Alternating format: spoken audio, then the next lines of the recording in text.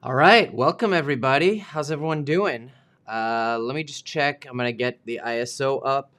My Stream Deck is not working properly. I updated Ecamm Live, so that's a bummer.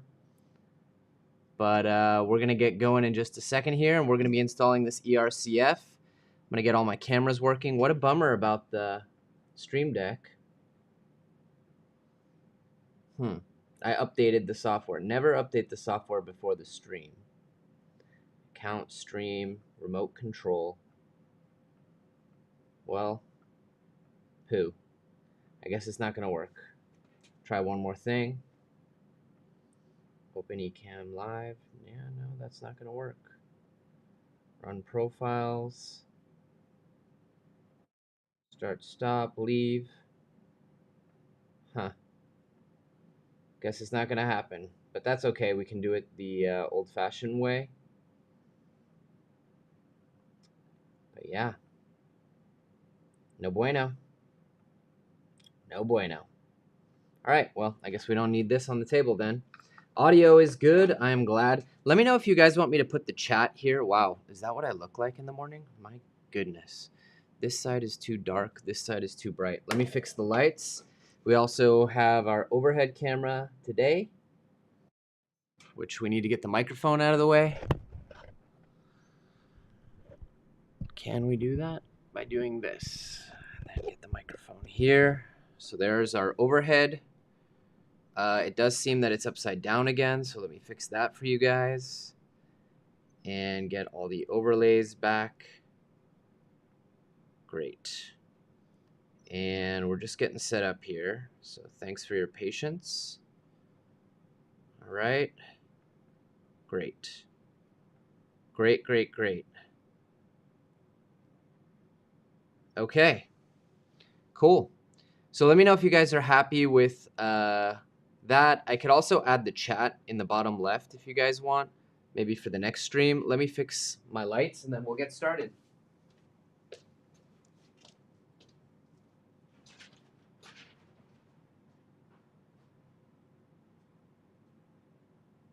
That might be better.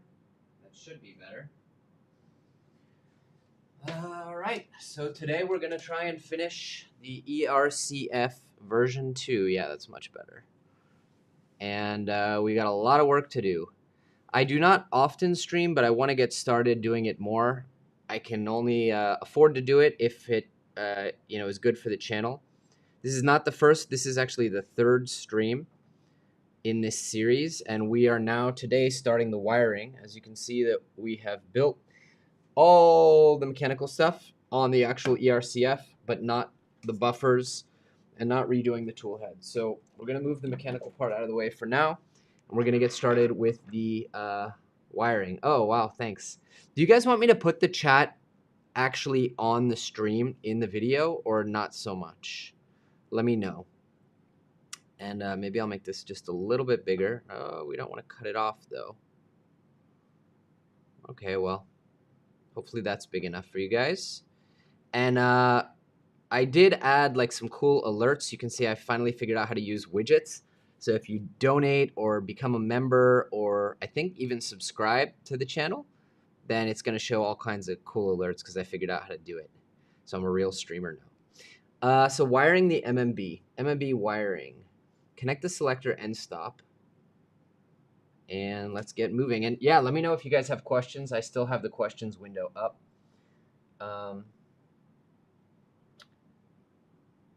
So I guess that's all it tells us for wiring, which kind of stresses me out. Like it doesn't give us a step-by-step. So, oh, and I almost forgot, now that everyone's in here, I do want to thank PCBWay, who hopefully is the sponsor of this stream. I haven't gotten full approval on that, but if not, I'll cut out the ad later. For those of you who don't know, PCBWay does all the things. Today we're going to be working on custom PCBs from Physec, but even if you do not have a custom kit, or even if you're doing a different project, PCBWay is your one-stop shop for all things, from machined aluminum to custom PCBs to industrial 3D printed parts, injection molded parts. I'm going to put a link up on the screen to check them out. and you actually get $5 off your first order, which is pretty awesome. So make sure to check out PCBWay, guys. They are absolutely awesome. Everything I've ever ordered from them has been phenomenal quality, phenomenal customer service. So please do make sure to check out PCBWay, which supports the channel. And thank you, PCBWay, for making sure that I'm not streaming for free this time, and someone's actually going to pay my bills. Wow, this has a very plasticky smell. So here's our custom ERB. I have another camera here that we could... I think a lot of people would want to watch a stream from you, 3D prints and printers. I think people are interested in just watching people build. I asked a lot of people yesterday what they were doing, and the biggest answer that came back was, but this light isn't even on me anymore. The answer that came back was like, oh, we're doing emails, you know, you're kind of background noise. So yeah, try it. You don't know till you try. I'm new to this too. Let's get some more light so I can actually see what I'm doing. See my work. Okay. By the way, we still also have to do all this. I don't know if this is the buffers, but we have all these polycarbonate parts that was not used in yesterday's build, so I guess we're gonna see. So first, let's wire up the ERB. Again, make requests, guys, if you want me to make something bigger so you can see it and all that kind of stuff. Now, I don't know where the actual board gets mounted, which makes me a little nervous, you know? Like, oh shit, it just says enjoy your MMU. But we didn't build the LED part. What? It's missing a ton of stuff. I don't get it. Maybe this guide is not up to date. Maybe this is going to be a very short live stream because we still need to do all the LEDs. The wiring is not super informative. Okay. There is a separate manual, or at least one. Let's find it on my computer. Documentation, ERCF, which one did I open? V2 manual, ERCT manual. So I guess maybe a lot of the other stuff we're going to be doing today goes on that. Cottontail build. Yeah, I guess that's it. Do you guys see this? Yeah, you do. Okay. Okay, yeah. These are all the other parts and LEDs and stuff, and I guess this is the board.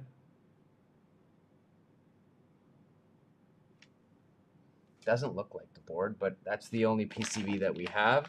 So I guess that's the board, and I guess the ERCT is kind of all the other stuff. So let's just wrap this out. Oops. ERCF manual. The wiring is done. I mean, I don't like connecting a PCB that's not mounted to something, but I guess unless, hey Kostas, welcome. Unless they're going to tell us how to do it in the other manual. Let's find out. ERCF V2 master, downloads. Okay, cottontail assembly. Is it going to tell me where to do the wiring and how and when? Exploded view.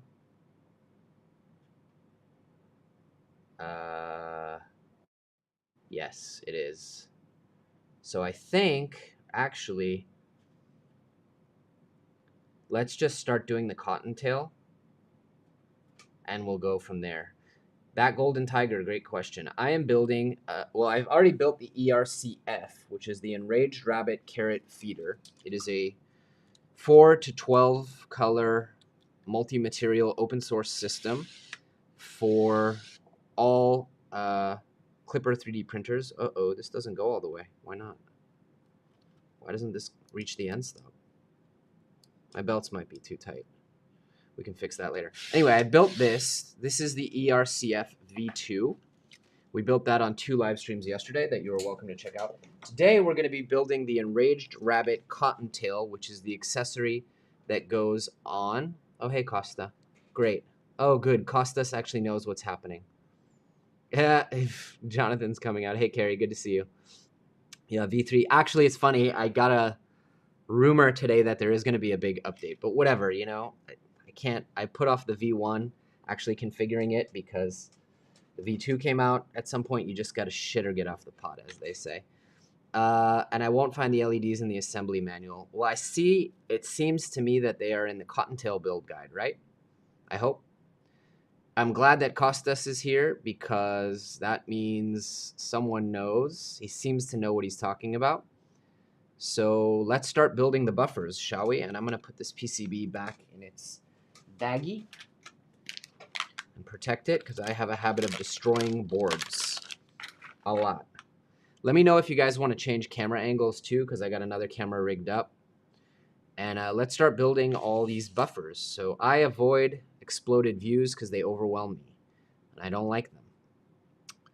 I like step-by-step stuff. So these are all exploded views. Arm and mount. Okay, arm assembly. So we got to start doing heat set inserts.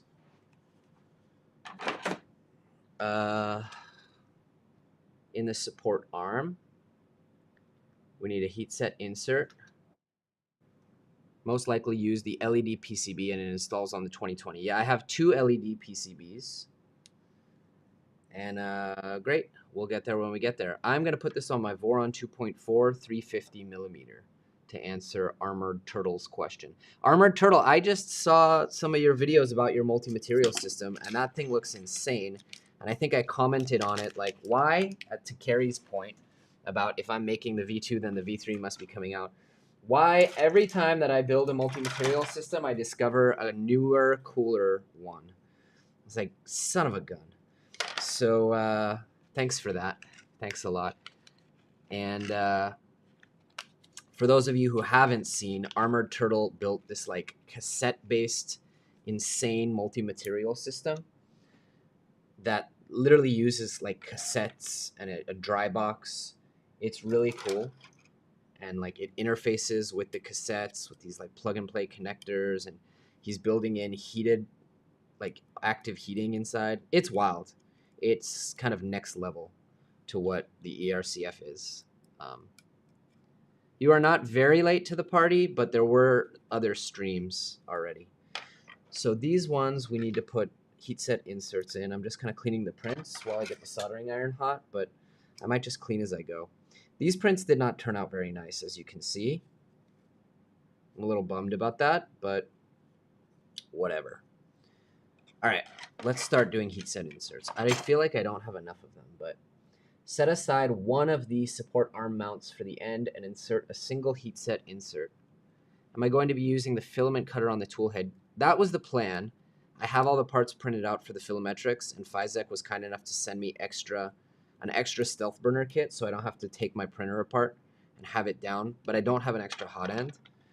So, okay, which one is the end? Oh, I'm going to need more of these gates. I see. I don't think I printed out 3. Oh, I need a lot of them. Okay, whatever. We can print those later. It says set aside one of the support arm mounts. I want to get that done first before I forget.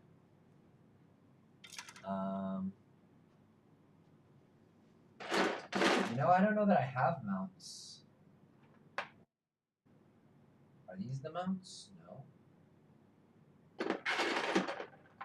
Are these the mounts? These are not. What do these mounts look like that I was supposed to print? Here's all the parts I have left. Not a lot.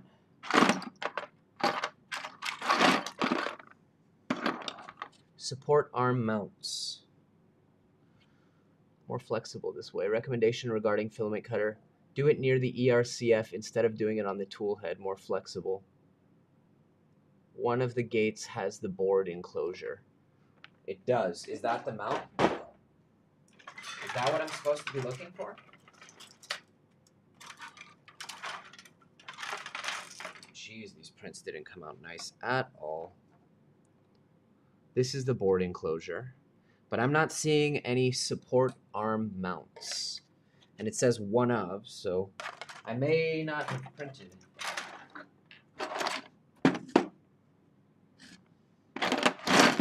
Okay, let's look at the part, and if we need to print something, we better get printing. All right, let's look at support arm mounts.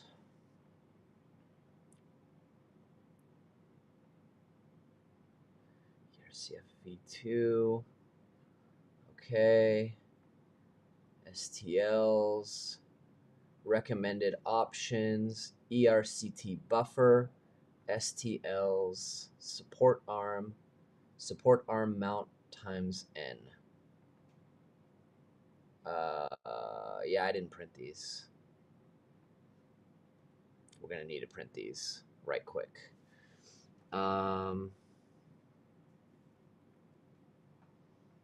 Okay, I'm just loading up a slicer here, but yeah, I definitely didn't print these. Fortunately, we have a lot of printers. So we're gonna load up a Bamboo Lab X1 carbon, and we're gonna print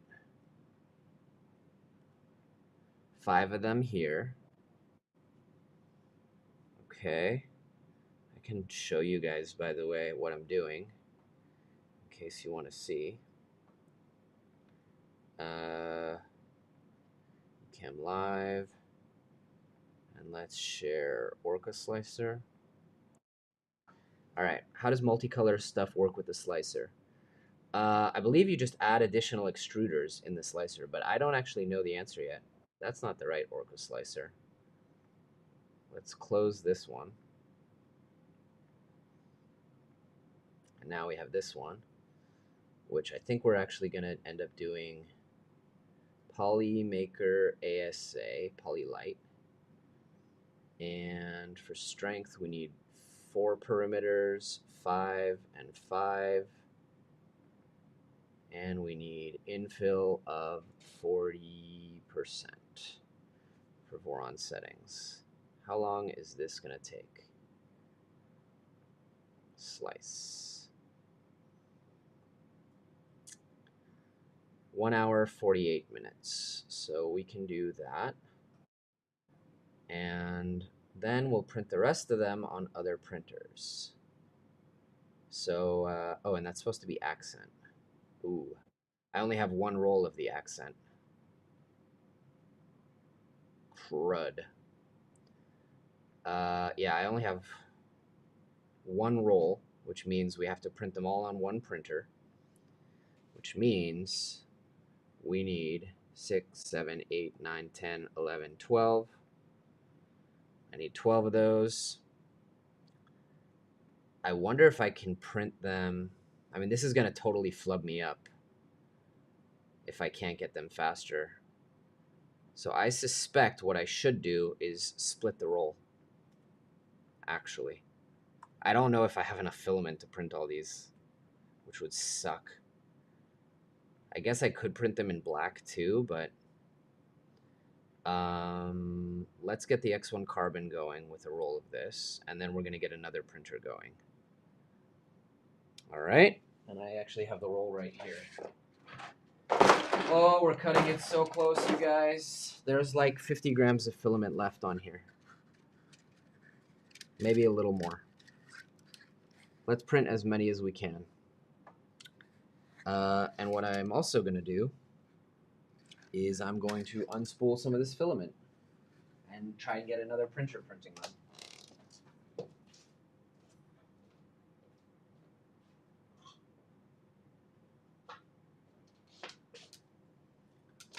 Okay. For now, let's turn off the soldering iron. And let's just hand spool a little bit of filament. No, I don't think the X1C is worth the cost over a P1S anymore. Unless all you want to print is composites all day long, or you just have money to burn. Because I would do the P1S and then get the... I know I made a filament spooler in the last video, but I'm lazy to go get it, and it's disassembled right now. If you get the Big Tree Tech screen with it, there's no need for the X1 carbon, honestly. For me, a lot of times the LiDAR failure detection and all that other stuff, all the fancy stuff, just gets in my way and annoys me.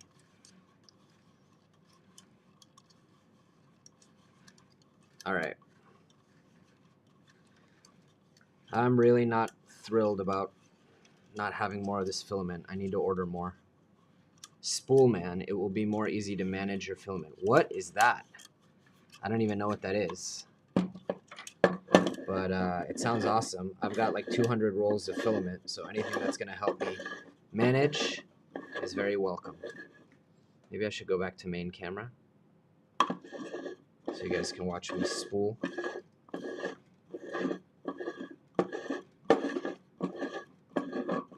I feel like it's just going to be enough, but if not, we'll print the tops of these mounts with black. I really thought I'd printed everything, so that's a bummer.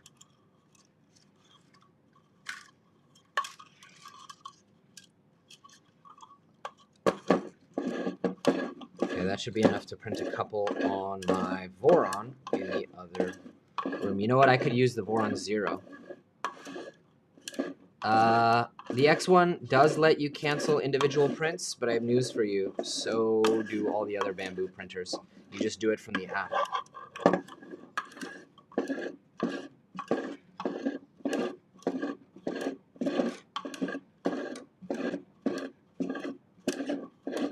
I'm glad you got an email from Soval. That is awesome.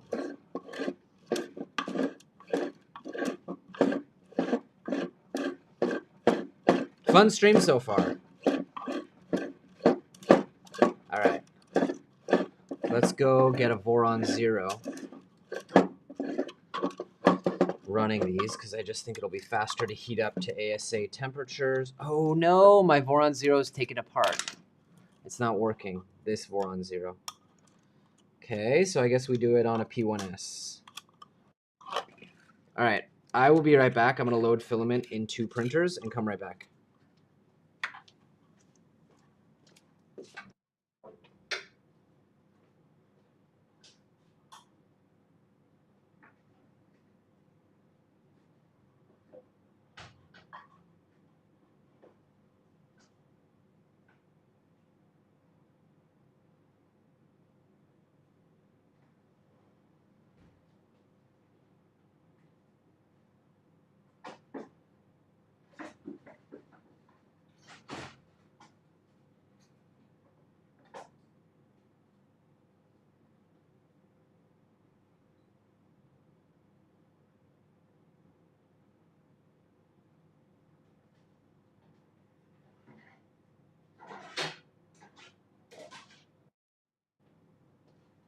All right. Now let's Magigoo up our build plates because ASA sometimes doesn't like to stick.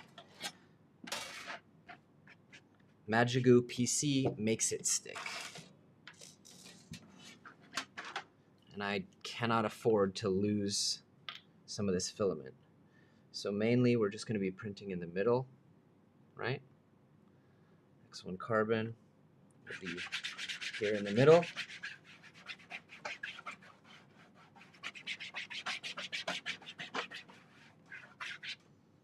Do the same on the P1S.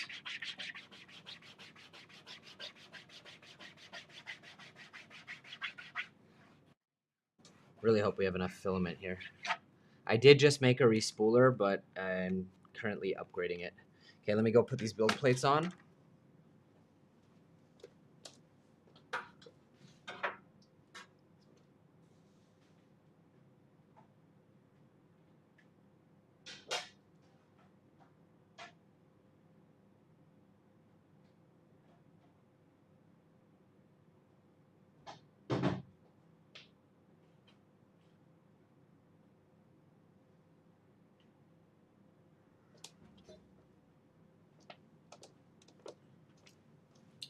Okay, for the X1 carbon, we are gonna print let's get X1 carbon studio going. I really got to get more of this orange filament. Error. Extruding filament failed. Lovely. This is my problem child, this printer. This is going to be poly. Where's Polymaker? I can't see it, so we'll just do generic ASA or bamboo ASA. Things are cut off on my screen. Confirm. Let's see if it's even going to load that filament, honestly. I've been having so many problems with this X1. Spoolman is an inventory management software with Octoprint and Clipper add-ons. Nice. That's cool, but then I would have to actually indicate what filament I'm using correctly. I have a feeling that I'm not going to be able to print with this X1C.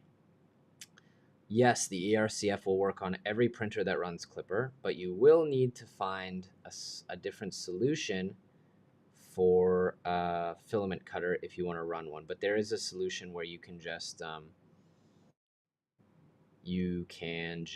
running out of orange. Joel's running out of blue. There's a solution where you can just mount a cutter on the actual ERCF. So that's an option. All right, let's at least get the P1S printing. It's on a 0.4. Transfer all our settings. It doesn't transfer for some reason. Polylight ASA in my favorite color. Okay, let's check our slice. I'm just printing a few at a time because I want to have them in my hands soon. You know, maybe I should do even less, even fewer, just so I can get them in my hands. 40 minutes. I'm gonna need many more of these, but all right, let's get that started. Send it to Panther. Great. It's currently loading. Let me go check that filament clog and plug in the computer. I'll be right back, guys.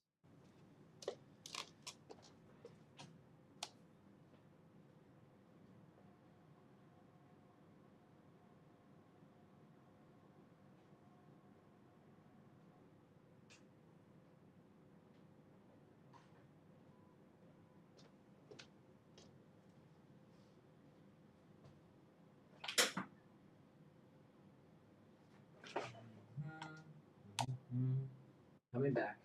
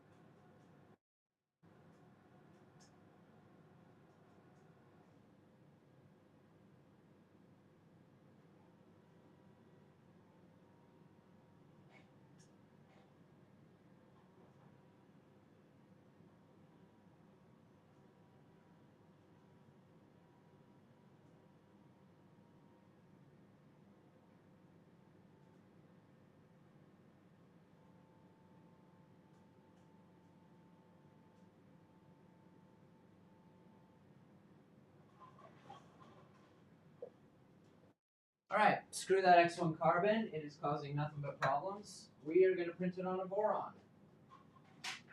No fuss. Boron time, baby.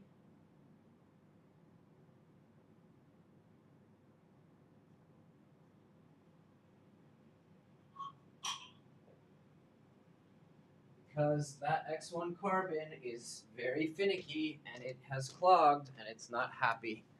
But the P1S gives me no problems. Do enough arm mounts to the amount of support arms you have. You'll need more orange filament for those large support arms if you don't already have 12. I do have the 12 support arm. This is the support arm, right? And yeah, I have 12 of these. I just don't have the mounts printed, which shocks me, but it is what it is. Now, the cool thing about the Voron 2.4, by the way, that we're going to do is because it's so big, so I'm only printing 2 here. I have a 0.6, but whatever, forgive me. That means we can do 3 perimeters, 5 layers on top, 5 on the bottom, 40% gyroid is fine. And we're going to print with Polymaker ASA orange. But what we can do is print like 4 or 5 of these.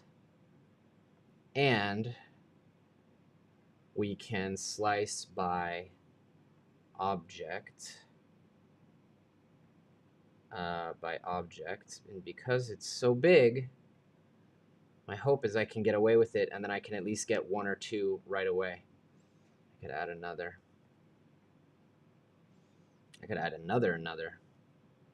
But this is half a roll. It's not the full roll. So let's see what happens. But I'm hoping that I'm going to get away with doing this, and then we'll feed more filament later. Cool. So let me go load the filament. This is Python, as you can see. And you guys can see me on the camera loading filament.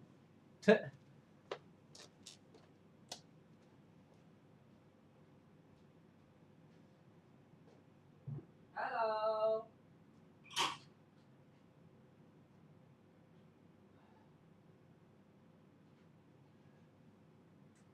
Nope.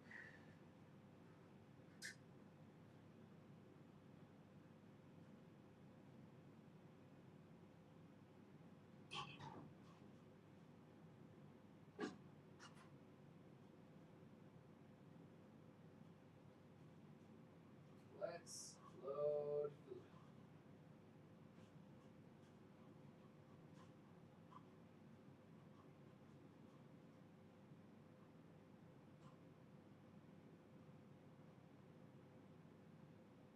Come on, filament.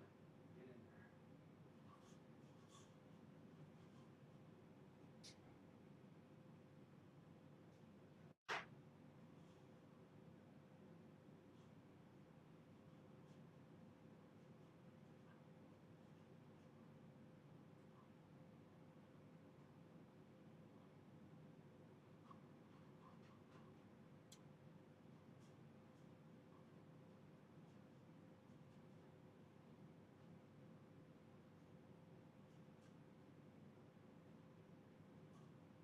Okay.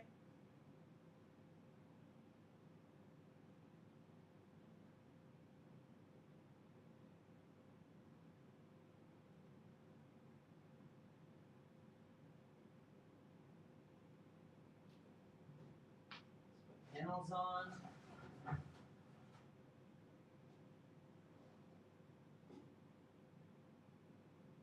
Top panel.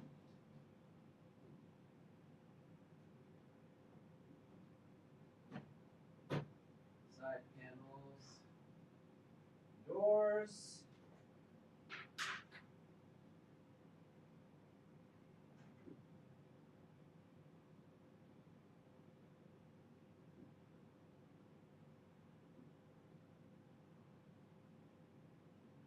Okay.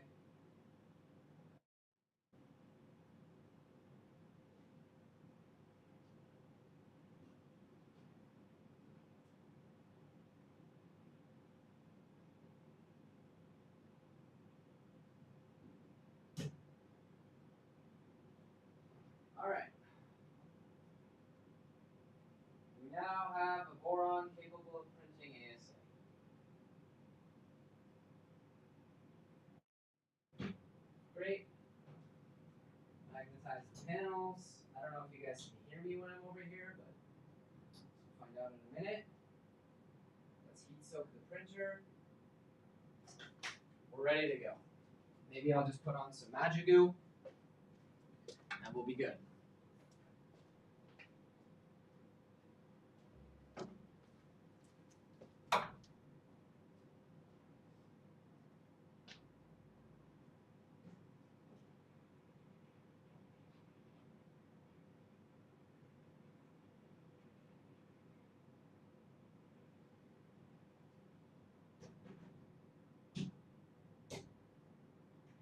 All right. Sorry about that, guys. Unexpected, but it was kind of expected that sometime in the build I would have parts that I hadn't printed. The ERCF doesn't take 1 kilo filament rolls. Of course it does. It just, that's cool to print the objects sequentially, yeah.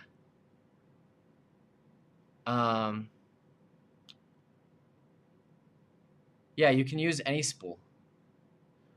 All right. Chamber is only 30, so we're gonna let this heat up a little bit more. But yeah, we'll print the objects sequentially till it runs out of filament. In the meantime, let's do some heat set inserts on all of these. So as I recall, we need to go. It doesn't hold the spool. That's correct. Yeah, Patrick. Patrick knows better than me for sure. M3 heat set inserts go on the back. Okay. Don't let me forget that I'm printing parts and also heat soaking a printer, by the way.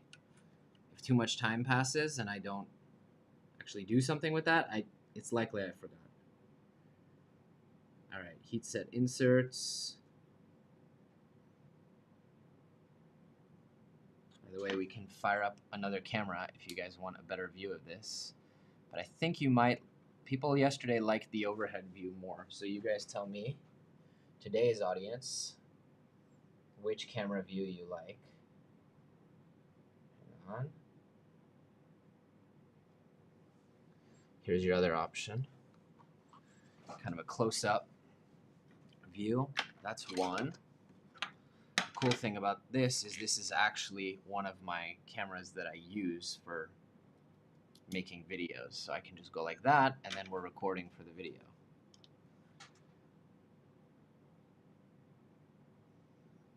Two. All right. Bufferless respooler. Yeah, I heard about Filamentalist only after I had already printed all this stuff. I kind of want to do it. Like, it's super cool. I had done the Girari, like, reversing spool holders for the rep rack, but to be honest, they didn't really work all that well at re-spooling the filament, so I just ripped out all the springs.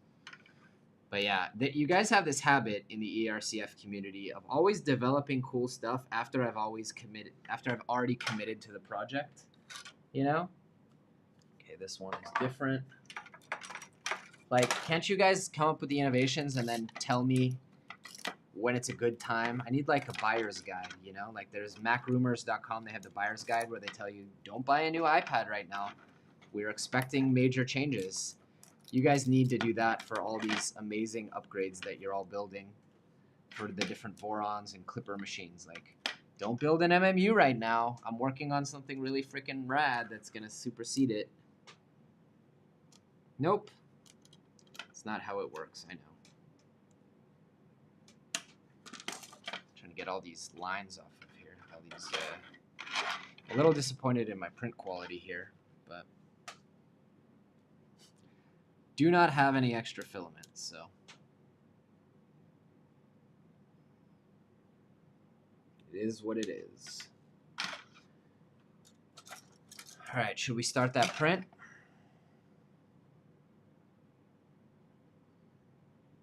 Slice plate. Print. I don't think we need that many skirts. is just wasting filament. Slice. Print. Do you guys want to see the printer as it works? Printers? Or do you want to see me put heat set inserts?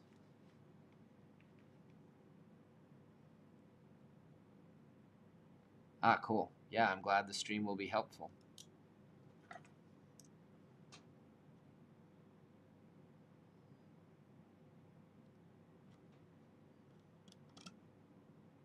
All right.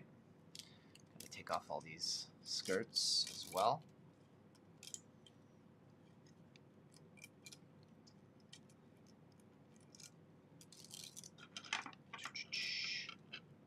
Yeah, I don't mess around with ASA, especially when I don't have a full roll of it. I'll do skirts, although now that I have Magic Goo, I kind of just use that.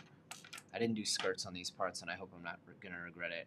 We should actually check in on the bamboo printer really quickly.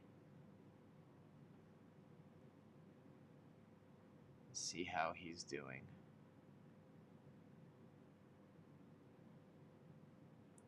Because we do not want to waste filament, and there's no failure detection over there. Organized chaos. Yeah, I know where everything is, more or less. This is actually pretty good for a build of mine. Like, I don't know how people do it where it looks like, you know, like a clinician's, like a surgeon's table. Like, I need all these tools here in front of me. I don't have a honeycomb wall in front of me, only behind me. It's not loading the camera preview.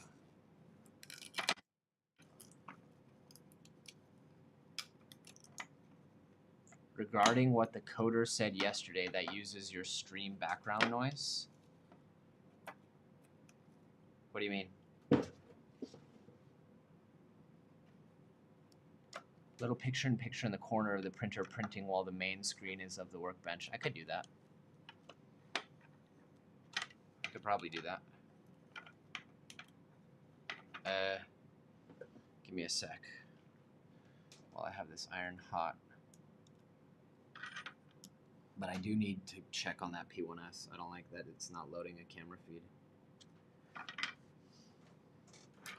Finish these. No matter how well you're going to pack everything, 20 minutes, it is always a... Yeah, that's true. Totally true. That's just how these builds go. Well, the Voron is now kicking into life. Let me show you guys what that looks like. Python. Where are you, Python? 0.6. Transfer device. All right. Cool. Get all this off.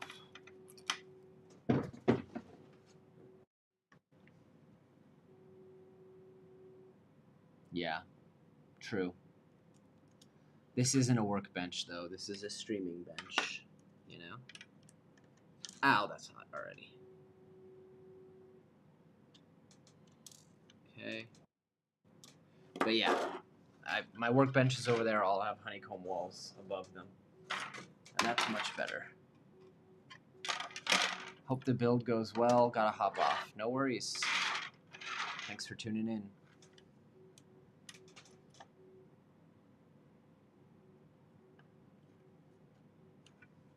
This one. And we check on the P1S.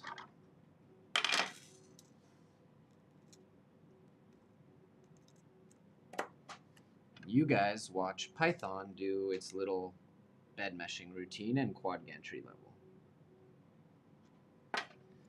Be right back.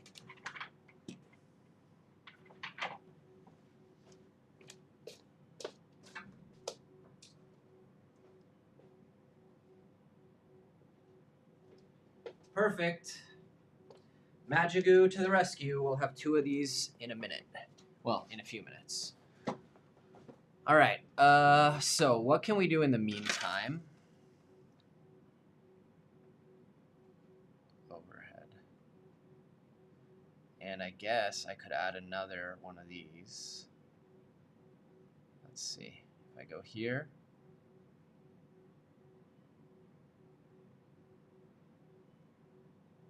let's add another screen share of this here. There you go. I don't think there's a way to crop it though. Border width, entire screen. Yeah, I don't think there's a way for me to crop it. Duplicate. Okay. Good morning, Simon. Welcome. All right, now you guys have, you know, I haven't seen the overlay thing happen, the alerts. Like, if anyone's watching that's not subscribed, can you hit subscribe? Because it's supposed to do like a little pop-up for subscriptions, super chats, donations, that kind of stuff. But maybe it's not working. Screen share events. Yeah, no, it's working. Should be. All right. Let's watch that print go, and we're going to get started. So where's my guide? All right. I can turn this camera off and save battery. Arm and mount. Per arm group. Yeah, I'm going to need a lot of those arms, huh? But I'm going to make progress without it. Axle and double thread. I mean, we're going to try and do as much as we can. I also am missing tag plates, I think. So let's start with tag plate 0 if I have them, if I have one. Let's get all the tag plates out.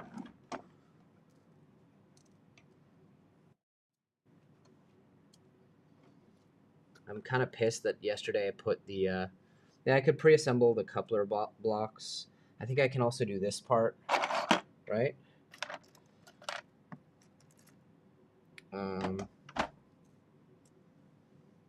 How's that print looking? You guys see it. You guys tell me, just unsubbed and resubbed, nothing. Weird. Maybe I have to adjust the settings. Let's see, alert box, edit and share. Nope.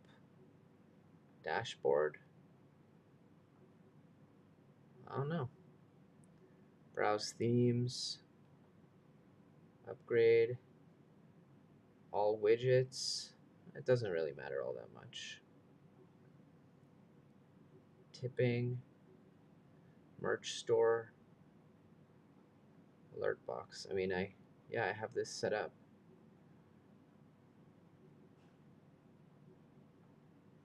It's really weird.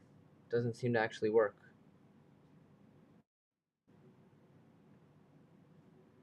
Filter events. YouTube subscribers. Yeah, it doesn't seem to work. Don't know. Subscribers. Image to the left. General settings. Alert delay, 5 seconds. I do not know. Maybe I have the wrong one. Hold on, let's try. Let's fix it. I'm new to all this like widget stuff. Edit widget. Okay. Oh, I think I filtered out resubs maybe. That might be why. You guys see my full screen. Good to know. Good to know. Font settings. I don't know. Whatever. It doesn't matter. But let's definitely show this. And let's fix this. And just Orca. There we go. That's better. And let's see. Classic. Good. All right. Build a kit printer before getting to ERCF. Yeah, I would agree with that. It's a lot. It's a whole lot. And it's a lot more small parts, and you're printer needs to be very, very, very, very well dialed.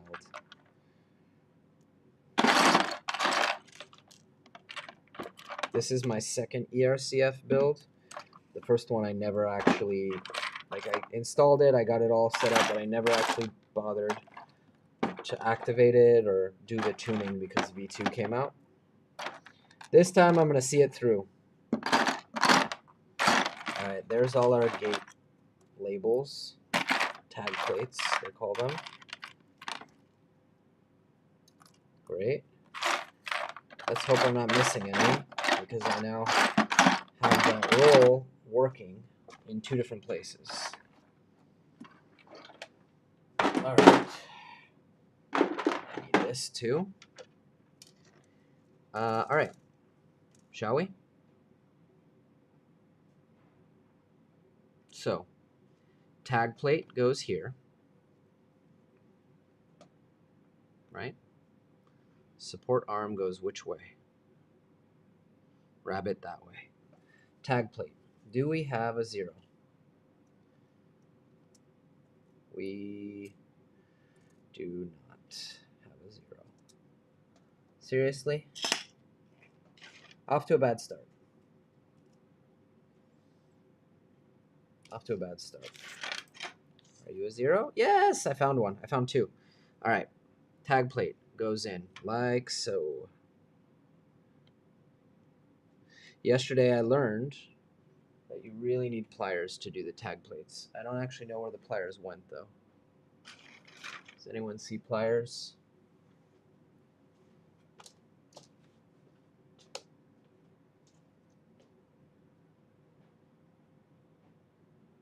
Well, they don't seem to be on the table, so let's get another pair.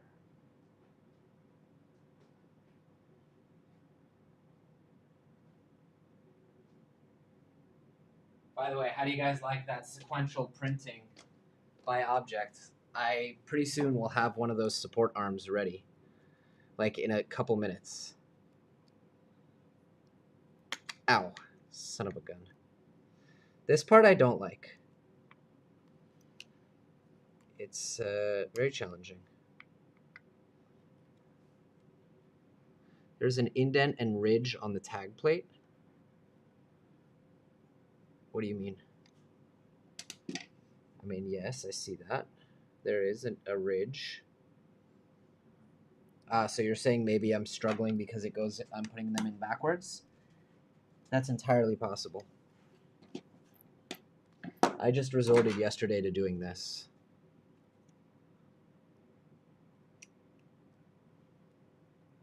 I know, it looks like the ridge goes all the way in because I see an indent. Yeah, you're right. You're right.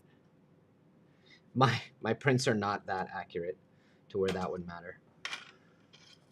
Should we batch this part or should... I think batching is not going to be fun for this. Let's do this. Not as a batch.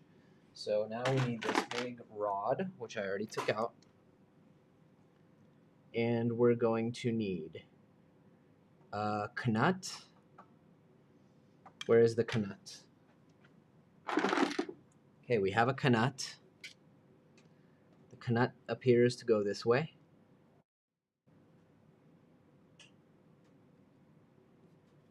Print by part as much, yeah, that's true. Is the knut going to pre-thread a few turns to loosen it up from fresh print and slide it onto the support arm? Do I need a spacer before? It kind of looks like I do. Ah, no, that's part of the support arm. Okay, knut is on. I don't have a deburring tool here. Keep leaving the stream to find tools. I thought I had all my tools ready.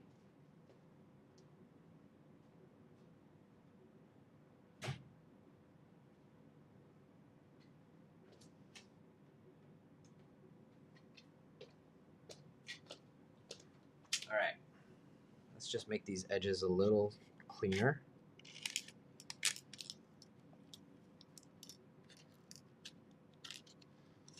I printed all this with brims because I left it overnight and I just didn't want to run the risk. It's cheap insurance.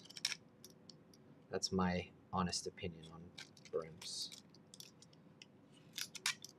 Though, as I said, since I discovered Magigo, that opinion is changing. That is not a sponsored comment, but how many spools was your multi-board wall? I think like 6. 5 or 6. It was a lot.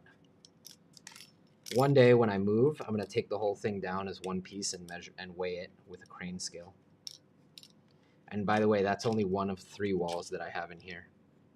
Did I use cauliflower? No, I don't actually have the cauliflower yet. I don't have time to tinker and calibrate my printers. It's sad, but I just don't. Okay. Knut goes in. Buffer wheel with a spacer or a bearing. Eek. Yeah, it's a lot. I'm very, very lucky that I generally don't pay for filament anymore. Thank you to Polymaker, and in that case, Bamboo Lab. Then again, imagine covering that with IKEA lac, or not lac, the you know, their solution or pegboard. Like, it would cost money, you know, and I think doing it in filament is probably cheaper. Headphone warning, please. That does not go in nicely. Little trick from yesterday, wooden block. Headphone warning. Nice. Okay, that goes there. IKEA Scatus, thank you. The buffer is actually going to be much faster to assemble than I thought.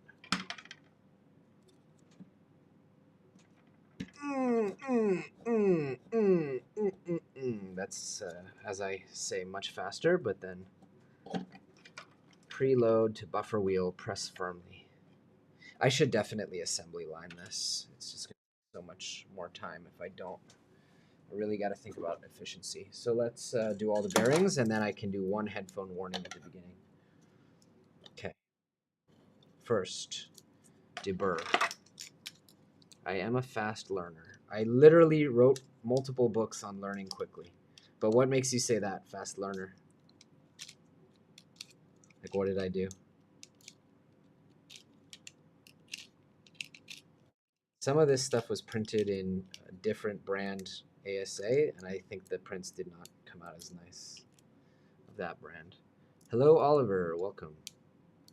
I want to do a wall in it, but I never have enough of one color. Yeah, you got to order dedicated quantities if you're going to do a big project like that. You don't want to be where I am right now with this project and running out of the filament that you need. Okay. Good.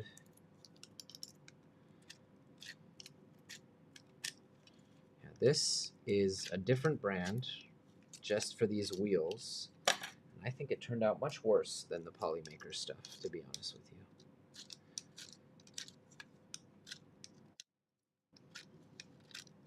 But I think I printed them too fast as well.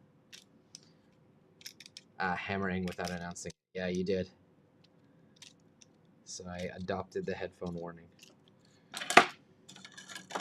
I respond well to feedback and bribery. Just kidding. Okay.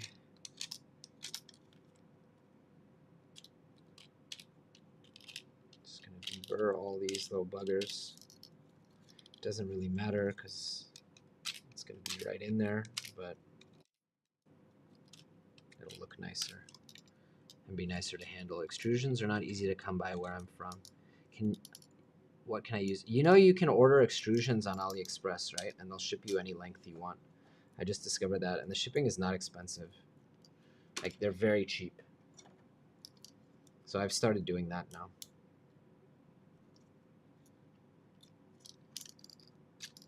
We were talking yesterday about how for a lot of people, even in like mainland Europe, it just doesn't make sense to buy stuff locally, unfortunately. You want to support the local hardware store, but they don't have it either. You know, like, no one's stocking 4010 blower fans at 12,000 RPMs. And if they are, they're charging so much for it. and it takes just as long to arrive. All right. Let's go this way.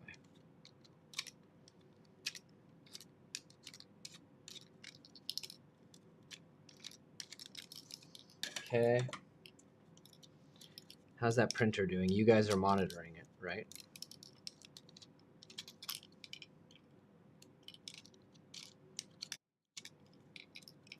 I didn't receive the fans yet, no. But anyway, we said we're not going to do the Xenomorph. We're going to do Spartacus, right? For the tool changer. So that whole project is superseded.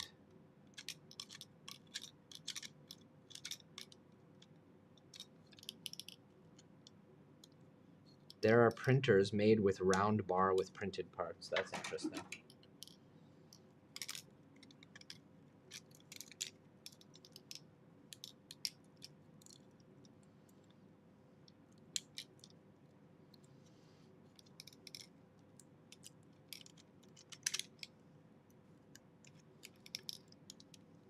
All right. Now would be the time to crank your volume down, because I'm going to bang in all these bearings. Are we ready? You have been warned.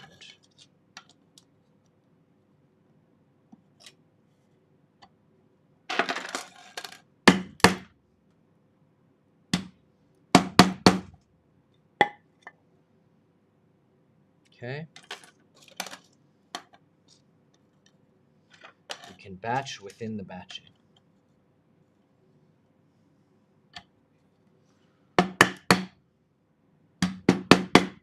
Little trick I shared yesterday. Use wood. Wood is softer than steel. It will not damage your steel parts like a hammer will.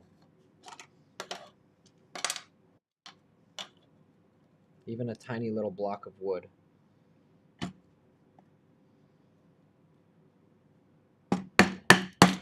Would I trust a kit from AliExpress? Depends on the seller. It's probably Physek, which is the kit I'm building, or Cybor, which is also certified. So, yeah, if it's one of those certified kits and they're just selling it on AliExpress, great. The one that I'm building, the link below in the description, is the Physek kit, and it is being sold on AliExpress. I think I linked you to the AliExpress. So you can use my link if you want to support the channel. I have an extra bearing for now.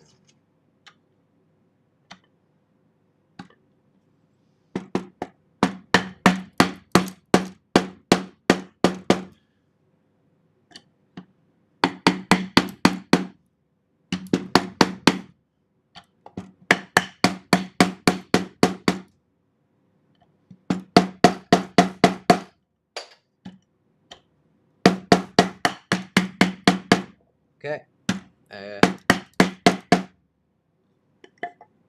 That one's really not going in. Okay, that's it for the headphone warning. It appears like we have our first part done on the Voron. Yeah, let's go take one off.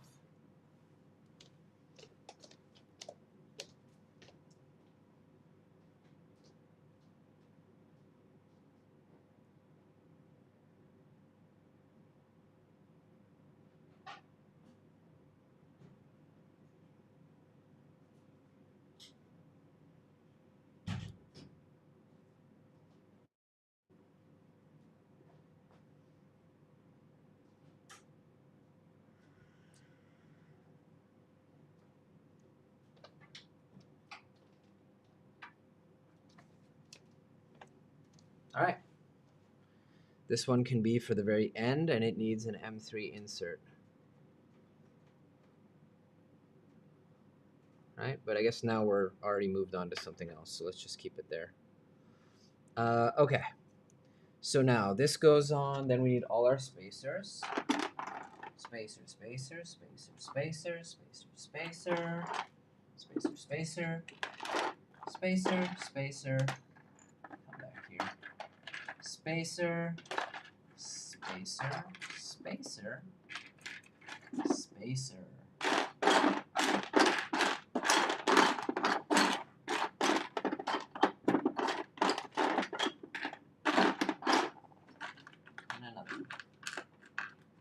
And another one.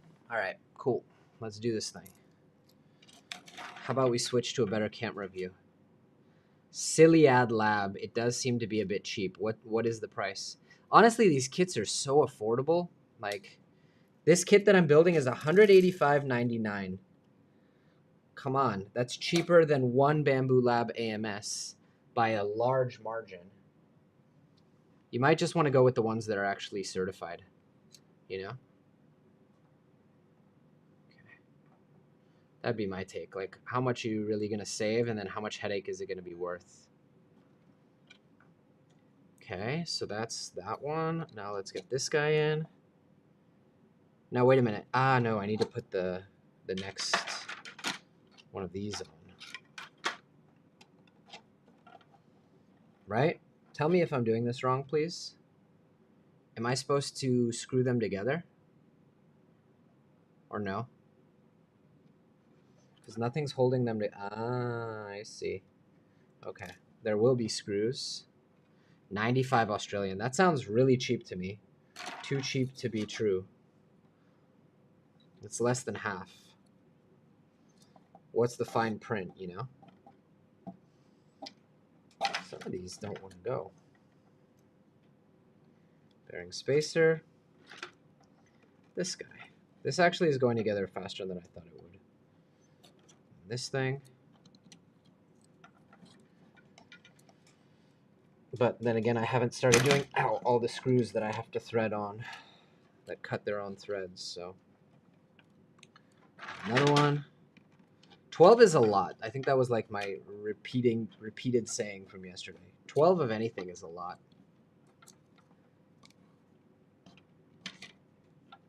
Yeah, Cybor makes a great kit, I'm told. Cybor is really good about bagging the parts individually and kind of making... Oh, shit, I forgot to do all the deburring on all of these. Darn. That was stupid. Should have deburred the parts before.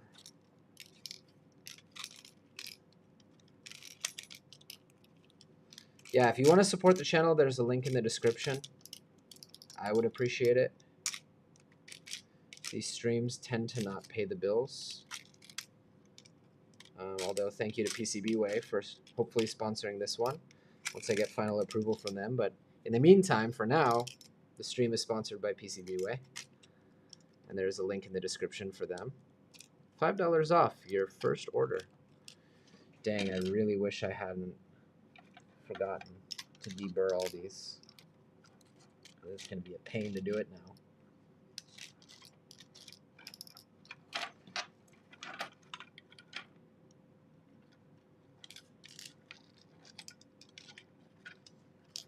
You can tell that I printed these in a rush.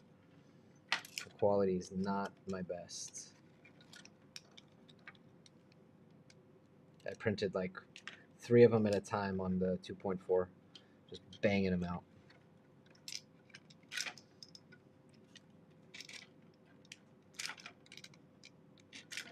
Beauty.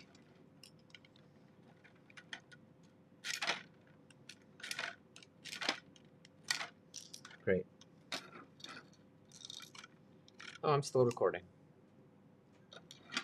Do you guys want the overhead view again? Is that the preferred view? Or is this kind of refreshing?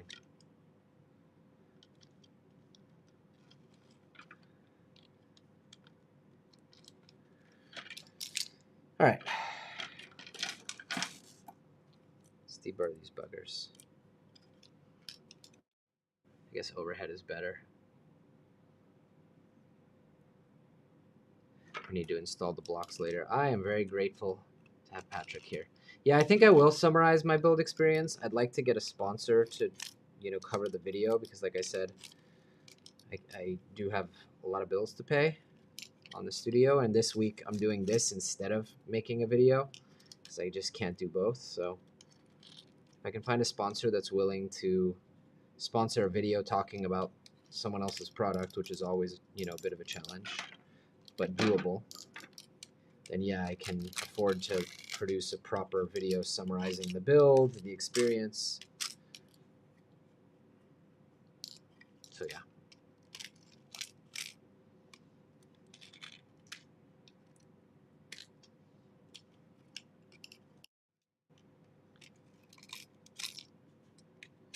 Okay.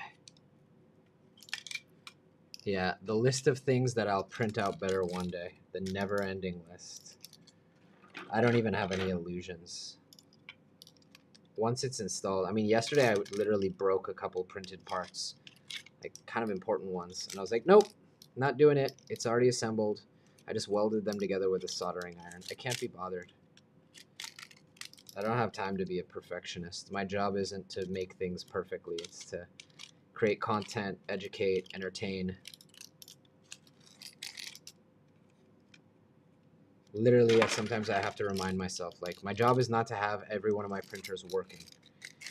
That's not what my audience wants. That's not what my members are supporting me for on Patreon. They're supporting me to create good content, great content.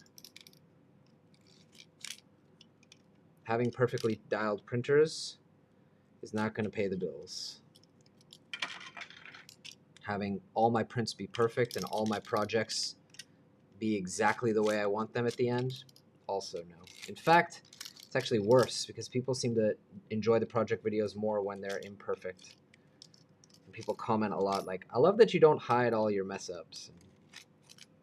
So yeah, but I have to do that reset in my mind like every day.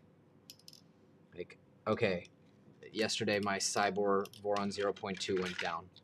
The stepper motor is failing. And I have replacement ones.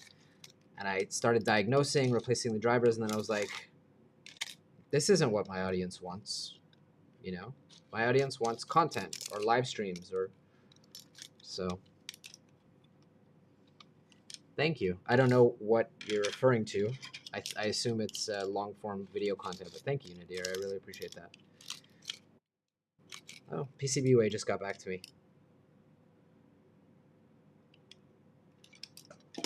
Hold on. I'll just share with them this.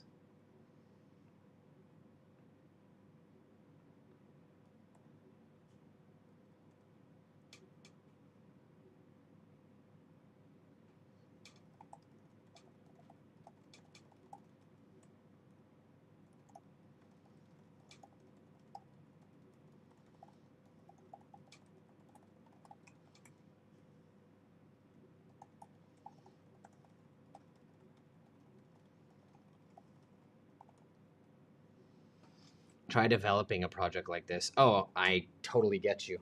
1,000%. I literally commented yesterday. Hold on, let me turn down the AC. It's really hot in here.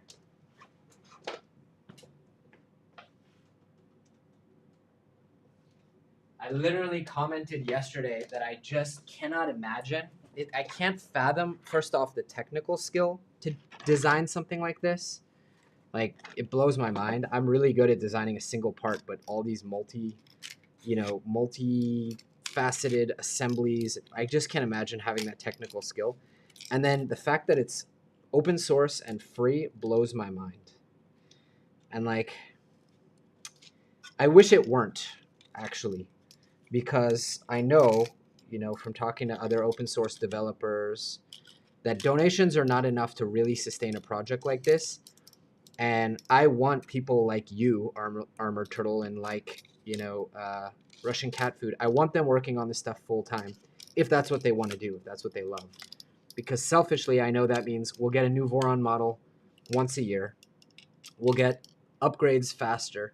So I wish, you know, that more of these creators, like, why doesn't Voron Design have a Patreon, right? And then why can't I get, even if it's just like 2 or 3, like, it can be free and open source, cool, but just make a Patreon with incentives such as like live streams, such as early access to parts, just so people have an incentive to support the project, you know? Because I want people to be rewarded for their work. Call me a capitalist, but I want people to be rewarded for their work enough that they can support themselves and support the projects. And the reason for that is far too many times, hold on, I don't know if you guys hear me. Far too many times I've become invested in a software or a product. For example, Quicksilver for Mac, like my whole life runs on it.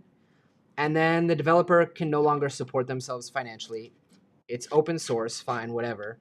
I donate, but no one else does, and so it doesn't get updates anymore. You know? 3D prints and printers. See, this is what I'm talking about, guys.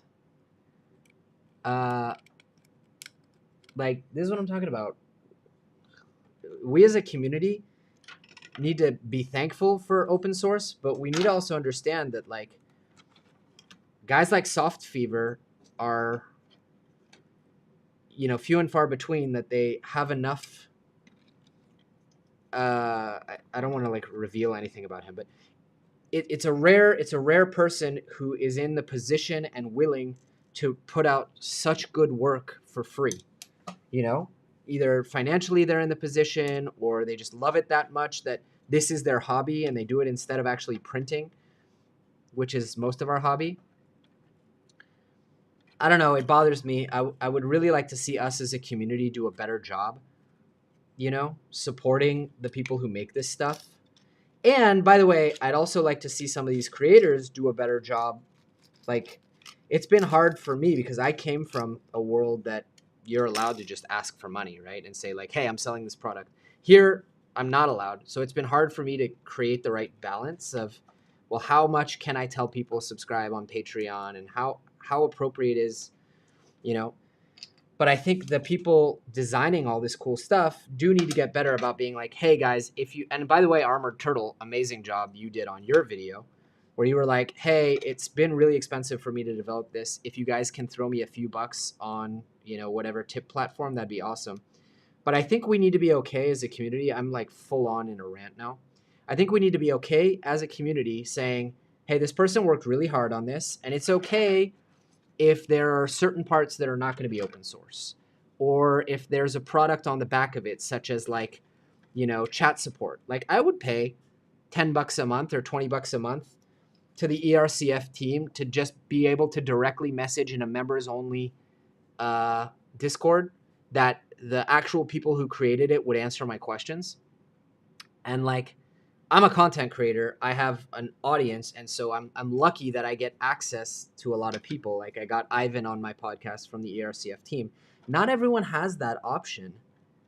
And so, yeah, I want to end this rant, but I also don't want to end the rant. Like, we need to be better as a community. Like, did you guys see how Keep Making or Maker Tales, Jonathan did the whole multi-board, designed an entire ecosystem, which is like as large of an ecosystem as Gridfinity combined with Honeycomb Storage Wall. It's got million different variations and parts. I think it's like 4,000 different designs.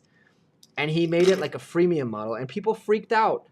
And then he went and changed the license and had to do all this stuff. But it's like, dude worked on that for 6 months or more. He deserves to earn a living if that's what he wants to do full time. Like, we can't expect people to work for free and design things for free. We just can't. It's not fair. And it's also, forget fair, not fair. By the way, I forgot to put in all the slider things here, but I'll do it later. Forget fair, not fair. It's not sustainable, and it's not the way that we get the best products.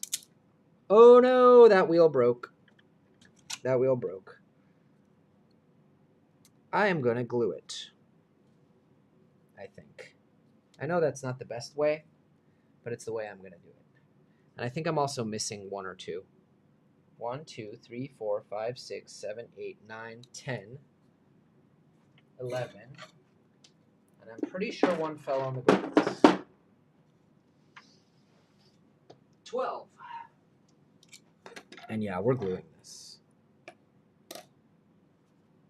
We can glue it or we can weld it in a minute. But I don't want to reprint it. This is ABS, so gloop won't work. I have PET gloop, but there's no ABS gloop. Acetone would work, by the way. But yeah, I'm not reprinting it. Like I said, this is one of the only parts that is not printed in Polymaker ASA, and it shows.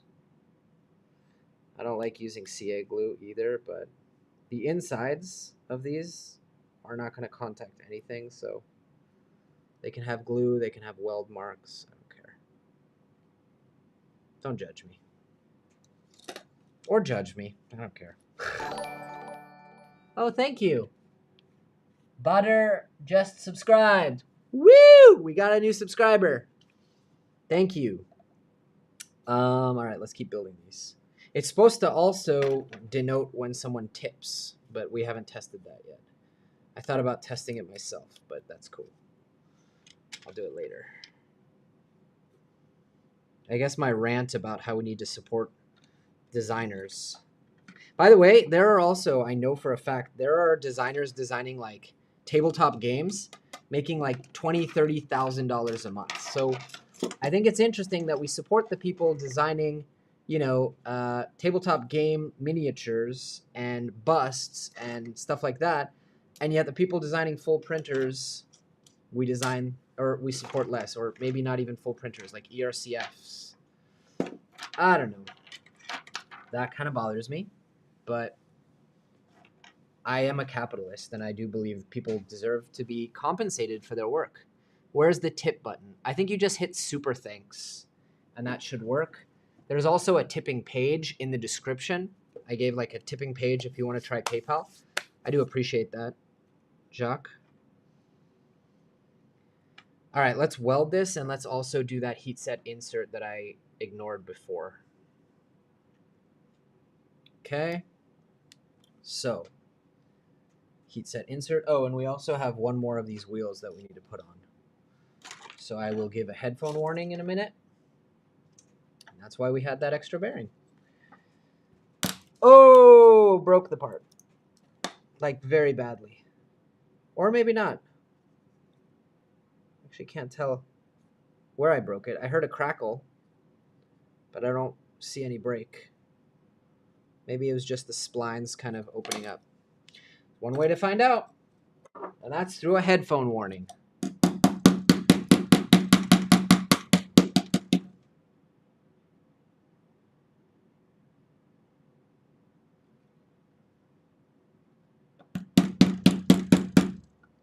Okay. Cool. Now let's weld some plastic and fix this gear with my super amazing trick, where basically I just take the soldering iron and I rub it along the walls. I'm also kind of doing the math in my head of like, this is all, I'm going to put this one all the way on the end, so if it ends up that this isn't a good enough fix. Wow, thank you, Jack Smackintosh. Jacques. It does seem like it's not working with the widget, or there's a delay with the widget. But I appreciate it very much. I'm trying this super widgets thing, or super stream, or whatever. Anyway, what I was saying is, this I'm going to put on the very end, and if I need to replace it, I need to replace it. Not the end of the world. I'm also not going to see it.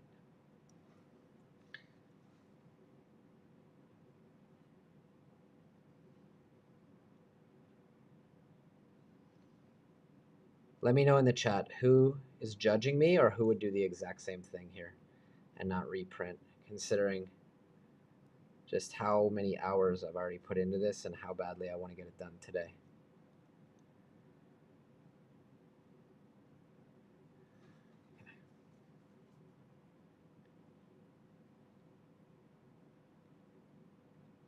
Beautiful. It's weird that the widget's not working. But I will add this to the broadcast so at least you get credit. And it seems like the other thing is also not updating. You know what I mean? Like, it should put you on the leaderboard. Edit widget. Keep running. Haha! There it goes.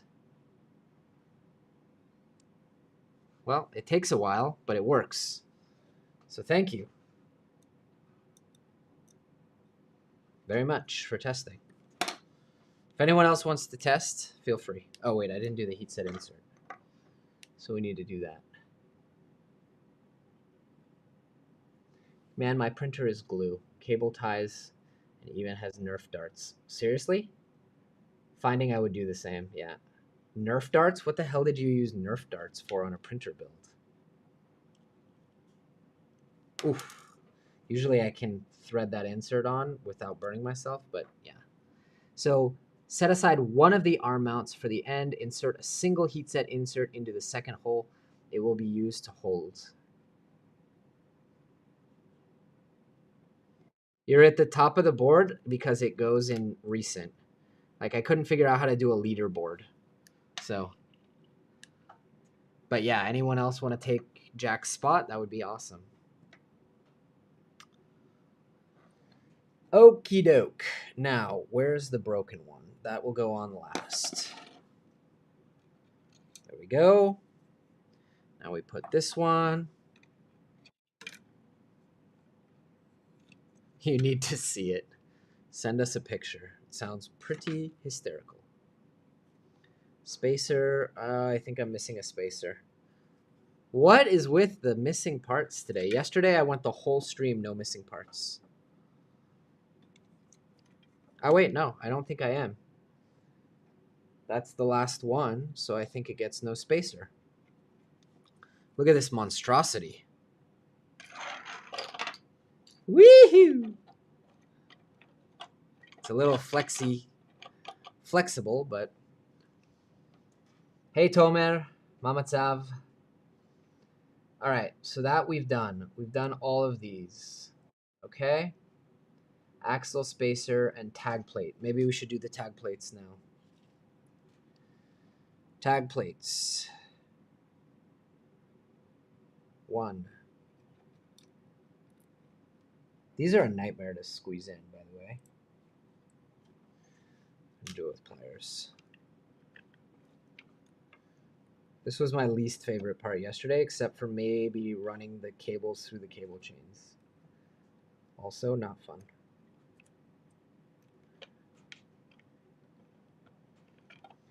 1.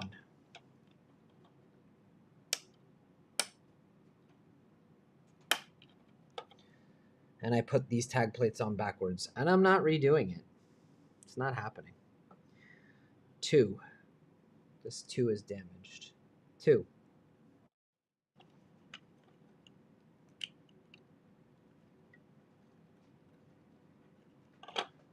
Hello, camera. Let's record this.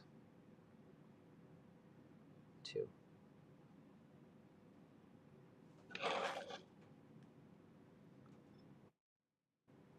Some extra light.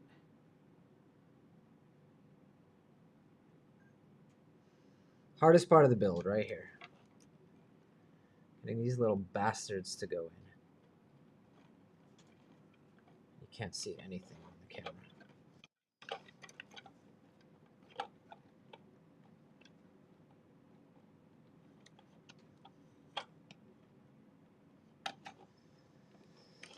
Ah, I hate this part.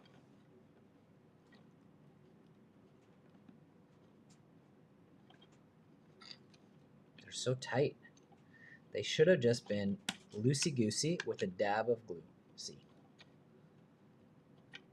Dab of glue would do. Make this whole thing much easier.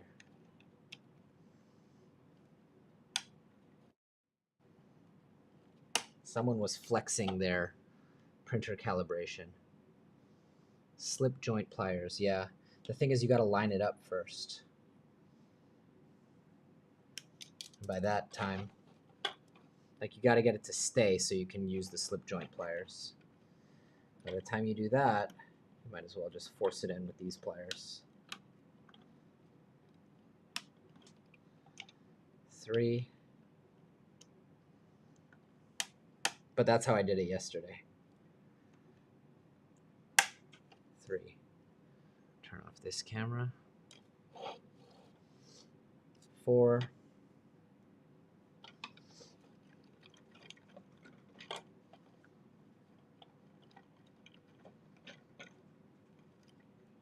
Come on. 4. Let's batch it. 5. 5. 12 is a lot of anything. Have I mentioned that? 5, 6.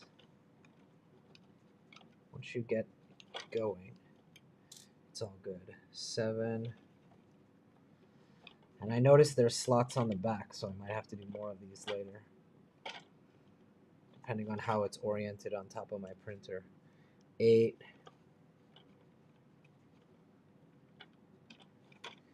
9. Patrick, why does it start at 0 instead of 1? That's never made sense to me. 9. 10. 12 on the back? You mean, wait, what 12? I thought you have to start from 0. I'm not redoing these numbers if I was supposed to. Use 12. But yeah, I did print a 12, and I don't think I'm using it. I thought that it's 0 to 11.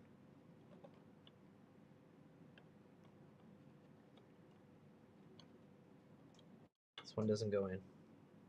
Pretty typical for tech. Yeah. It's just weird to me. Because in this one, it's a little confusing. I don't know.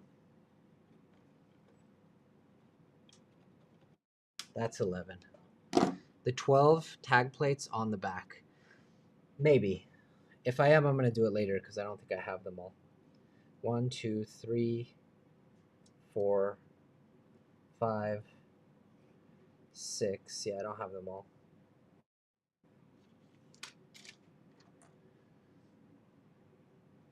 To make it easier to refer to them in software. Yeah. There's a big software component to this, which I guess cares about programming. Okay. Overhead. Turn this off. Turn this off. Get these plates in. I'm pretty sure I can do the plates later, right? Or should I just bite the... Nah, I'm not doing them now.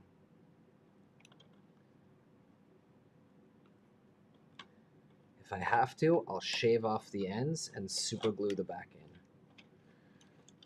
It's not a big deal. Which is how I would have designed them, personally.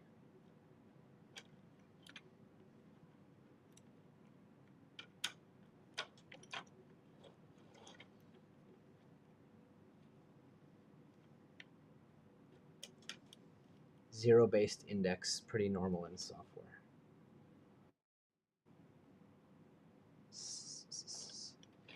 Plates can be done anytime. So far, today's MVP is Patrick G, who seems to either be on the ERCF team or has already done this. Thank you, Patrick, for being here with me. All right, that's all done. Now let's prepare the coupler blocks. Maybe we'll put, is there another canut? We'll put a canut on here just to hold everything in place. All right.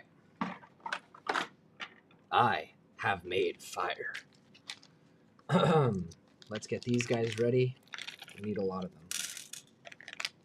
A lot.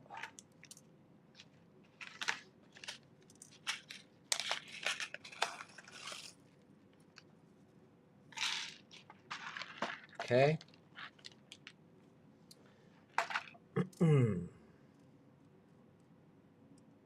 And headphone warning.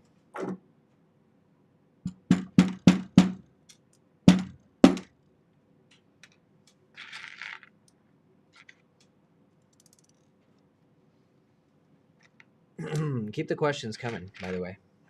Patrick, what's your involvement with the ERCF? How do you know so much about it?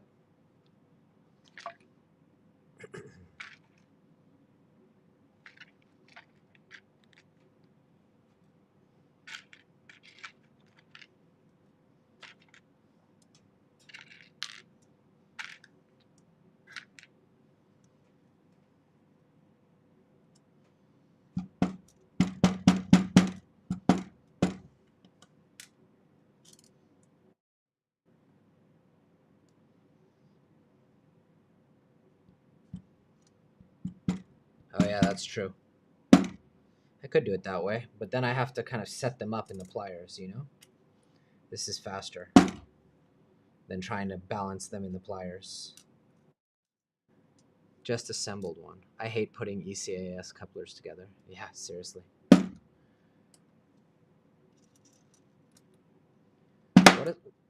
What does ECAS stand for?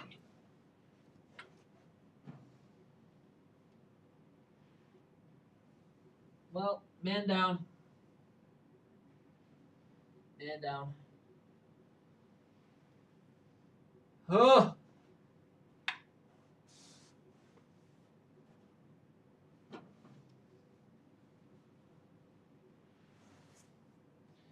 That's what I get for not listening to Patrick, huh?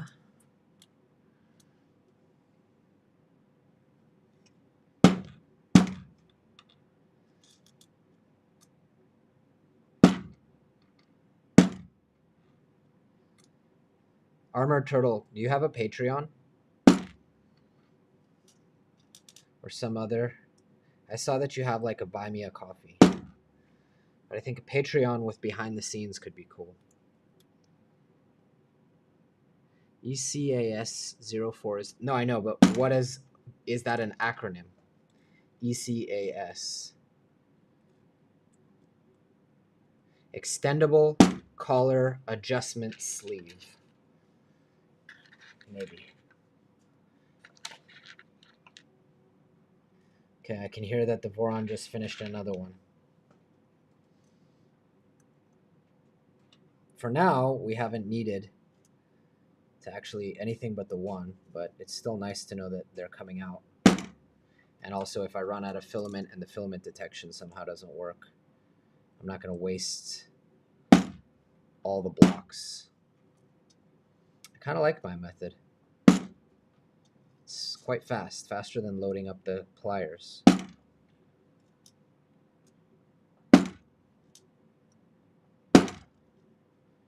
Once you get a method going, it's all good.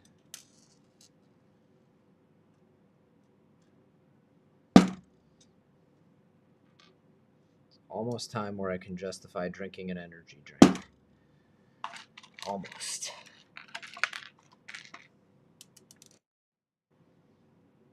Do I have a Patreon? I do. And on our Patreon, I give you my print profiles, exclusive behind-the-scenes content.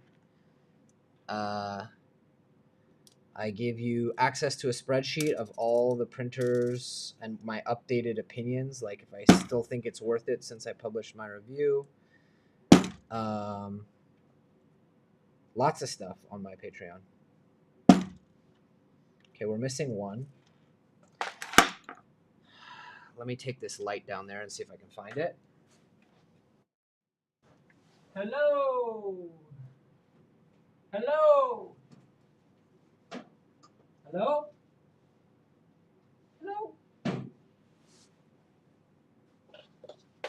That shit is gone. Gonzo. Yeah, nowhere to be found. Let's hope that was an extra. That is gone, gone, gone. Gone like the wind. Gone like a fart in the wind.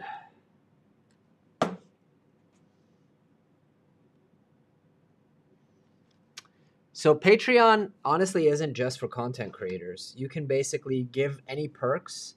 So like, hey, if you know, I'm not releasing this yet, but if you want to try it early for your design, the multicolor unit you're working on, if you want to try it early, I'm releasing it to my Patreon so they can beta test it. They also get, you know, priority support in a Discord. In a Discord. It's really bothering me that I can't find that one. Like, you can give perks, and then people like me who want to support your work can give you a monthly donation, which helps support your work. And if you promote it and just be honest with people and say, hey, you know, I'm not going to make a lot of content and it's going to be free, the design, then I think people would love to support you. I wish, like I said, that the ERCF team, the Voron team, would just make a Patreon instead of me needing to remember and go to the donate button every time. I'm dropping stuff like it's nobody's business. So these are printed in Bamboo Lab policarbonata. It's like my OCD is really annoyed that I can't find that one. Now, I think I need to clean up the insides of these. Knife. We need a knife. Got to start 4D printing to find it. Got yeeted. Yeah. Yeeted into the next dimension.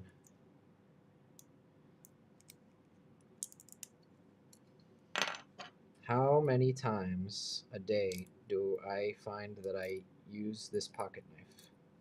Multi-tool. Like all the day, as my son says. All the day. So anyway, I printed these in polycarbonate because I didn't have clear ABS. And I think it will perform better than PETG.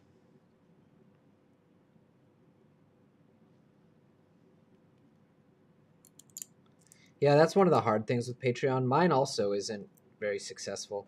It's really hard to know like what perks people want and how you can make it worth supporting.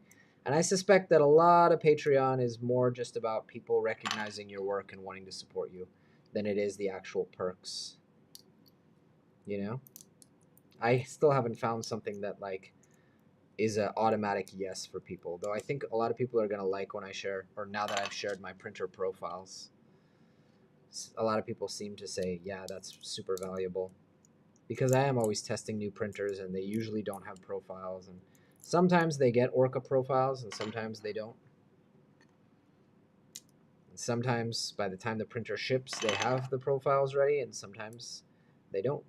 But in order to test a printer, I always have to make a profile, so...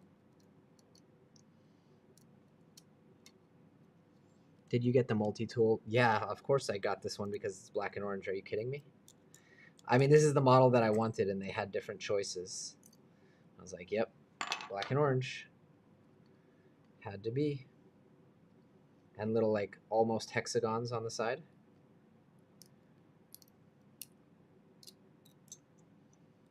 Okay.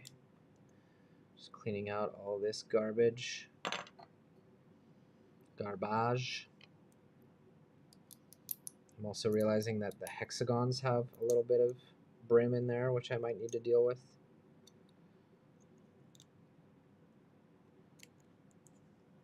My hands are starting to hurt again. Gotta get all these hexes out. This is not the right tool for what I'm doing.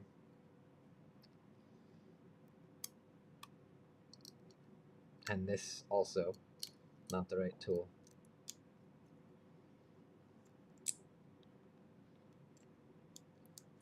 What other tools do you have besides the blade? I actually did. It's covered in my 9 maker tools I wish I'd bought sooner. It has a saw, a hammer on the back, a full-size screwdriver bit attachment, a can opener, and the blade, and whatever this is, an awl. I basically use the blade nonstop and the screwdriver nonstop. The screwdriver was the main reason I bought it. Highly recommended. It's very expensive in Israel, but next time you go to the States, it's only like 40 or 50 bucks. A dull pry tool than a knife. Yeah, I don't like that this is the type of blade it is either, but I don't need a point. And also it does have an awl if I really need a point. So there's that. Yeah, I don't know. I looked up, like, why do they make the blade this shape? It's just considered a popular shape.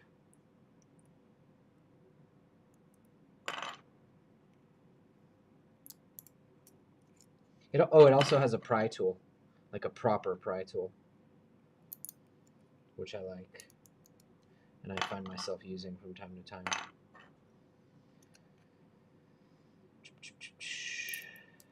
All these little guys out. Seems like the Voron is plugging along, printing out piece by piece. And if the P1S is done, we can fire off another print on there. Yep.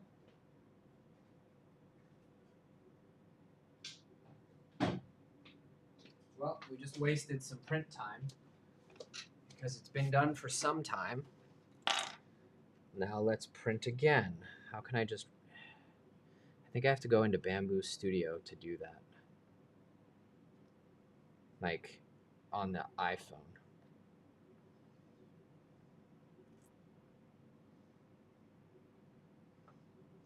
Or can I just do this? Micro SD model. You print those in clear, then read the manual. Although the LED uses the entire coupler block as a diffuser for the light, it isn't required to use translucent or clear filament to print it. Shit. Yeah, I did print them in clear. Oops. But I guess that's fine, right? It's weird. Yeah, I did print them in clear. All right, how many of these did I print over there? 1, 2, 3, 4, 5, 6, 7, 8, 9. So we just need 3 on the P1S. Assuming that's going to finish. And that's on a 0.4. Nozzle. Transfer. Strength. Let's triple check. Yeah, it lost my settings. 4, 5, 5, 40. Okay. So I'm not a complete idiot printing them in clear. I wonder when the Voron's going to run out of filament. I should go check. Send.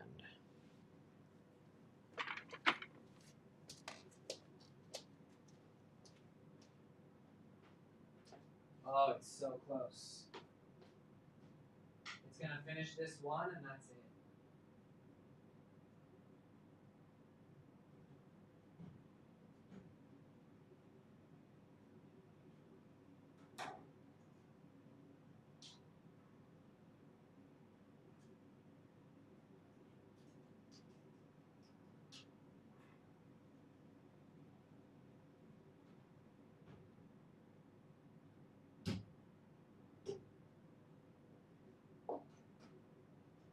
Well, we have officially killed that roll of Polymaker.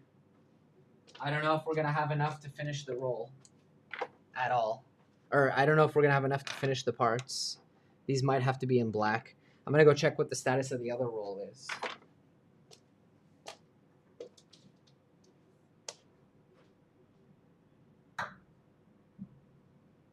We'll have enough. I might have to unspool from the back of that roll. But we'll have enough. And it's not even delaying us, which I'm very happy about. Okay. You guys want to see the Voron? Actually, I'd like to see the Panther working. Let's have some water. Don't forget to hydrate, guys.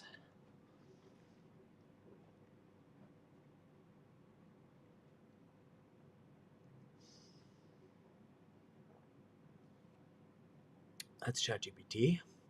That's not what we want. All right. Cool. How many people are watching right now? 43. That's cool. Did I print out the jig for cutting the PTFE tubing? Looks like a bow tie. I'm pretty sure I did. Yes, sir. Thank you. Patrick, you are a godsend. I should be tipping you, honestly. Is coffee hydration? Is actually the opposite of hydration. All right, let's do some batching. So these go in here. Oh boy. Oh boy, that's a tight fit. Clack, clack, clack, clack. I should use tools for this and save my hands. can. Are you guys happy with your overhead view?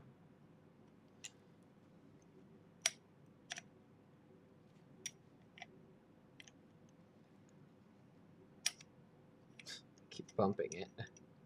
This is why sometimes I don't like to use the cross whatever pliers, because it does take a minute to set it up. You know, and you got to balance stuff. If I had a third hand, how many times have I said that? You got to kind of get it in, get it to stay in place. Thoughts on the new Fiberon and Panchroma product? I actually haven't seen them. They just released it at TCT. I know they were going to release something big at TCT. Tell me more. I haven't seen it. I like the side better. Okay. Let me turn that camera back on. Get more light going. This camera's not plugged in, so I keep trying to save the battery on it.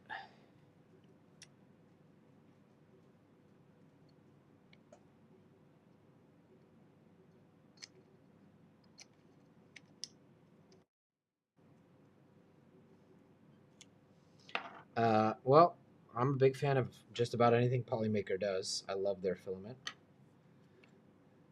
And so I'm excited to check it out. I don't know anything about it yet.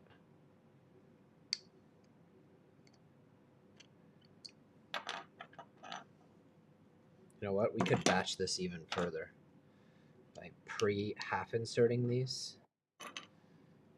Also, it might be faster just to do it by hand. Even though I want to save my strength, I think it's just taking longer to do it with the pliers. A trick I learned from massage therapists is you can save a lot of your widest range of colors and finishes. They're adding more Fiberon high performance. They're adding more colors. I didn't think they could have more colors, but I'm about to put in a big order for Polymaker, so I'm excited about that. Yeah, this is easier. But what I was saying is sometimes you can save your hand strength and just use your body weight, and that's how massage therapists don't get tired. You know, let the table do some of the work, let your body weight do the rest of the work, and I'm barely using my hands just to hold it in place and then lean onto it, bear down on it if you will. Much faster, much easier. I'm actually happy I did these out of polycarbonate. My wife is a massage therapist. Of course she never ever gives you a massage. That's how that is.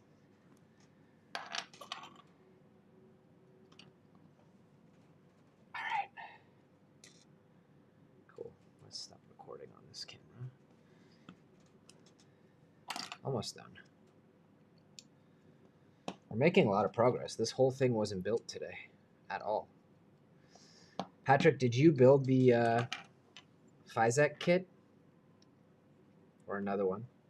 And it does look like we don't have an extra of these ECASs, so we are going to need to find the one that I lost.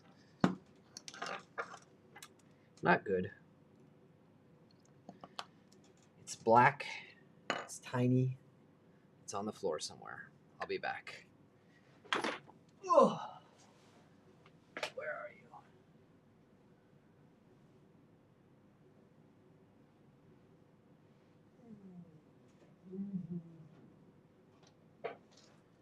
Where are you? Where are you? ECS color, where are you? Man. Oh man, oh man. It is gone into the next dimension.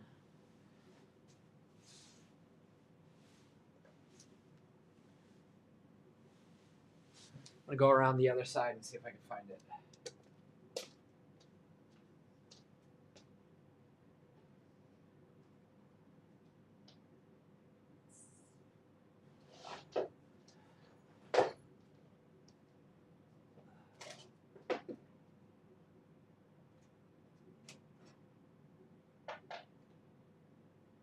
insane. How did I lose it so effectively?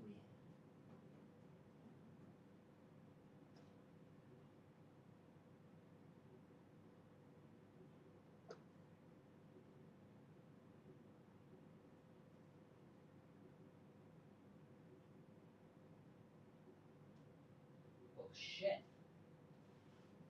We got a little problem, guys. It is like gone. Gone, gone.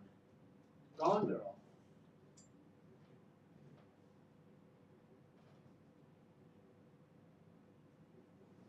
Son of a gun.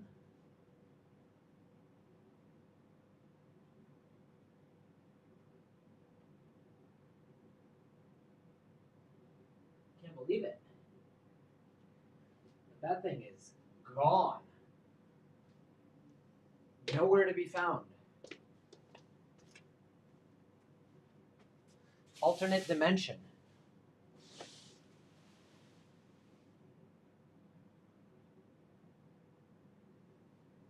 Maybe it's in the hammock?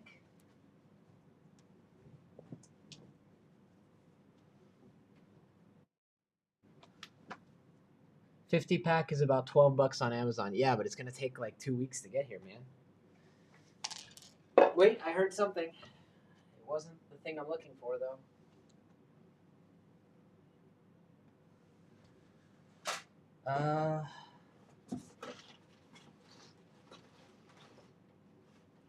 Very bad. We have to find it. Okay. Let's expand our search. It's always one tiny little part that you lose that hangs up the entire build, right? Found it! Son of a biatch. I didn't actually find it, I stepped on it. Easier to replace that one later. I found it. I still have one extra of these, though, which is odd. Okay, those are all built. Now we need to cut 48.5 millimeters. Now, should I do that with flat cutters or should I do it with a razor blade? I'm also a little nervous that in this entire kit, I just realized I do not see the hobby blades that I need for the filometrics. So I don't think they provided it. And I don't have any. And I don't have any way of getting them. I could take them from a Bamboo Lab printer. And there's that PCB that I am intent on breaking. All right, 48.5. I usually cut a PTFE tube with flat cutters and then clean it up on the inside. Tell me if I'm way out of line. And also, what happened to Orca Slicer? Okay, good. Razor blade, careful not to cut through the jig. Can I not just use a flat cutter and then clean it? Is it that big of a deal? You know?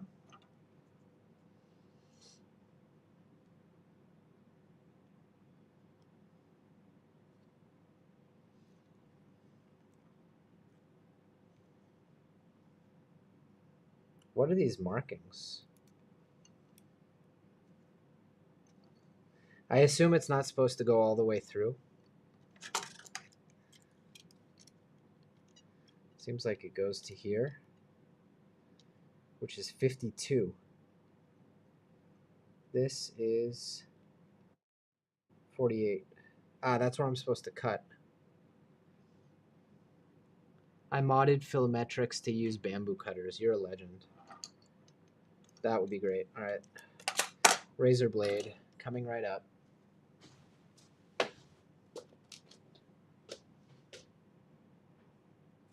And we ran out of filament on the other printer.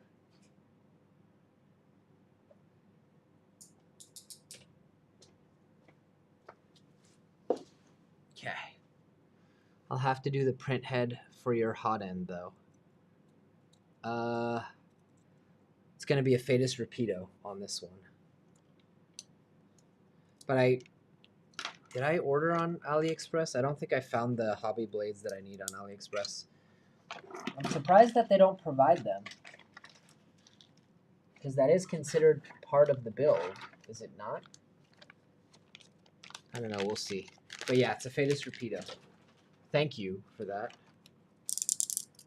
All right. I assume I'm supposed to cut here.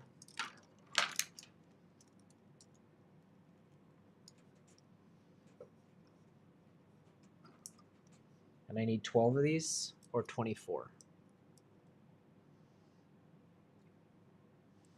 Let's turn this camera off and go overhead mode. Overhead.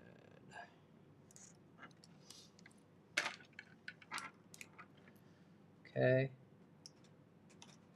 Like, what's the big deal with just cutting these with a flat cutter, you know? Does it make that big of a difference? Okay, I assume here I'm only gonna need 12. Assembling that little cutter with the hobby blade is a B word. So the bamboo ones are actually better anyway, it sounds like.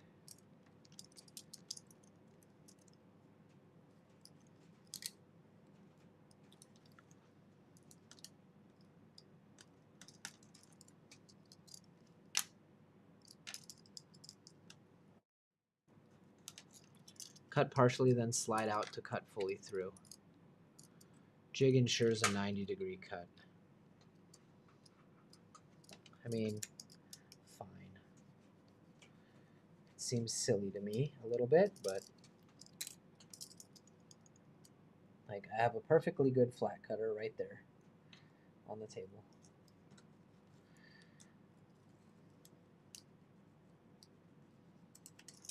I'm gonna try one with the flat cutter. See if it makes a difference. Because anyway, there's these little bits on the end, you know?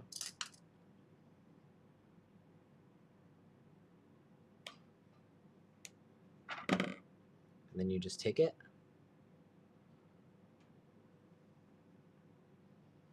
I think I did a better job with the flat cutter. I'm gonna use the flat cutters.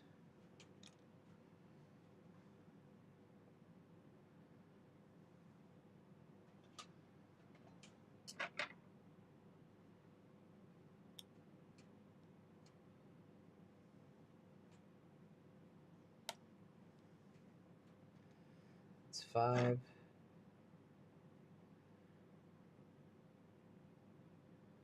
6. Let's make sure we're still operating at 48.5 though, because now we're doing a copy of a copy of a copy of a copy. So every few I'll do a reset.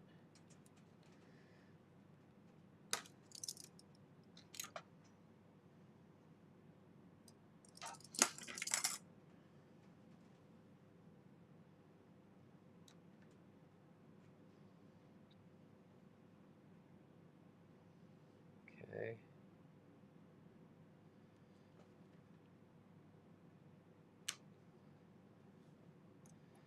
3, 6, 7, 8. Okay, that one is definitely not 90 degrees.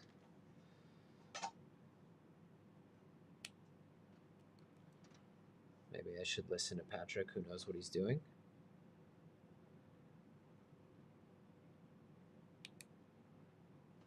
How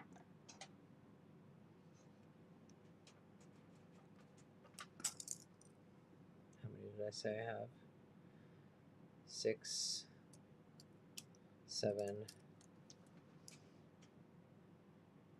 8. Oops.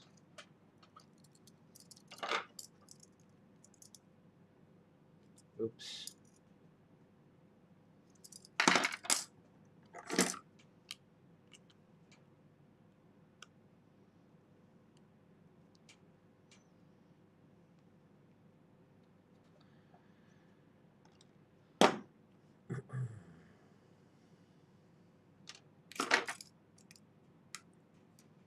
Nine.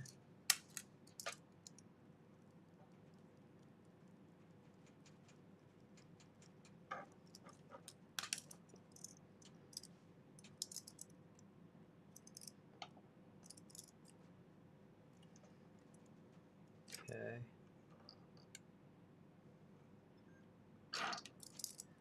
Ten.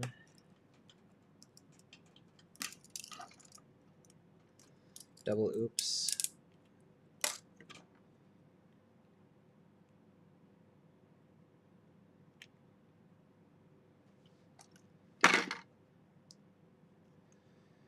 $11. Keep cutting all the way through.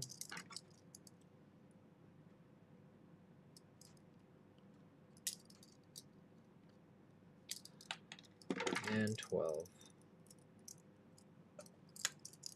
Anybody still out there? It's gone quiet in the chat.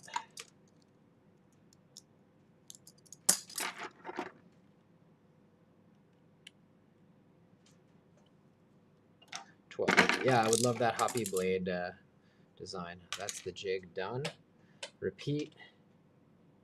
Seated all the way. Okay.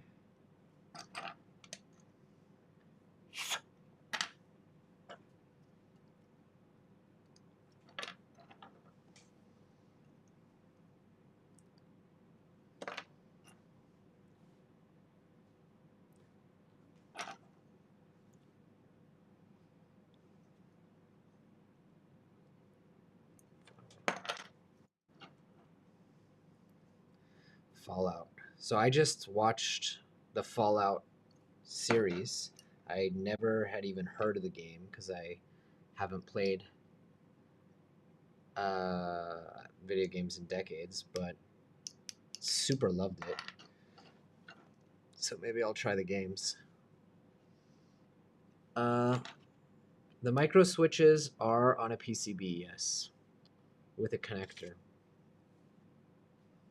Which kit did you say you built, Patrick?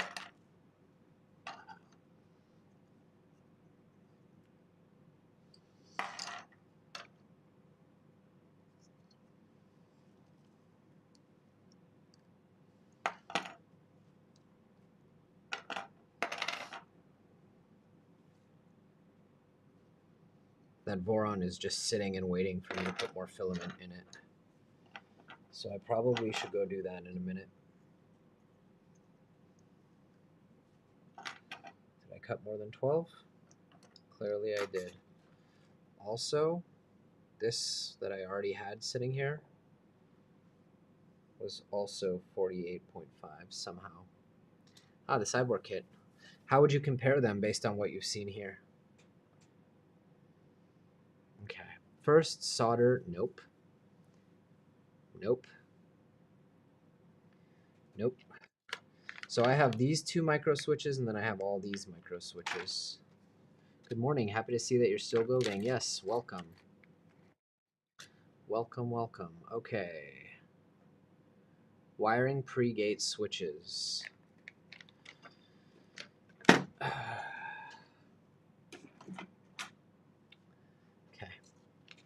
I'm assuming that this is the thing. Still have any more copies of The Only Skill That Matters? Yeah, I have a ton of them. In the States, I have 800 copies, if you need. And here I've got a handful, not a lot. I'm going to use the Cottontail. Do you already know how you'll manage the spool placement? So above it, I have a whole rep rack with a bunch of the Girari rollers, and I took out the springs. Let me know if you have a better solution. But I was just going to feed directly from the rep rack. Okay. Now, micro switch.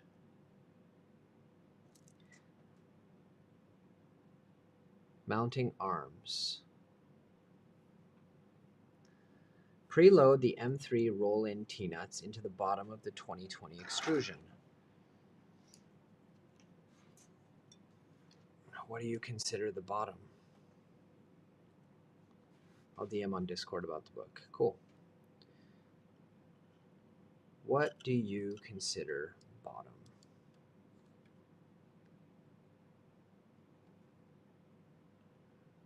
I guess this is the bottom, but I don't see the cable chain.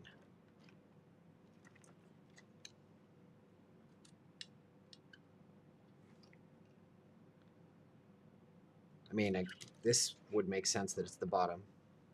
I just have the numbers upside down because I made a boo-boo. Preload M3 roll nuts. Doesn't say how many, but I'm assuming 12. Where did I put them?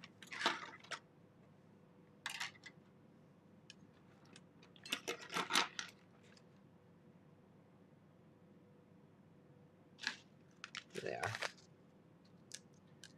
Okay. Take the support arm. Let's just get all these out.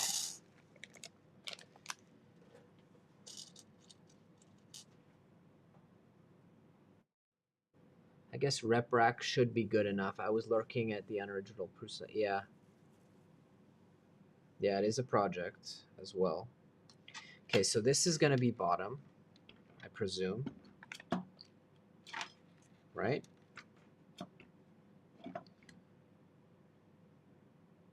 But it looks like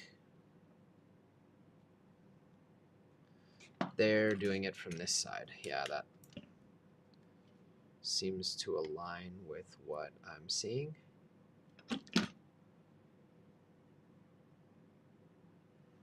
No. I'm fucking confused.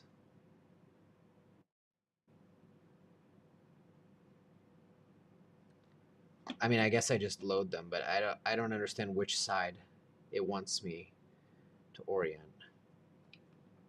Oh, I see what. It's just like this. And there's the gear. Okay, cool. Yeah, cool. Okay, 12 nuts. 1, 2. That was wrong, of course.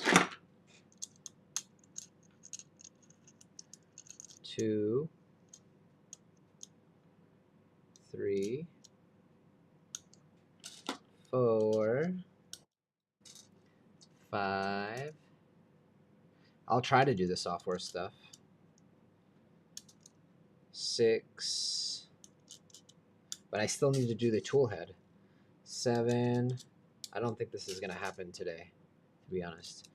8, 9, 10, 11. Geez, 12 is a lot of anything. What did I say, 12? 2, 3, 4, 5, 6, 7, 8, 9, 10, 11, 12. 12 T-nuts. Then we need an M3 by 8 support arm mount.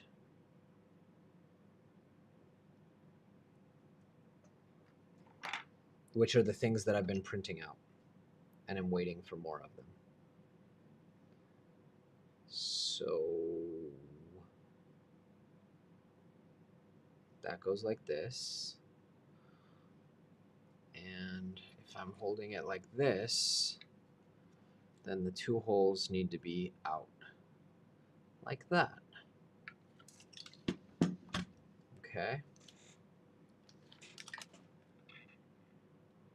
Line up the PTFE tube to the ECAS. This is all very confusing. So it wants me to actually assemble these or no?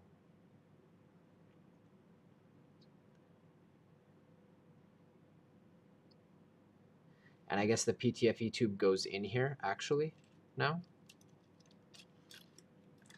Like, was I supposed to mount these on, at any point, was I supposed to put them onto? I don't think I was.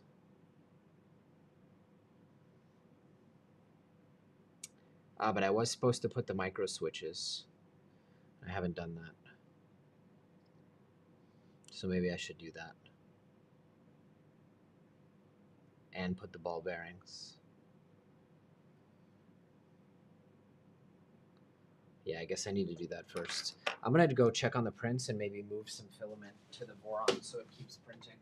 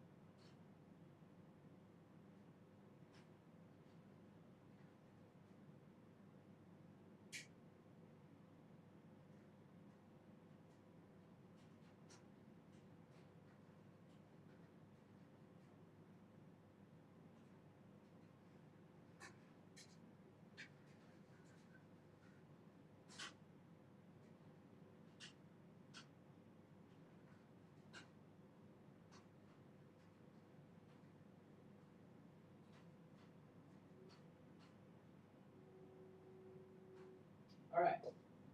Started another print with the very, very last of that roll from Polymaker. The P1S is printing on fumes at this point. I don't know if we're going to be able to print enough of these in orange, but we're going to make do with what we have. So far we have 1, 2, 3, 4, 5, 6, 7. We may make it, we may not. We're like right on the edge. I don't know where the one with the heat set insert went. It must be one of these. And I need to save that for the end, right? Somehow. Somehow. Someday. Well, there's another one somewhere with the heat set insert. Start from one size 0 or 11 and build out. The blocked fit in between the support arms. Hex bit locks them. You can use the 3 to join them on the ERCT support arms. But wait, am I not supposed to... Shouldn't I do the wiring first and get all these little connectors on, the micro switches? Because it seems like I should. And then wire them up after that. It can't hurt to do the micro switches now. We need the 5mm ball bearing inside, which I had seen previously. 5.5mm ball bearing. Okay. Drop a 5mm ball, 5.5mm ball bearing inside. Let's put these somewhere.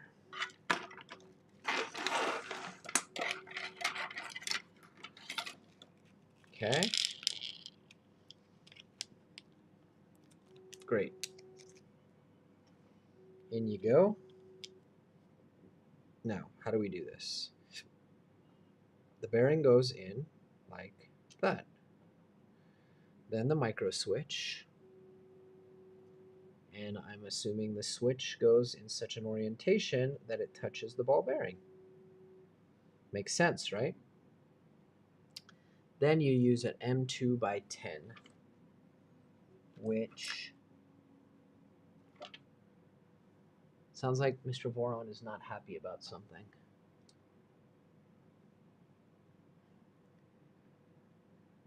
You're not happy? I'm not happy. And I'm pretty sure that it's the filament sensor run out because I need to load the filament. Hang on.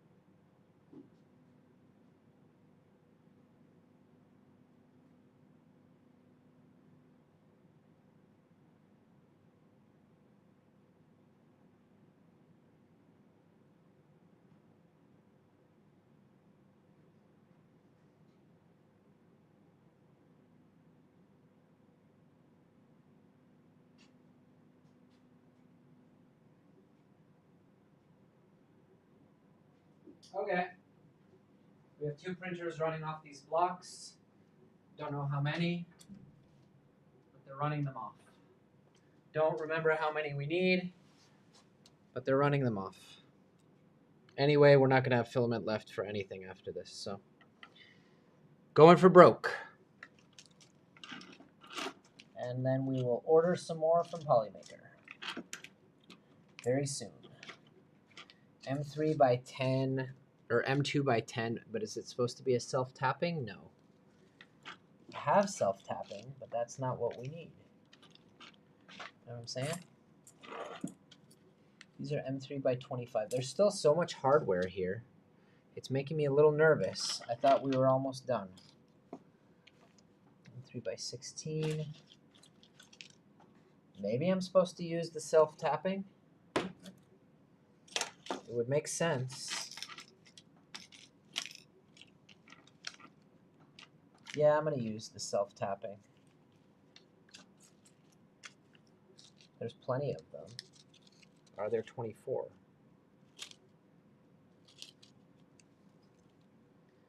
It doesn't show self-tapping screws. I think I can be forgiven for using self-tapping.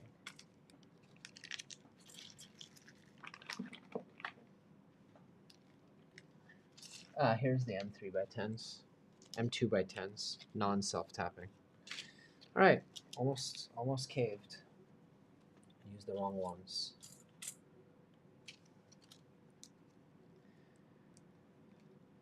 Okie doke.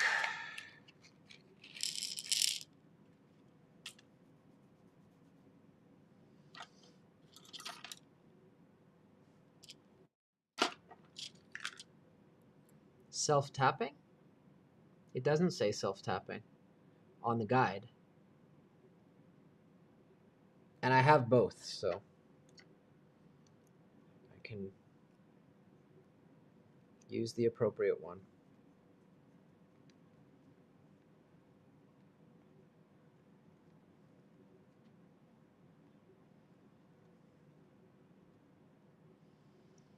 That's one block, well, one screw in one block.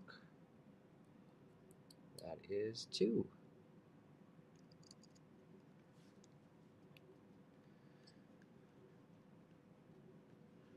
Okay.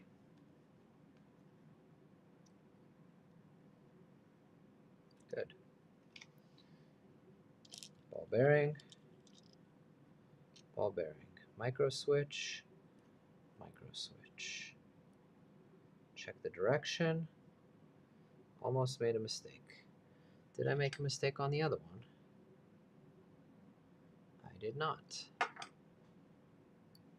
Okay. Screws. Screws. Here we go.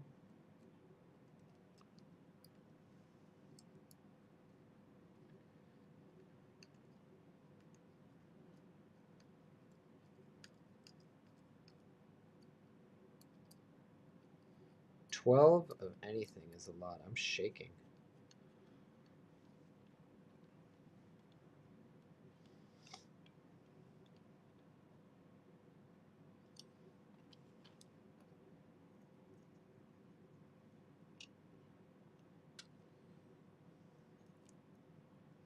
Patrick, do you have any indication how long it actually took you to build the whole thing?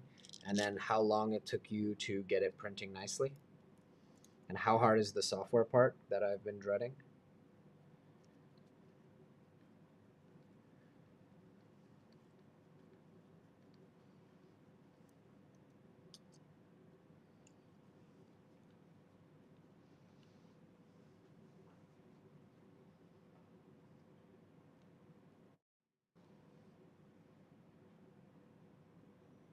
Uh-huh. Well, these screws seem to be working fine. M2. Wait, we need to charge this camera. M2 by M2.8 or SHCS, which is, I'm pretty sure what these are.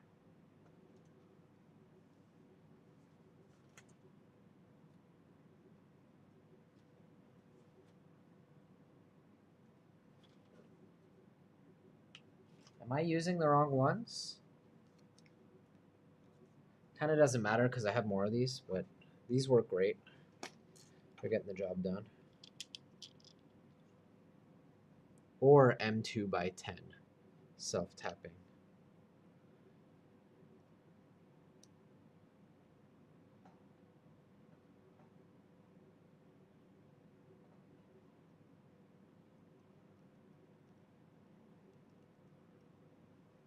No, I'm worried that I'm using the wrong ones.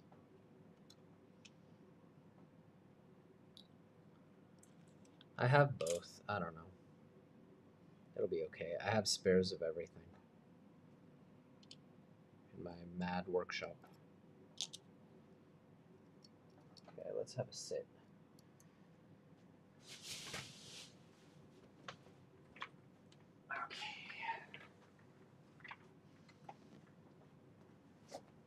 I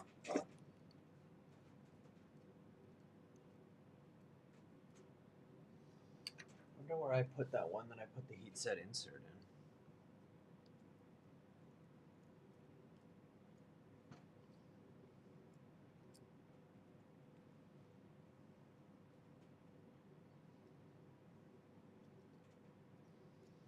I guess if I do that, you guys can't see.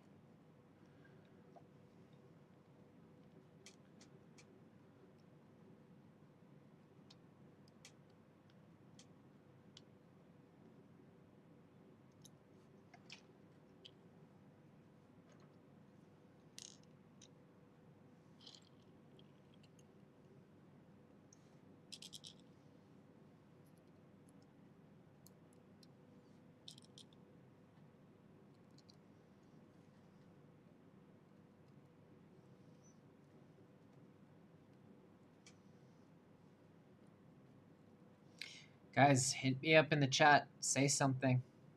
It's getting lonely and quiet over here.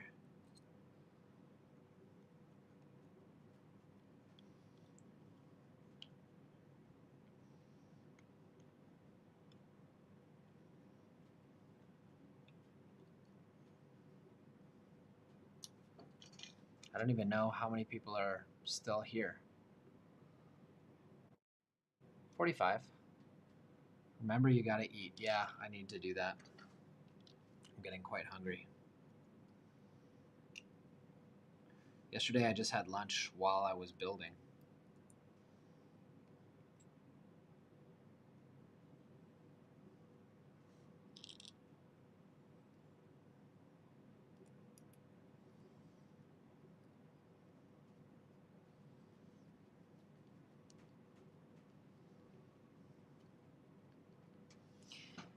So how many of these do we have?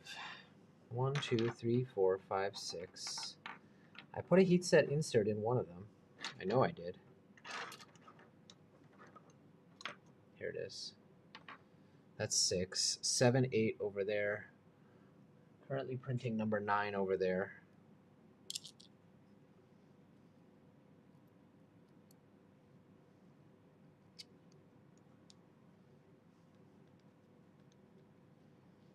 $12 of anything is a lot.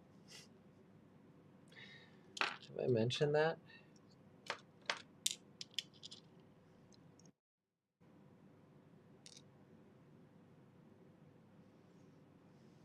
Awesome. Glad there's at least someone watching. It'd be kind of sad if I was doing this all for my own entertainment.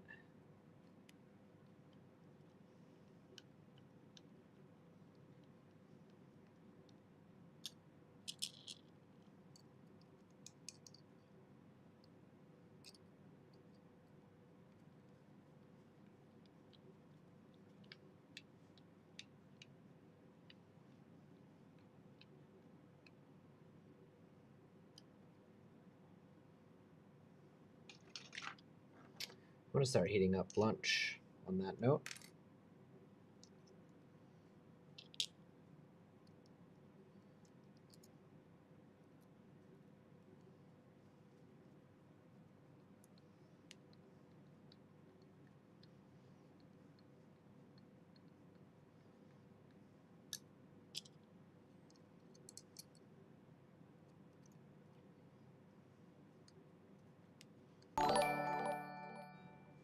Thank you, Frederick Holston, for subscribing.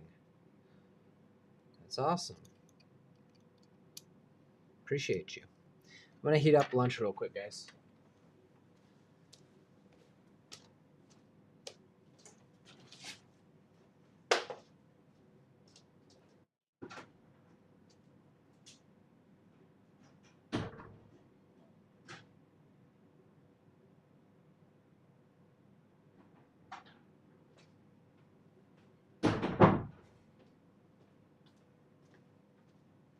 Okay.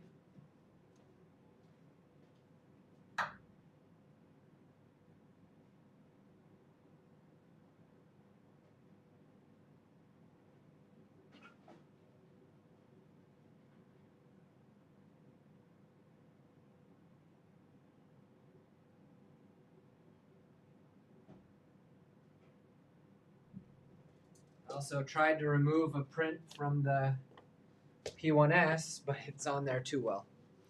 Can't get it off. Anyway, we don't need those right now, just yet. Can you buy this thing pre-assembled? No, I don't believe you can. But that would be a cool business idea for someone. But it definitely would be expensive. I've already put in more than 12 hours. I'm rounding the 13 hours here, not including the time to print the parts, get all that ready, slice everything. Welcome, Time Lord, and I am glad to be of service. I can't imagine going to sleep at 5 a.m. Or in your case, not going to sleep. So it does appear that I used the wrong screws because I have run out of them. Patrick was right. I was wrong. So now we're going to start using the self-tapping variety. And if I need the other ones, I have extra. We're not going for perfection here. Far from it.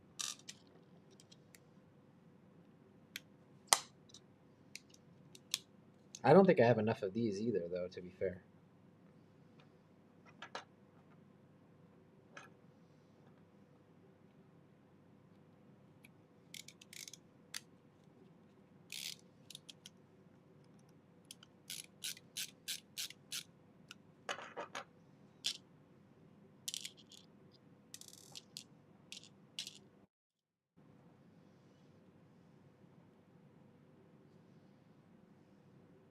Wow.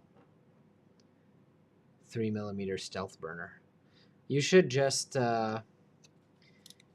take what's it called? You can respool. Stefan did a video, and you can basically make a 3D printer or take a 3D printer, drill out a nozzle to 1.6mm. You can respool that filament as 1.75. That's what I would do. I wouldn't waste time trying to print with it, because then once you have an extruder, like a printer setup for it, then you have to buy more of that filament. Whereas in this case, take a 3D printer, drill out the nozzle, and just print. You know? I mean, I'm oversimplifying, but you can basically make an extrusion line. And then that same extrusion line, once you're done with all the 20 kilo filament, can be a PET recycler.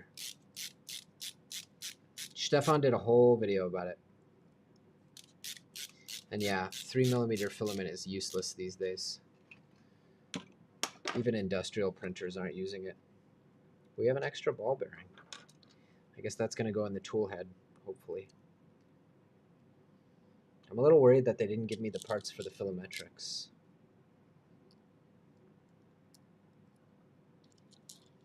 I'm going to have to get creative. All right, I just heard the microwave ding. I hope you guys don't mind, but I do need to eat. So I'll do that as we build. Okay, be right back.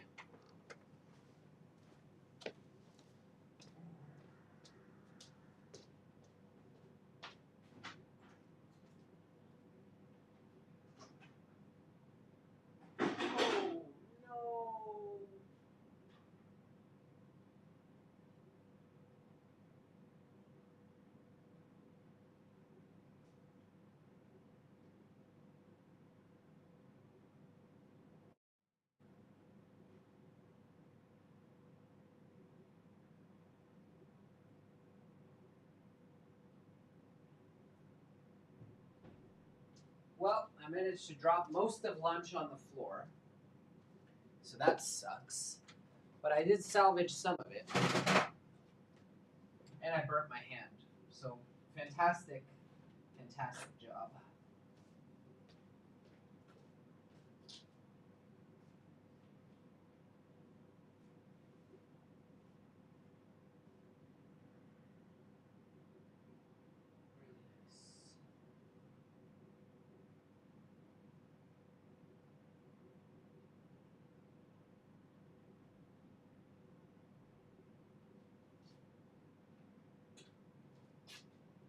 Spectacular.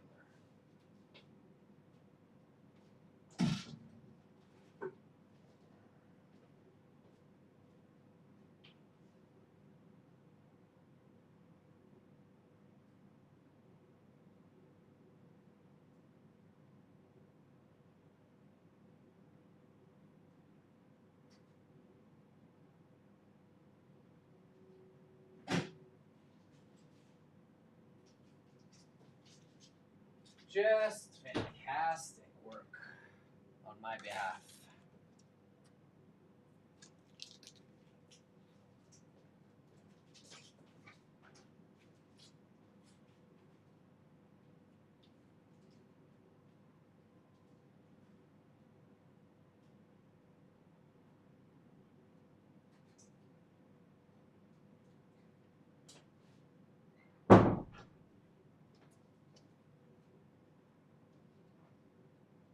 Not sure how much I want to eat the stuff that I salvaged either.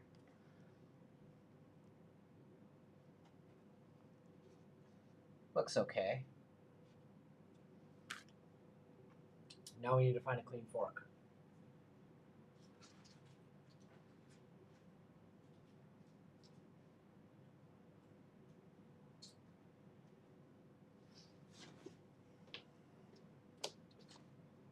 Well, that was a bummer. Total bummer. All right. I pulled it out of the microwave and it was piping hot because I didn't open the lid. And I burnt my hand and then dropped it and then spilled almost all my lunch. Bummer!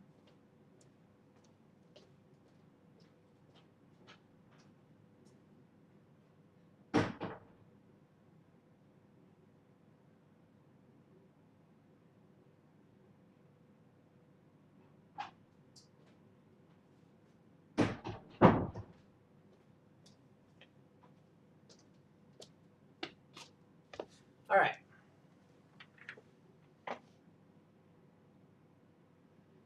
Cool. We're back with part of lunch. Put this here because no one wants to watch me eat, I'm sure. Put some spice. Yeah, it happens. I was rushing to get back. I didn't want to leave the stream empty, and I wasn't thinking. All right.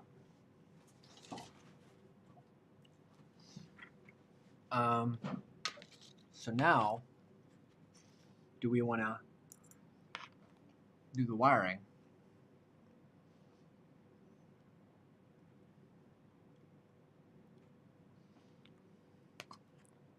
Wow, that's a lot of spice.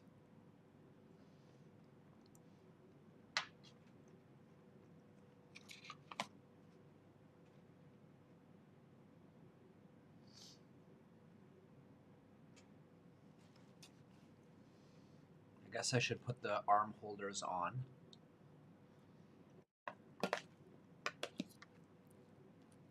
Yeah, same thing as yesterday.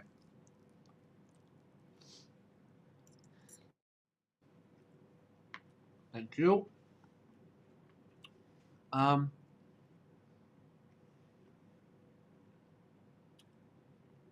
guess I'm supposed to assemble the whole thing and then bolt it on. Seems like that would make sense. That's definitely some dirt.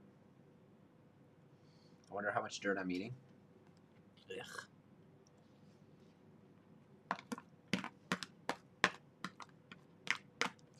Best not to think about it.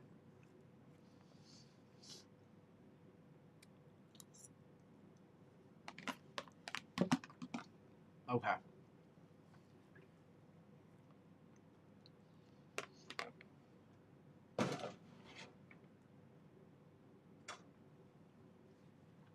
Time to strategize. Which one of these goes on the very end? Because it said only one gets a heat set insert. This will be used to hold the support. Set aside one of the support arm mounts for the end and insert a single heat set insert into the second hole. What is support arm end cap? And which side does it go on? I mean, I'm assuming it's going to go on 11.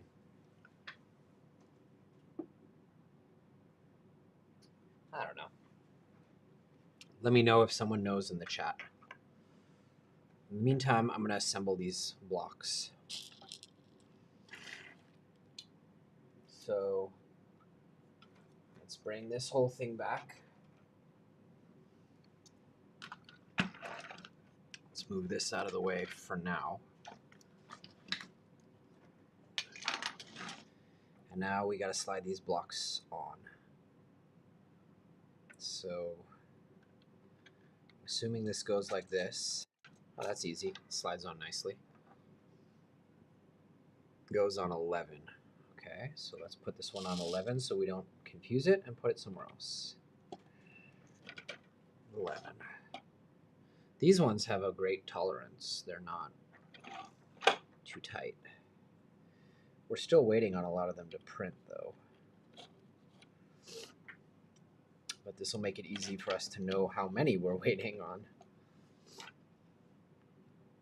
So that's good. I guess this thing's going to be so far under the ERCF. Thanks, Armored Turtle, for turning up. I'm looking forward to your project. I guess it's not the end of the world if we have to do some of them in black in the middle. Like we could just do this kind of sandwich situation, right? 3 and 3 and then... Okay. Now, am I supposed to actually screw those in? Was I supposed to? Yes. M3 by 16. I totally skipped over that step because we didn't have them. Now we do. And that's going to be... These are 25s. M3 by 8. M3 by 8. M3 by 16 should be around here somewhere. I need a lot of them, so here they are. Nope. M3 by 25. M3 nut. Nowhere to be found. M2 by 10. We already poured those out. M3 by 16. Right? Yeah. Should be a baggie of them. Compression spring. Ah, sick. I found the blades. Spare blades, it says, but it doesn't look like blades inside. But I did find some blades, I think.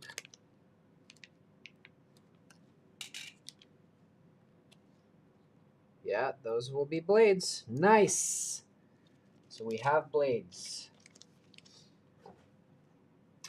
Now we just need the M3 by 16, and here they are. That doesn't look like 12. Okay. Now, this one goes on the end. I don't know if I'm gonna use a screw there or not. Like, but I assume I do for all of them. Let's put our toys away. Find the appropriate one, which appears to be this one. Let's jam. From the opposite side of the heat set insert,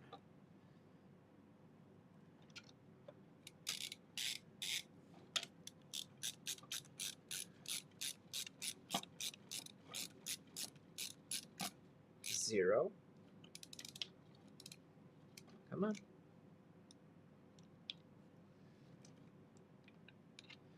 1.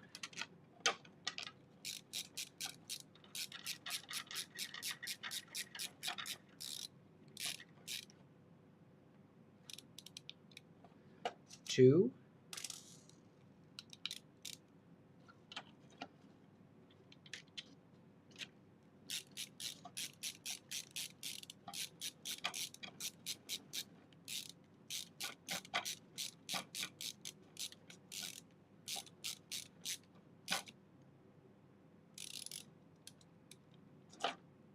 3. We don't have. Maybe it's ready on the P1S. Maybe I can pry it off, I mean. This one's not catching.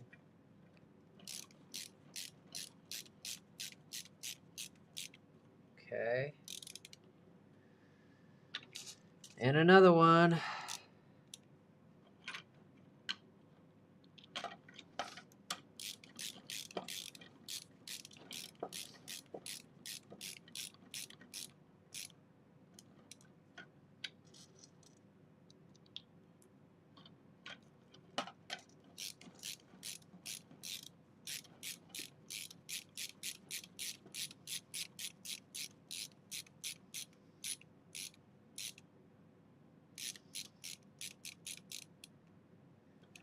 Okay. Let's go see if any of the printers have produce for me.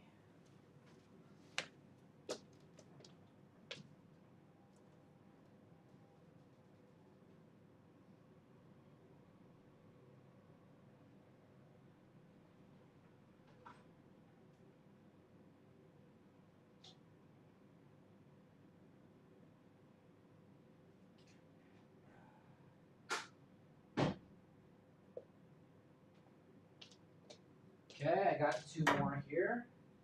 Another one about to finish. Yep, another one did finish.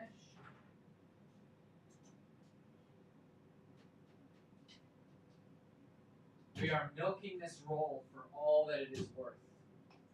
Seriously. Down to the last meter on both printers. The P1S has run out of filament and is just using what's left in the Bowden tube. We're that close.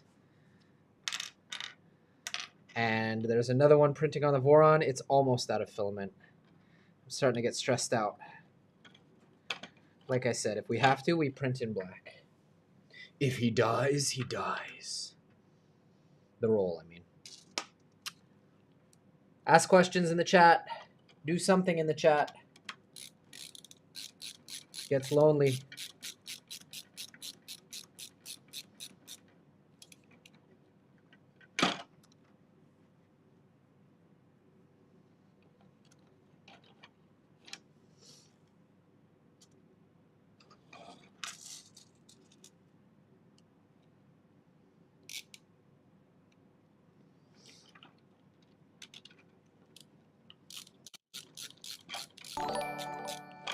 Yeah, I need my spool, man.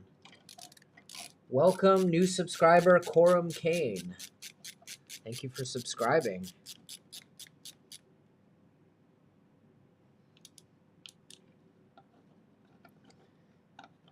All right, I guess we can work on the other part of this while we wait for more of these to come off. I'm still hungry. Wish I hadn't spilled my lunch. I do not know how to do the software configuration. I don't know shit. But I'm going to try and figure it out, and we're very fortunate that a lot of the people joining the stream have already built one or are on the ERCF team. So we're going to try and figure it out together. There are a lot of people here that are smarter than me, which is not a super high bar, but all right, cool. Will you guys tell me when the Voron finishes the next one? In the meantime, let's click some of these bastards in. We'll finish the rest later. So, this is gonna go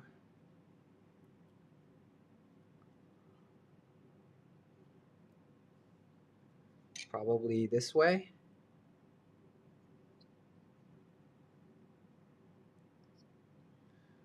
Wait, what? This thing has supports in here? Or is this not support? Am I supposed to break this off?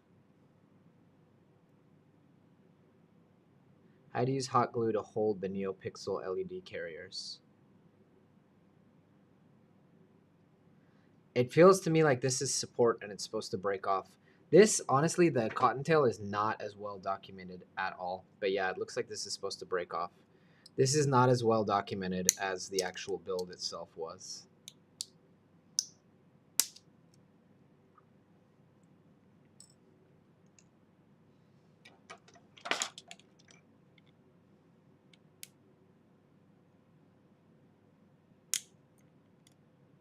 I don't think I was supposed to break that part.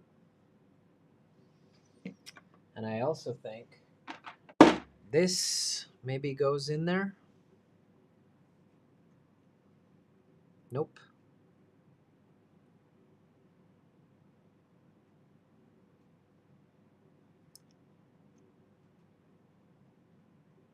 Maybe like this. Yeah.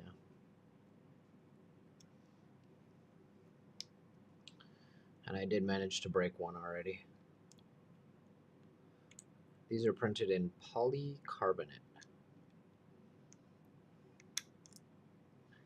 And this one is broken. And what is my rule? I don't reprint. And I guess it goes in this way. Seems kind of silly that it would go this way.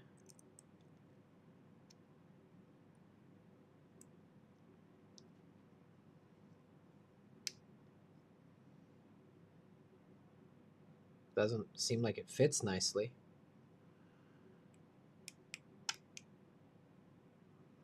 It's very bizarre.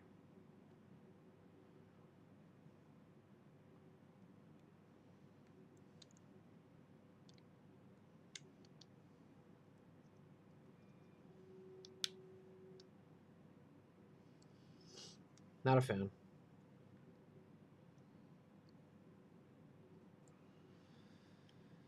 I can weld that later. So now I have to break off all these supports.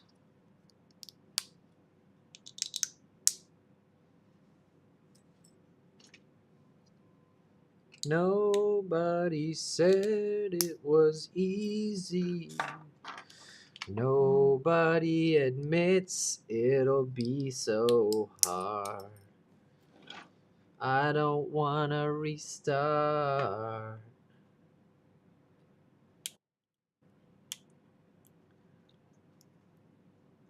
Next part is done on the Voron? Really? I mean, I have to build this thing first, don't I? I don't have, I've been waiting on a 500mm extrusion because I think I'm going to put this on an extrusion. Though I have seen that people just sit it on top of the plexiglass too. So that's an option. Should I put these carriers, all the LEDs in now, or just do it later? Feels like later. But I will break off all the supports now while I can handle it in my hands.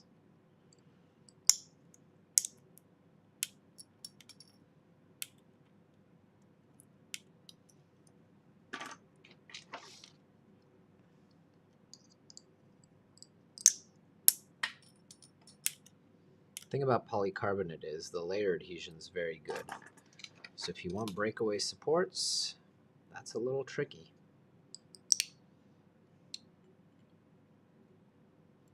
They're not breaking cleanly.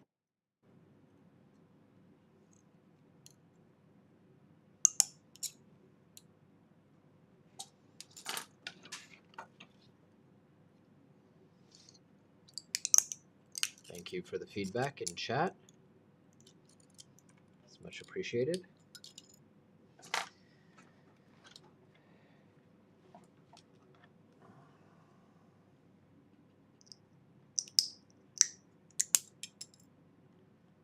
That's Got a booger in there.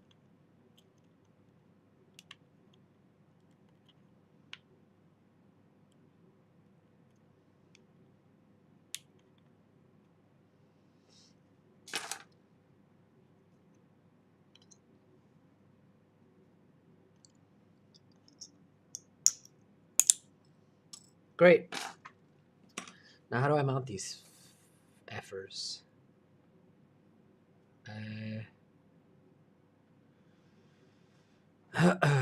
We gotta put these guys in.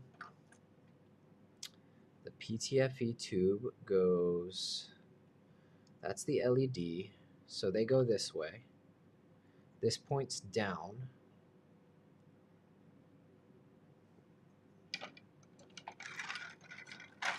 I'm looking at it this way, right? What a system, huh? So I'm looking at it this way.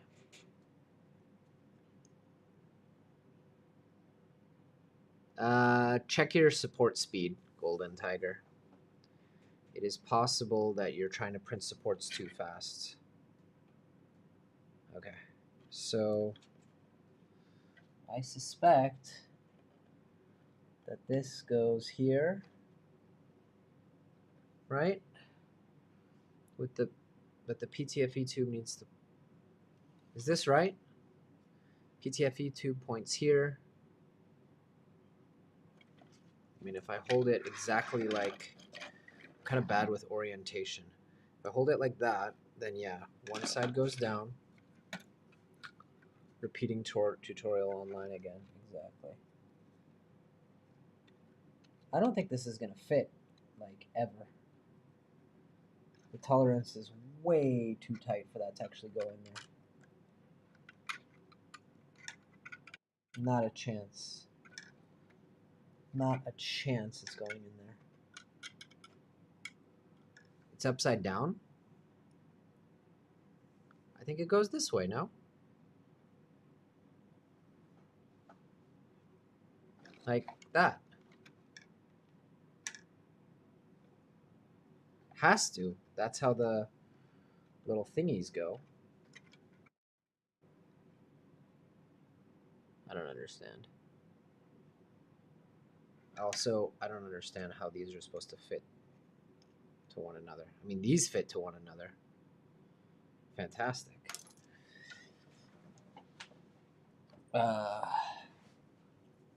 This is the same pattern. So it would have to go like this, but these do not fit.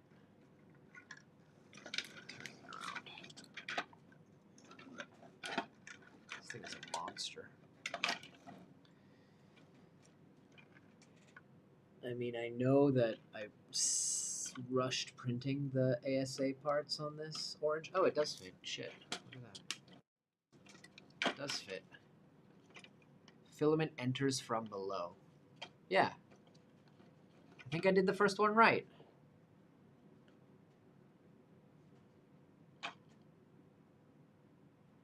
Guys, just tell me if it's right. See? I think that's it. I'm pretty confident.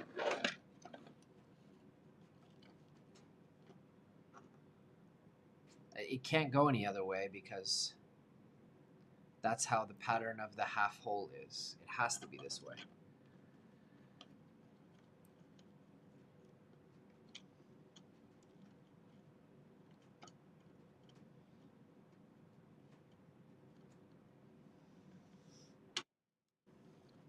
Thank you. This isn't so bad. Putting the puzzle pieces together.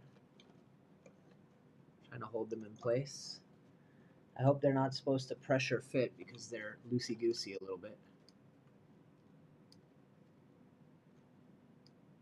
No.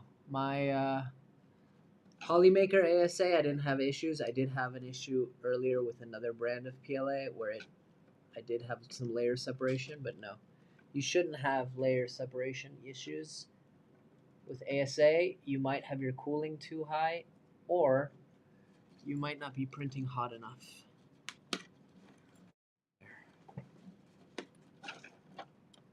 I do have the SVO2, but it's not here, it's at my house. So far it's been okay, but it's not very good at getting the moisture out. Like, you have to open it periodically.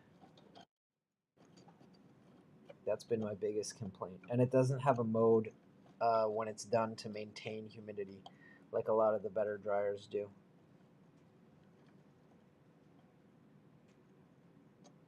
I can't seem to get the angle just right. That makes it tricky to assemble.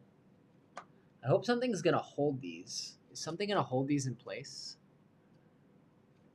Or should I be screwing them into the rail? It seems like I might want to start screwing them into the 2020. Because they're kind of just falling apart. There.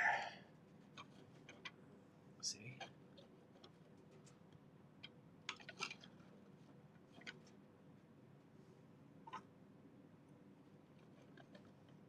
Then again, I don't have all of the pieces to screw them into the rail, so this one's upside down. This is one of those, like, I can't believe I built the whole thing situations, for sure. This one's loose.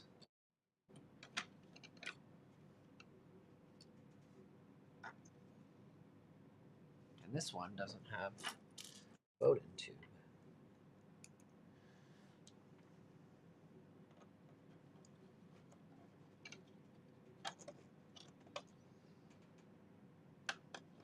There you go. This part's fun. It's like assembling puzzle pieces. I like that. Oh, satisfying.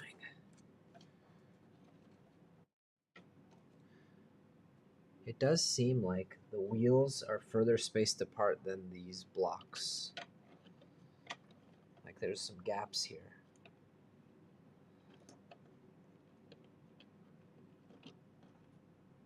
Screws above will lock them. So maybe we should do the screws above while we're waiting. Yeah, let's do some of those.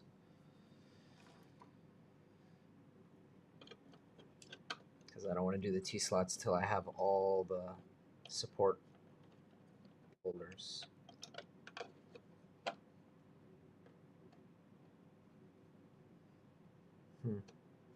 If it's not support speed... By the way, you should switch from Kira.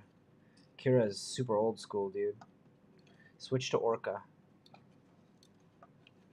There's no excuse to use Kira these days, to be honest. Unless you have one of their printers. And in that case, there's no excuse to have one of their printers. I wonder what they're going to release at Rapid Ultimaker. I wonder if anyone cares, to be honest, in our community.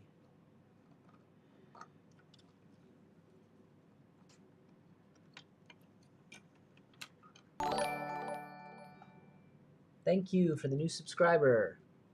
Rotate your PTFE tube so the angles face downwards. Like not take them out, but just rotate them. Okay. I'll do that. First, I want to get this thing secure so I don't have to redo it. Yeet. See what I mean?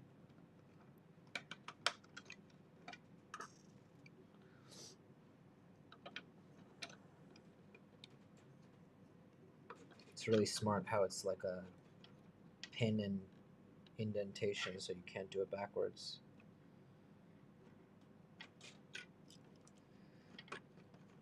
Excellent. All right, these are M3x8s that hold all this together. Can I do it now, or am I going to regret it if I try and do it now, screwing all these together?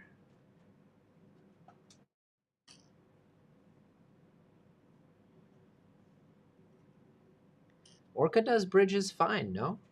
I don't really have issues.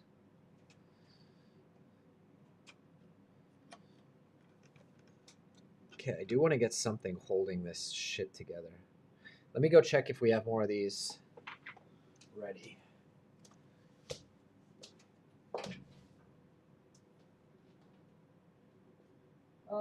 We are officially out of filament on that printer. I have another like ½ meter that I can use to try and finish the piece. Let's see if it works.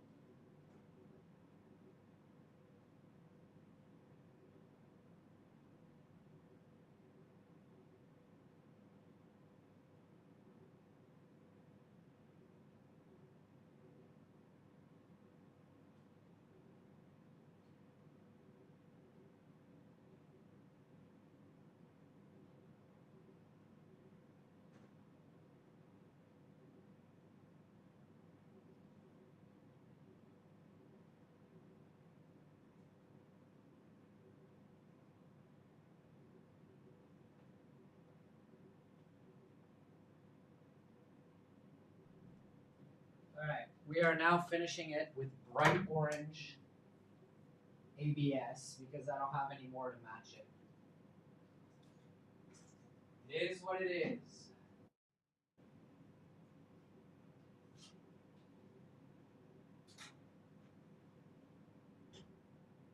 We might be able to get some more out of this side of the roll, but we're living on the edge, friends.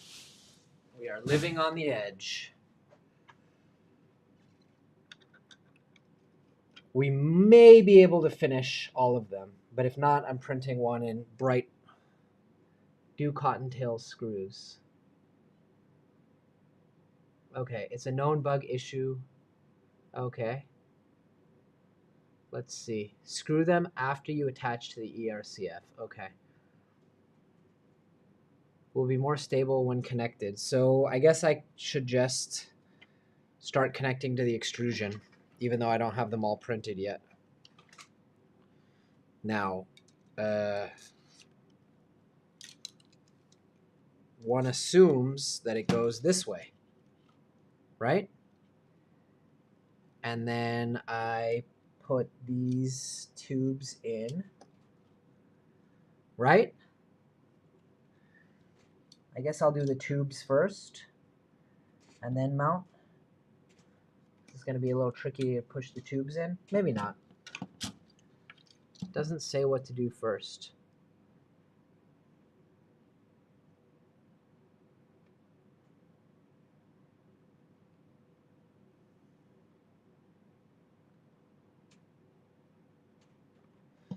Let's flip this over.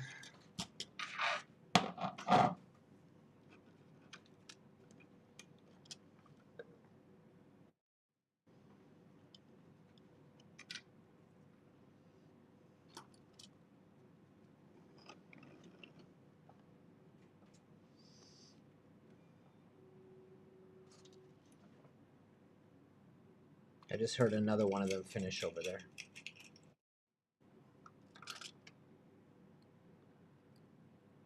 Forgot what a Cura was.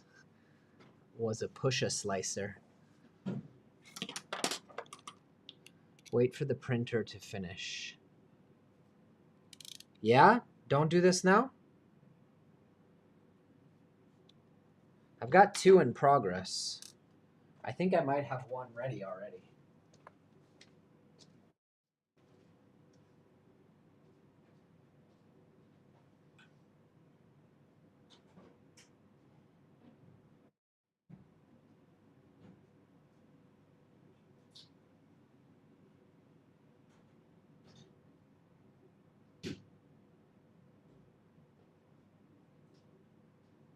One more. You like that slice by object? Saved the day. Allowed us to make all this progress. More line width makes the... It will be harder to attach the rest afterwards. I mean, I get that, and I respect it, but I don't want to stop, because we're live streaming, you know? So I'm gonna kind of flout your probably very wise advice. But you know what I can do in the meantime? Is I can attach these so that they're lined up nicely.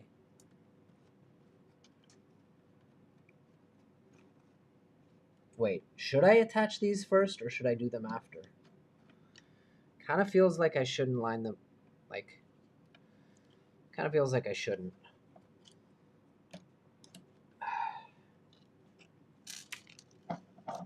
I'm gonna just start threading the screws but not tighten them, just so we can keep the stream going, you know?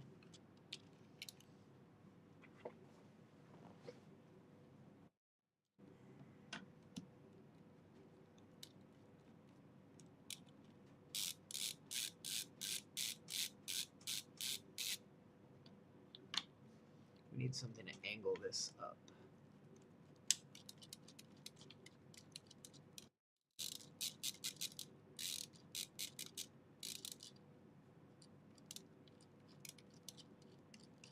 What's happening?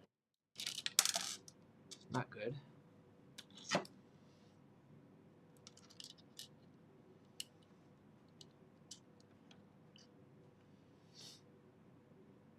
Whoa, I'm way behind. Don't forget the M3x16s. Where was I supposed to put M3x16s? Here, like in all of these. Oh, good point. I did forget them completely. Thank you very much. Well done. Well done.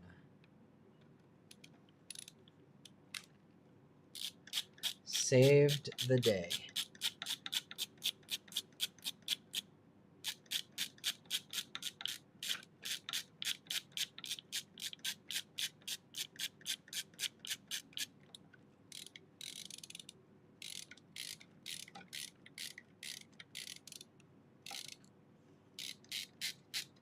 That takes a long, long, long time to go through.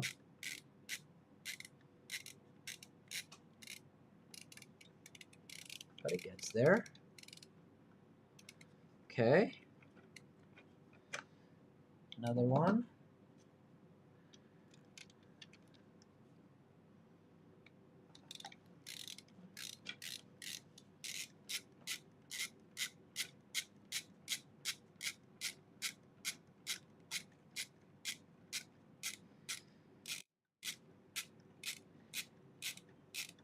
Which is why, got it. That makes sense. Okay, fair, fair, fair, fair.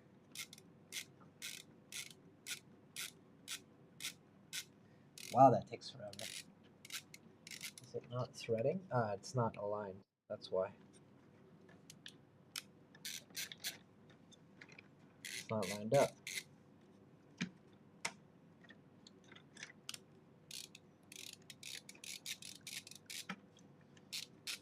I see another one of these split, these wheels.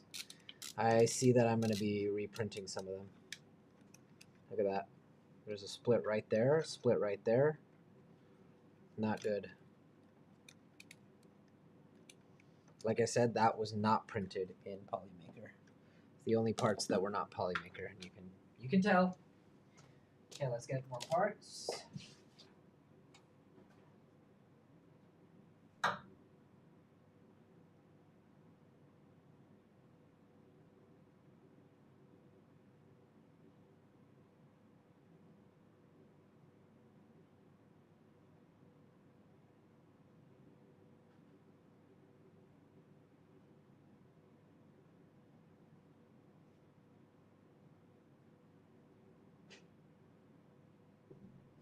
Yeah, I got the last one, but it has two colors on it. guess in a couple minutes I'm going to have a perfect one, so I might as well wait. Or I could save some filament for the gates.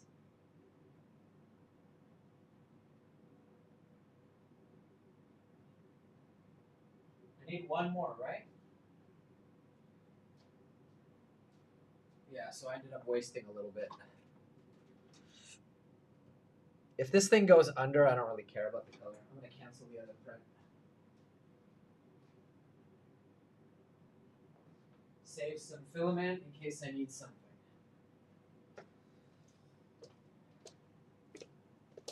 Yeah. It's not perfect, clearly, but it's orange. The wheels take almost no stress. Put tape around them. I'm probably just going to weld them with a welder.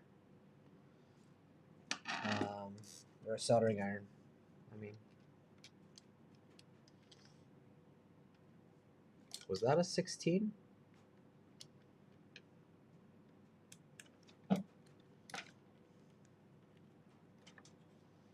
Not sure that that was a 16 millimeter. It was just sitting on the desk.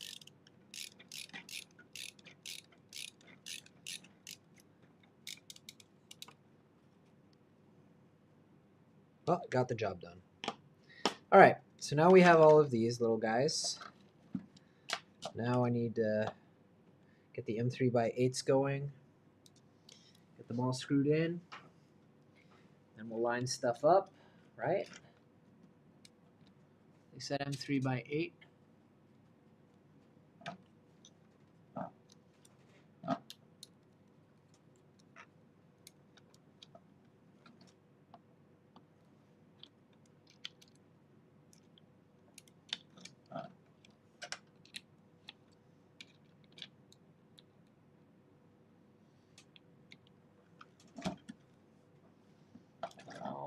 Come on.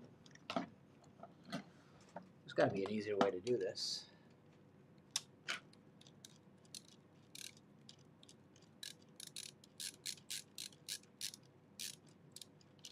It's not going in. 8 seems short. Now we lost the thinger, you know?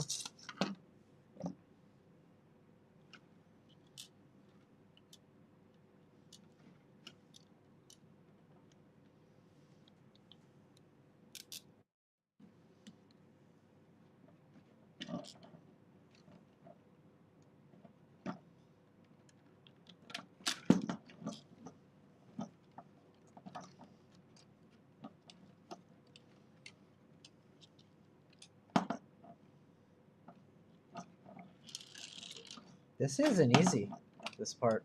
Like, you gotta kind of get it to go in the groove, which it doesn't seem to want to do.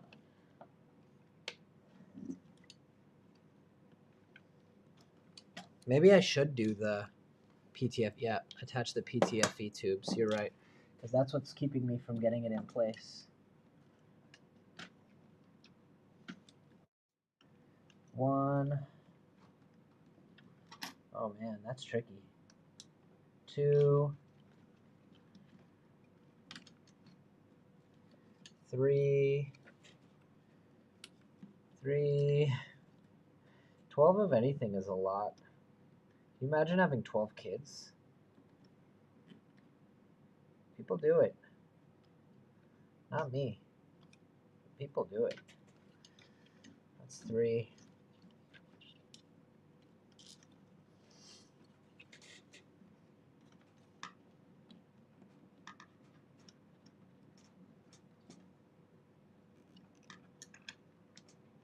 4. This is the part I was anxious to see you doing. Why? Because it's so hard? Or because it's like the marriage of the two parts that I've been working on for 2 days? And also, Kostas, it sounds like you're part of the ERCF team or you've built one of these before. Which one? The good thing about 12 is that I really get to practice, and then by the time I get to the third or fourth or fifth of whatever it is I'm doing, I always have a method. See? I figured out that I can lift it up and click it in. And it's okay if they kind of detach from one another, because they're not super hard to get back in place.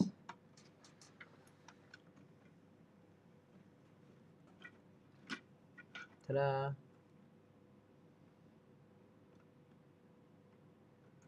Deal with that one next.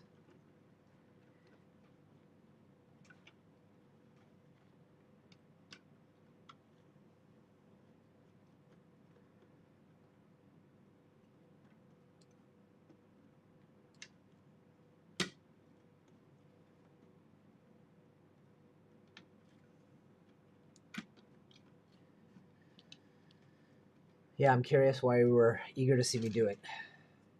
Maybe a little bit of Schadenfreude. This is going on my 2.4, yeah. And I am going to do the filament cutting tool head next. Soon as I get this damn thing working.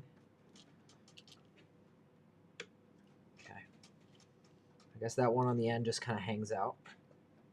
I don't like how these LED aprons stick out so much. That's really weird to me.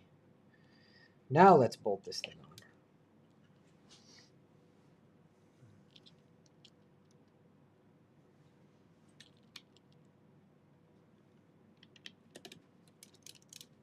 Yep, that was a good tip. That helped. I appreciate it. My chair just lost pressure. I'm sinking.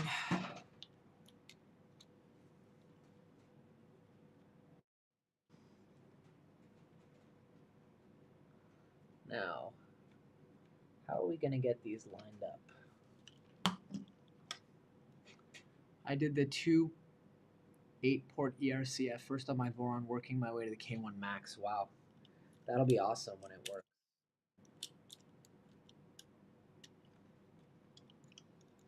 Let's line all these guys up, more or less, to the point where I can at least use the screw to kind of force them into place.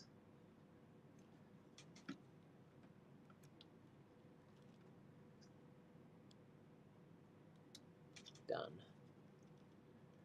And done. Done. Done. Done. Done. All right.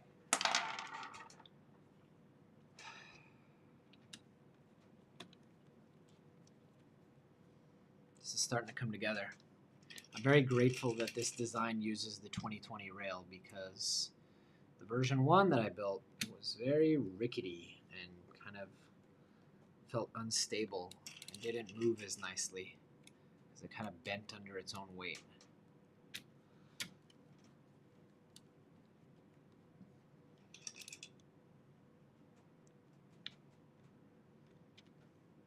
I'm tightening these under the kind of assumption that they're in the right place, but they're kind of not.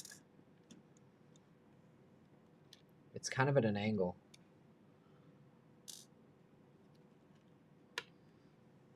Let's back it on up. I guess a minor angle isn't going to be a problem, though. Like a millimeter left ain't no thing. It's kind of what Bowden tubes are used for, Bowden tubes. The whole thing seems like it wants to go a little bit in this direction, including the wheels.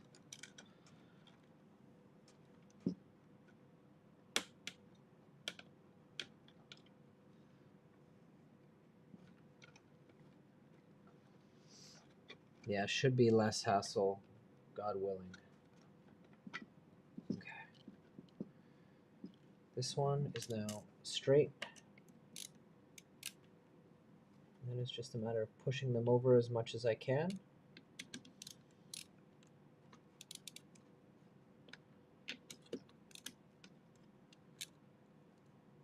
Good. They're still at an angle. They're not perfectly in front of one another, you know? But they seem pretty close.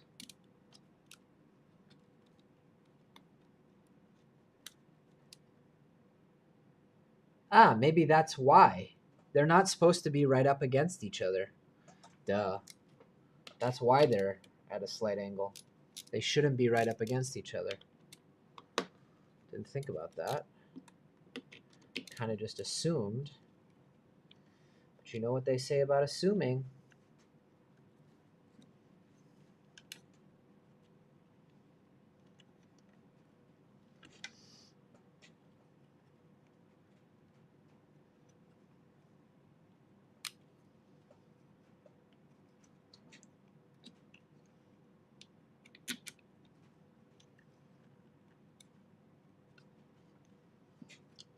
But I maintain that I don't think they need to be exactly aligned. The whole point of a Bowden tube is to guide filament where it's got to go.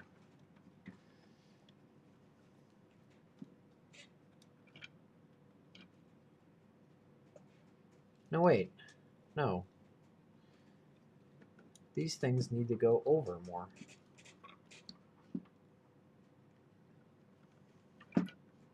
That was wrong.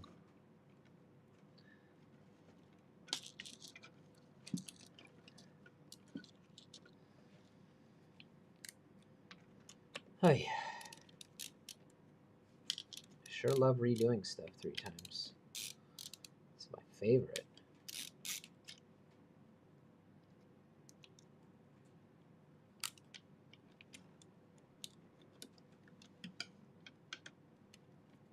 See how there's an angle? But that might also just be the weight of it. Whatever, I'm bolting it. It's fine. It's going to be great.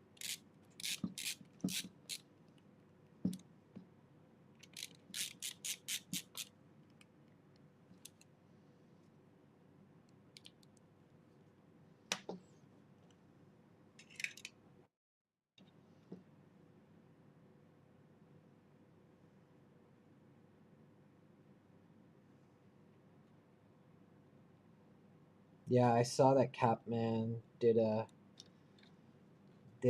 big 5-part series. I haven't watched it yet, actually. He seems to be the only one who's done content on this. So good on him.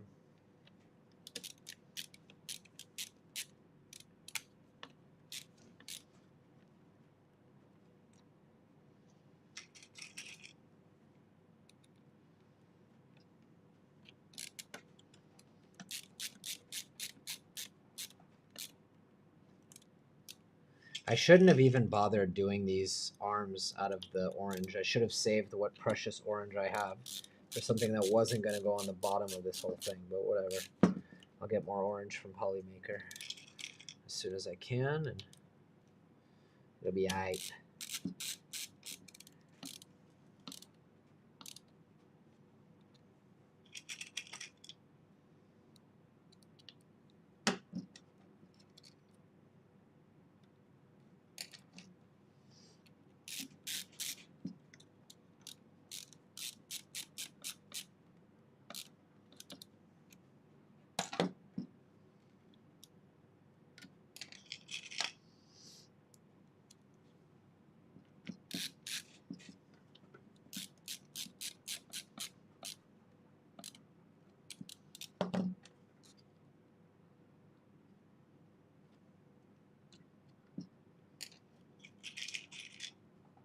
Anybody out there? You guys are quiet in the chat.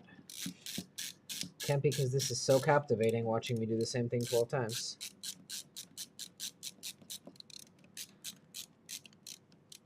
Maybe. Maybe it is. I don't know.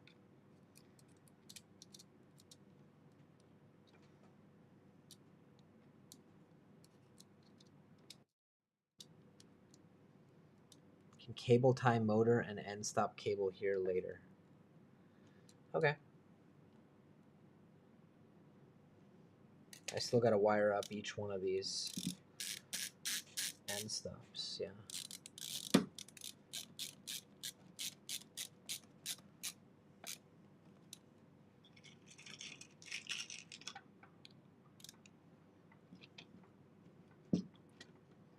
This one's crooked. sure why. Oh, lovely. Lovely.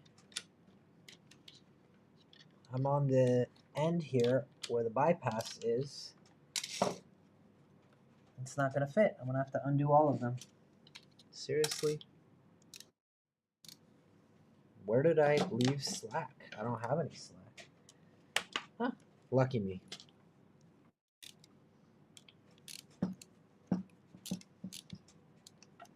How do the spools work? You kind of have to find another solution for the spools with this. I have it on a rep rack. Is my plan, and we'll see how that works. Rep rack with the Girari rollers that I removed the springs from because I don't need a buffer anymore, since this one will cover the buffer.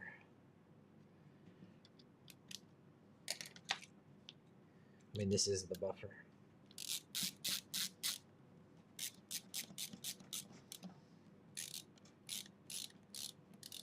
Come on, man. What's the deal? Last one always gives you trouble.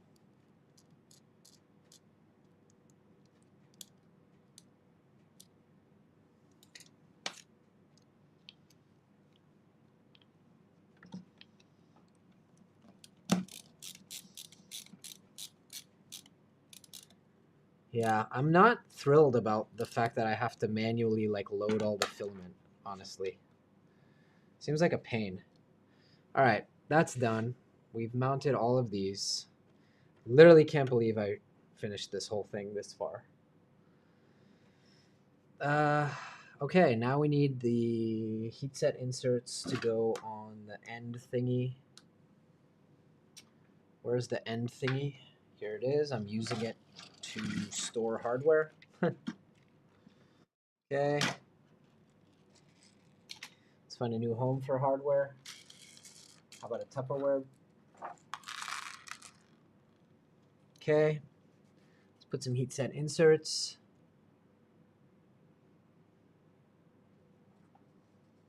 M3. Where? On the back? 1, 2. Wait a minute. Yeah, 1. I don't have the second one. That's weird. I have different holes. My part looks surprisingly different.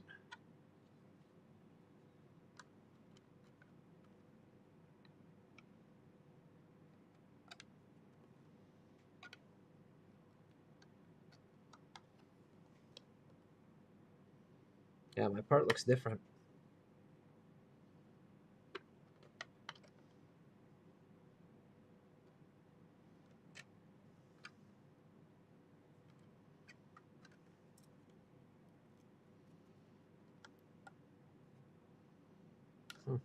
It must look different because the board is different.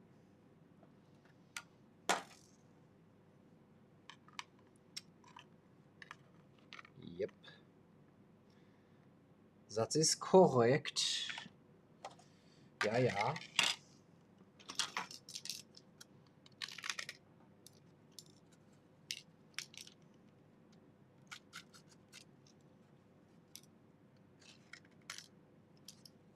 Okay.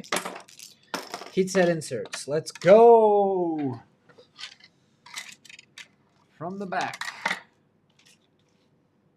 few more here.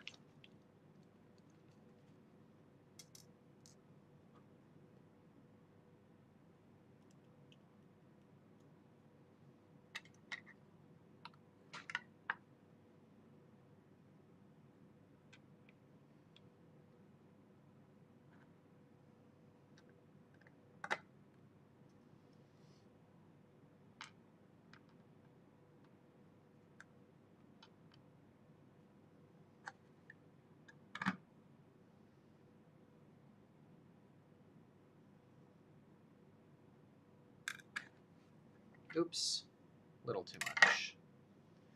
Okay, that's heatset inserts. And let's mount the board with M3x8s.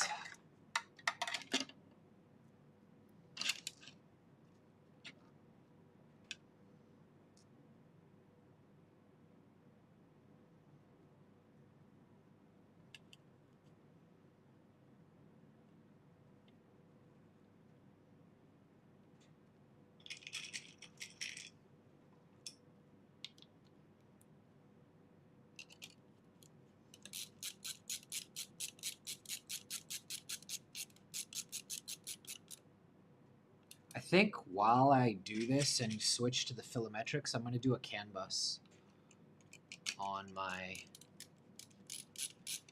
you know what I'm talking about, on my Voron. Might as well. If I have to redo the tool head, I might as well do a CAN bus upgrade. What do you guys think? And then I'll have to do the umbilical, which I haven't put any thought into, but means running wires up the back of the printer, which I don't like, but I don't think it makes sense to do it any other way with the 2.4. Does anyone have any experience with that? Okay, that's good. Okay, now we need to do the wiring.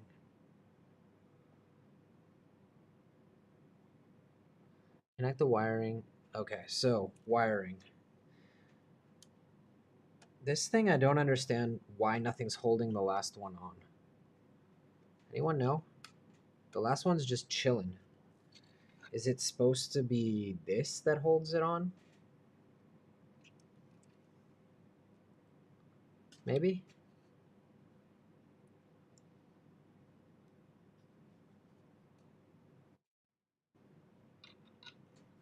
Yes.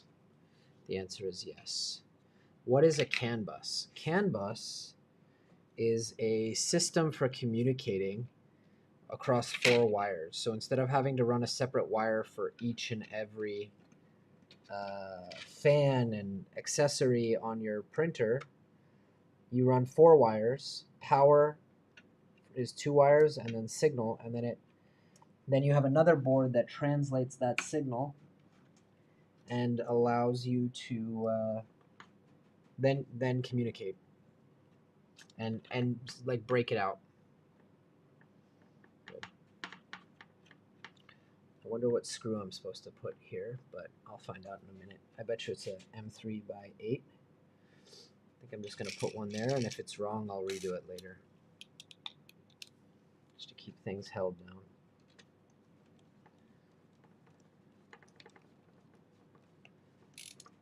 M3x8 seems to be correct. Okay, now we need to wire everything. So, motor cable is here. End stop cable is here. It's all kind of starting to make sense now.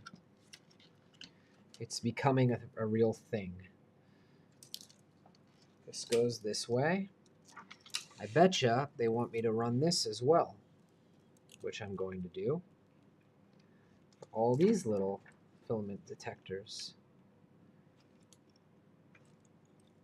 Shortest one. Second shortest one. You gotta give them credit for the crimping. It is so not worth self-sourcing this thing if you have to crimp all your own wires, and that is doubly true of a Voron. I think USB cable on steroids. Yeah, that's basically it. Yep. It allows you to just not have to deal with a big wiring harness. You run 4 wires. That's it. And it can even be a USB connector, which makes it really easy to remove the tool head if you need to, or swap the tool head. It's great.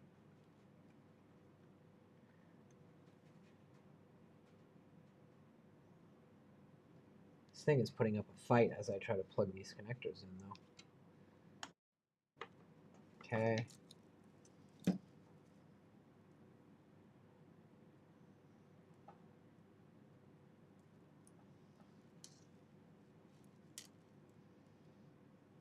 Do you have 2 channels for CAN bus on your MCU? One for hot end and one for ERCF? No, and I didn't know that. maybe, I don't know. I have a Big Tree Tech Octopus, and I didn't know that this uses CAN bus. So you're right, that may put my plans to rest. Do you need 2 separate ones? I guess you would. Makes perfect sense.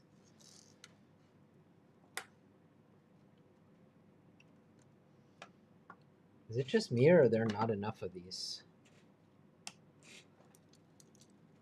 There are not enough. Huh.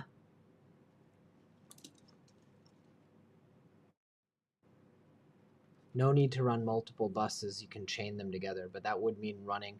But then I could put... Yeah, then I could just run the CAN bus. That's smart.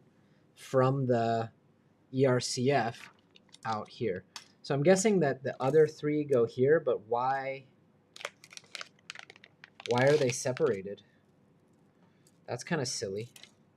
I guess they couldn't find a Molex connector with enough wiring.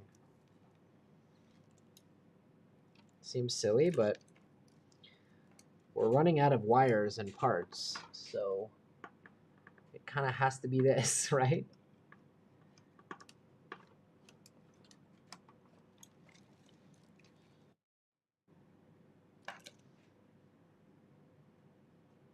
BTT have a hub. There is another cable there. It depends on whether the ERCF will be permanent to this specific printer. With this amount of work, I'm not relocating it to another printer, no. And I'm probably going to do a tool head, tool changer. I mean, I'm going to. I've committed to the sponsors, so. Tool changer project coming soon on a different printer. Subscribe if you want to check it out.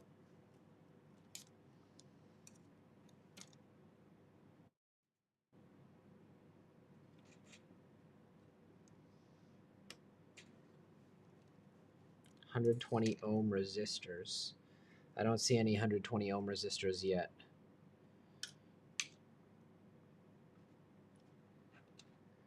So I guess those are different cables that you're talking about. These are just random cables.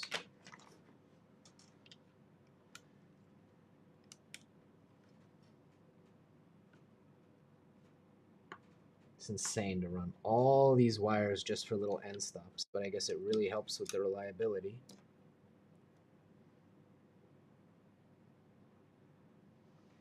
Add additional cables, maybe.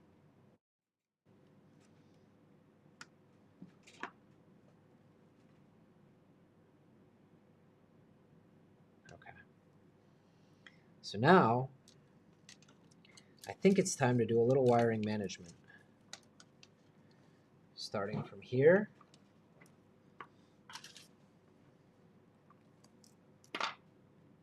We wire them like this. That's the terminator of the CAN bus. The terminator. So you're not talking about the actual. It's on the toolhead PCB. Okay, I see what you mean. I hope I'm not going to regret doing... Tell me if I shouldn't be doing this right now, but I'm pretty sure I can at this point.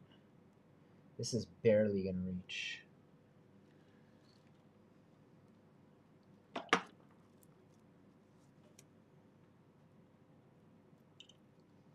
know what? Batching. That's the takeaway. Remember? Batching. Batch all the things.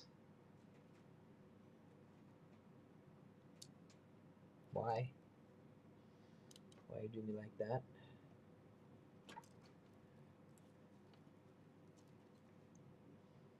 Batch all the tasks.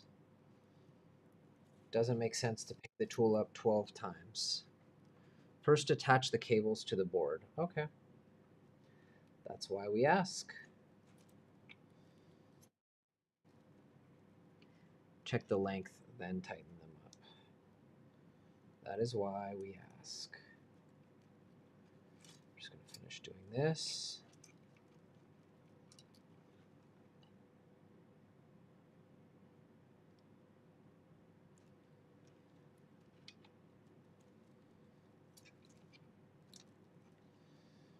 right.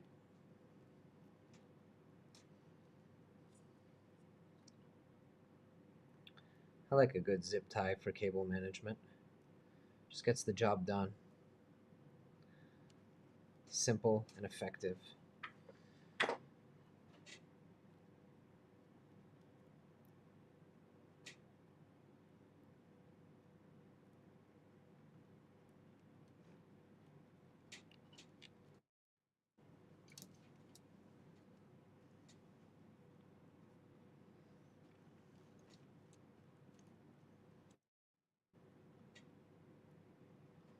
Yeah, exactly.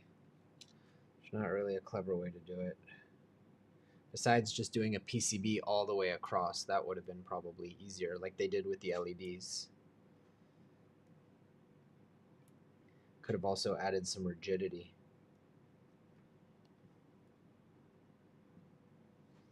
The last one doesn't want to go in. It's always the last one that gives trouble, right? Can we force something through it?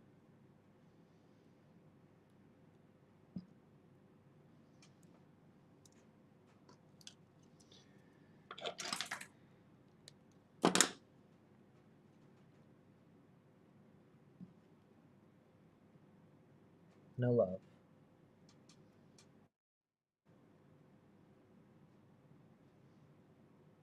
You don't have to have a cutting print head. It just makes things easier. How are we going to get this through?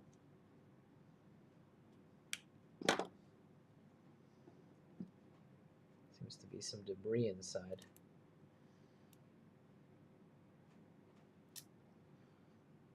Huh.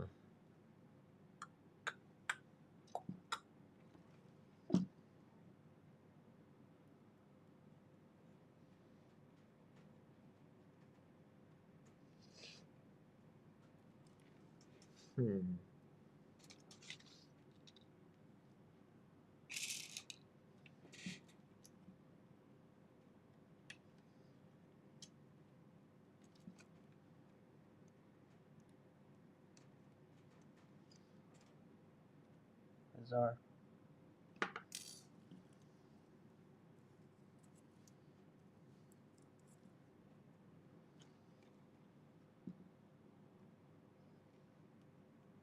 Really, dude? Okay. What can I force through there?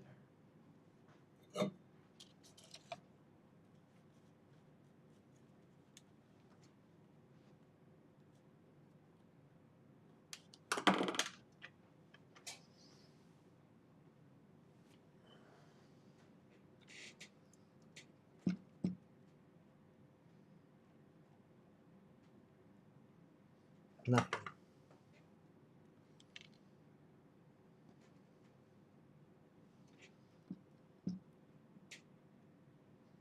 Really? This is where I get stuck?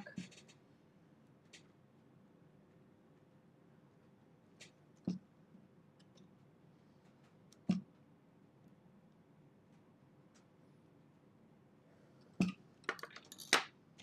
kind of no way to get in there and fix it.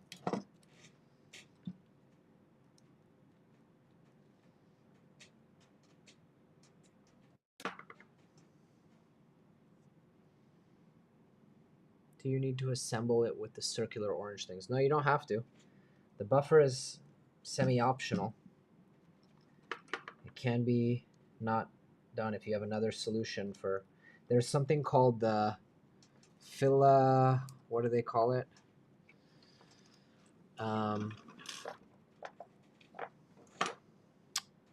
Filamentalist that works instead of the cottontail.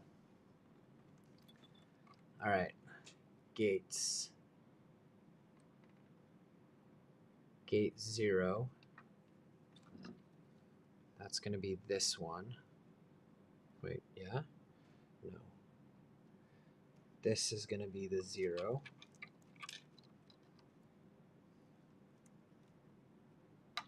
This guy. So starting at 0, right? Right. My board looks totally different.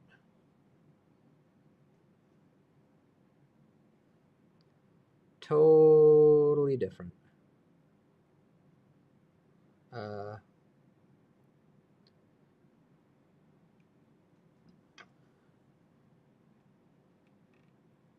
This is 0, right?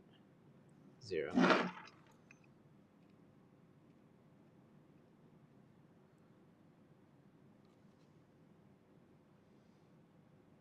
Guys, I'm a little confused, but I'm assuming it goes here.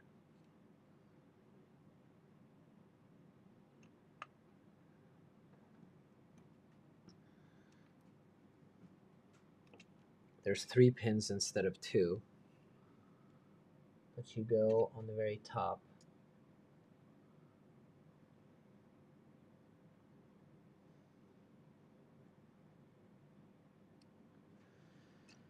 Someone tell me if that's right.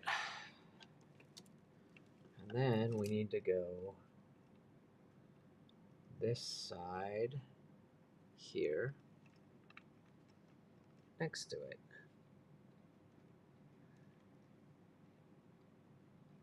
What's confusing is the numbering starts 12, 18, and then 2, 3, 4, 5, 6, da da da da da. So I'm really not sure. But this feels like it's right. Okay. LEDs. We have not connected the LEDs yet. I do not know where the LEDs go. Gear motor. That would be this one. And then wait, is it? This is the gear motor, and that's the selector motor. It'll be labeled on the board. Selector motor, gear motor. This cable is too short. That's very bad.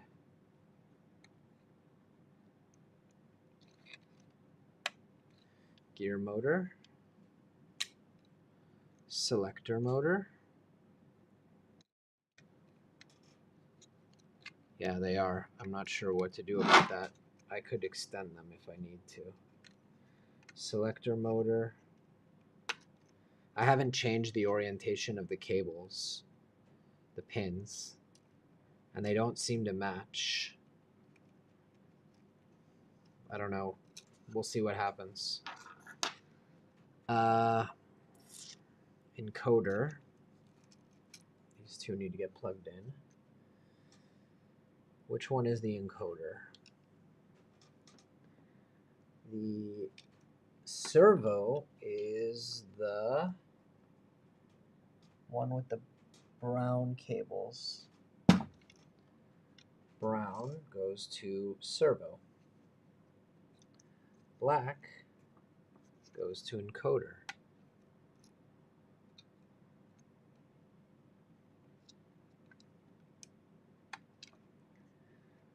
End stop. Where did the end stop cable go? Here it is. End stop. Come on out. End stop.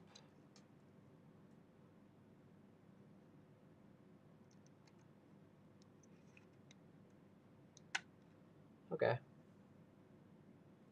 We also have sensor and one other thing, but now let's deal with the short cables.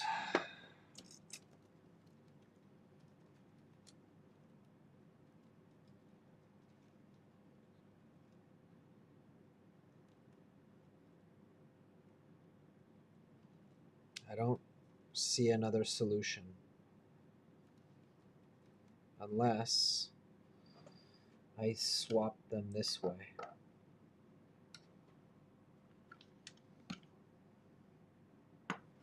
Or my flat cutters.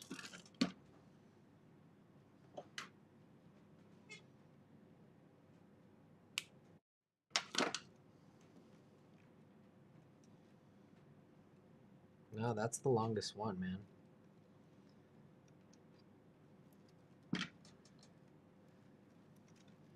I wonder how much it matters if I just cross over to here. Can the micro switch run over the top of the support AM arms, but under the PTFE tubes? That's what I'm thinking, is just like this. And then just get it to here. Skip, I mean... Well, wait a minute, they're supposed to just reach to here. If we work our way back, right?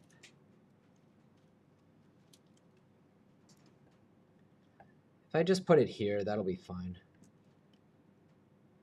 And they're all going to be a little short.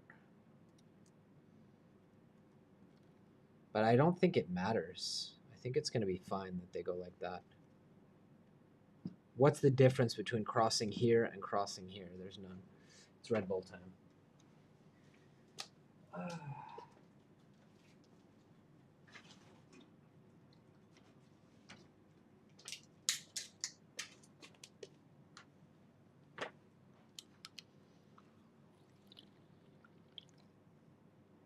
Oh, thank goodness I didn't forget it this time.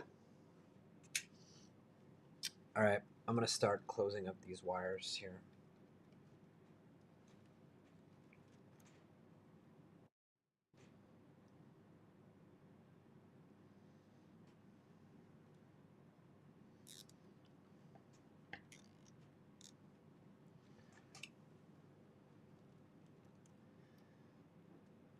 Yeah, I think you're exactly right, Patrick. I'm doing it that way. We're not tightening anything just yet. It's funny because some of the wires are too long.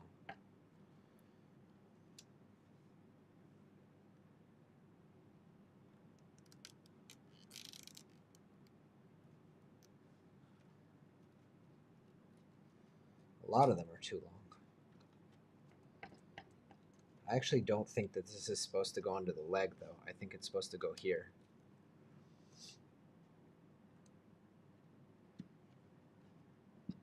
Because why would it go under the leg?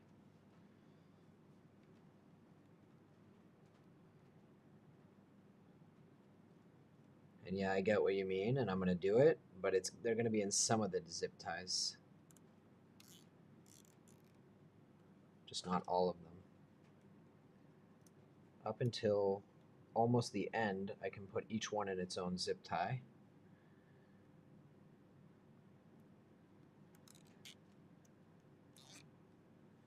Oops, over tightened. Then the last few are just going to cross, which means I should start from here and see. You know what? They do fit. They fit fine. Ah, but not in this one. You know, if I directly beeline it, it'll fit. That one's done. It's putting a little strain on the cable, but I'm not worried. I'm just not going to ham it here.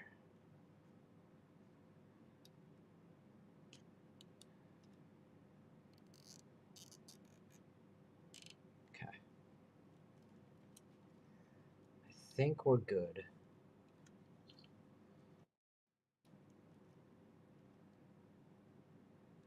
It is so much disturbing. Try to do your best, and someone crimped the cables short. I don't think they're short. I think it's just right. Because doesn't it go to here? It doesn't have to go all the way around. It just has to go through to here. I'm pretty sure. Yeah, guys. No. Nope. They're supposed to go all the way up. Okay, it's not the end of the world. I could also just cut here, and the cables could come from here. It doesn't matter. Really doesn't matter. But here, problem solved. That gives me enough space.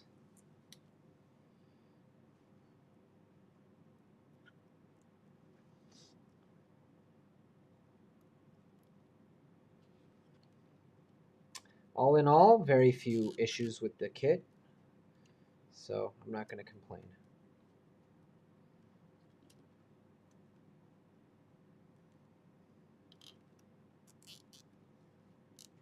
Okay. These cables are too long.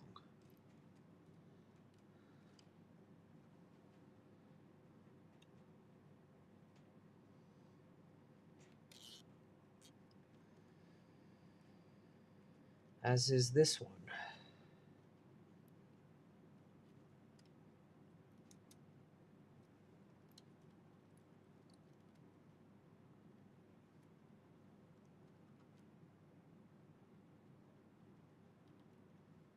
I'm pretty pleased with how that turned out.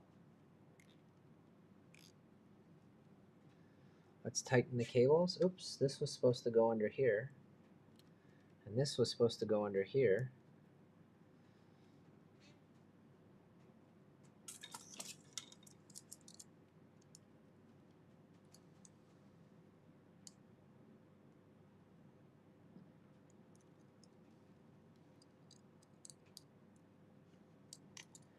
Is it worth even bothering to open these things?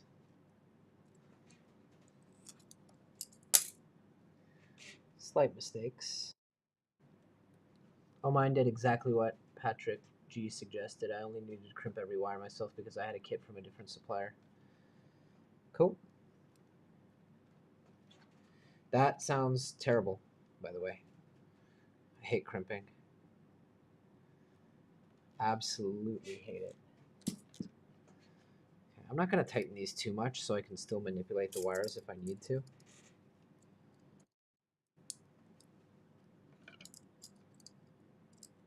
Does anyone know if you can still have filament detection with the filamentalist? That's a good question.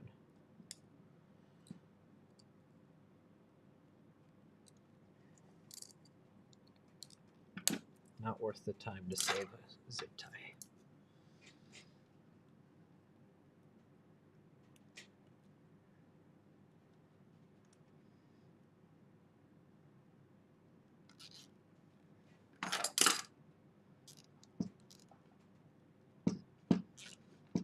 Okay.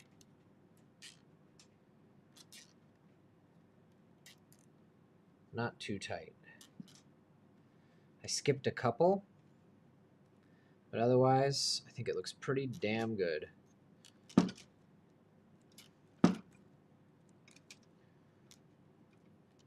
Still enough play.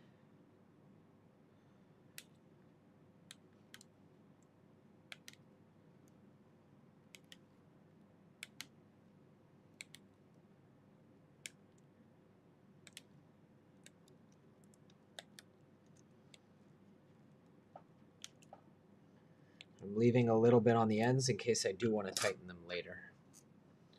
So I have something to pull on to. Red Bull? Red Bull.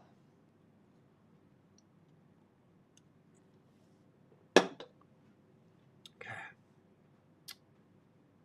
What about the LEDs?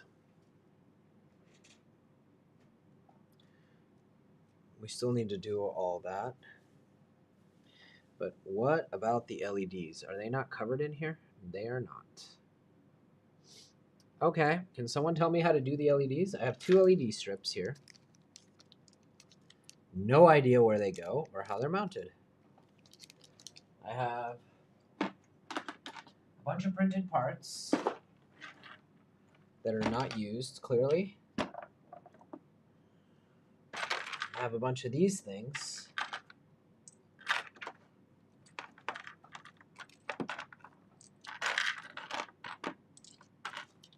And while I wait for you guys, I have a full bladder. So I'm going to go deal with that. And maybe someone can tell me how to mount the LEDs or find me, maybe, please, a link to an instruction guide. Thank you.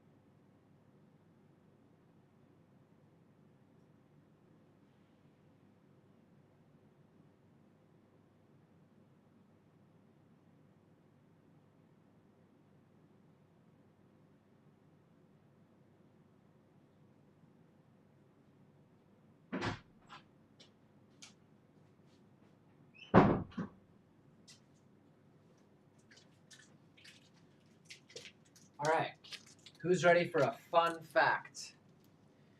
Scientists do not know how to explain the 21-second rule. 21-second rule says that all mammals, no matter how big or small, from an elephant to a pygmy mouse, take 21 seconds to empty their bladder. No one knows why. Makes no sense. But that's what it is.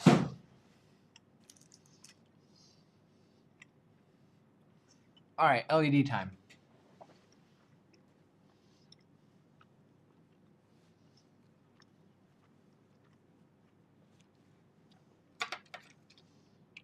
We never used this.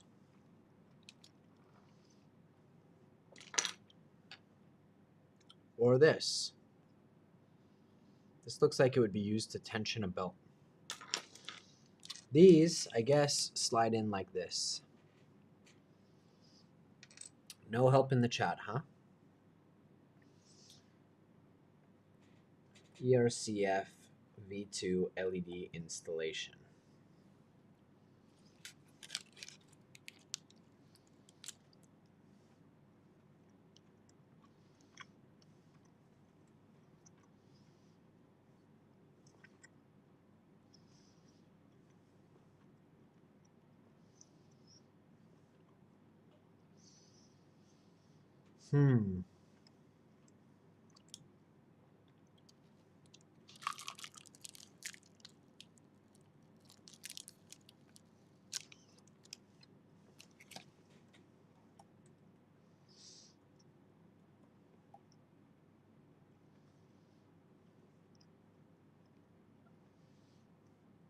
I just realized you guys are still looking at the printer, even though it finished a long time ago.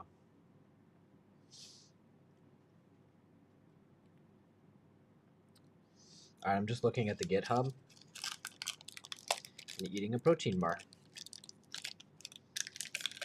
So I got that going for me, which is nice.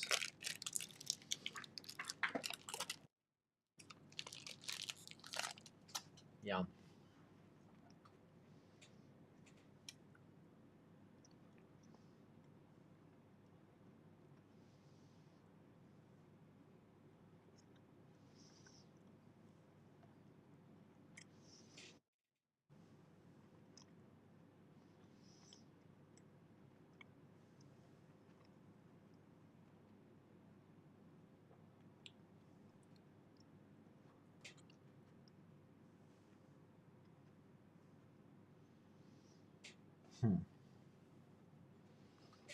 Well,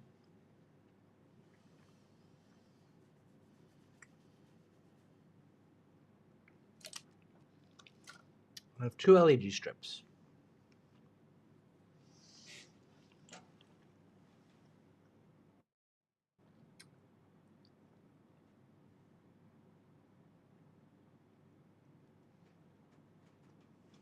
That'll give me instructions, Golden Tiger?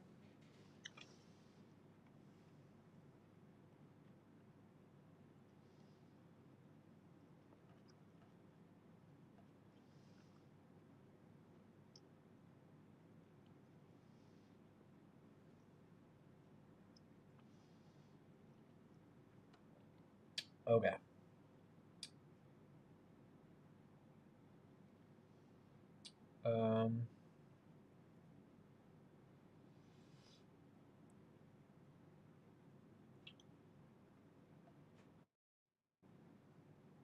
They are pre-wired. ERCF PDF page 22. Thank you. Let's look. Documentation. ERCF V2 manual. Page 22.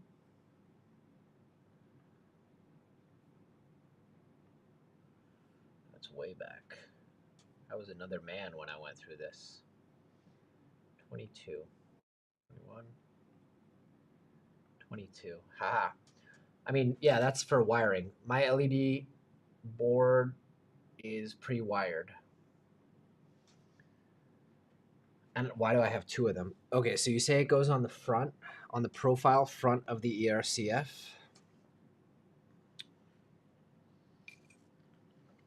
On the profile itself.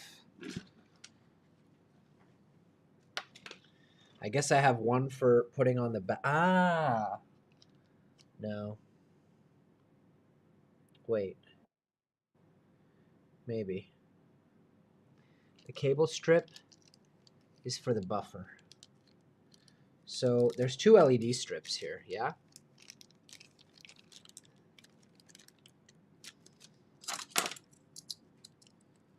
Let's figure it out. It's going to take more Red Bull.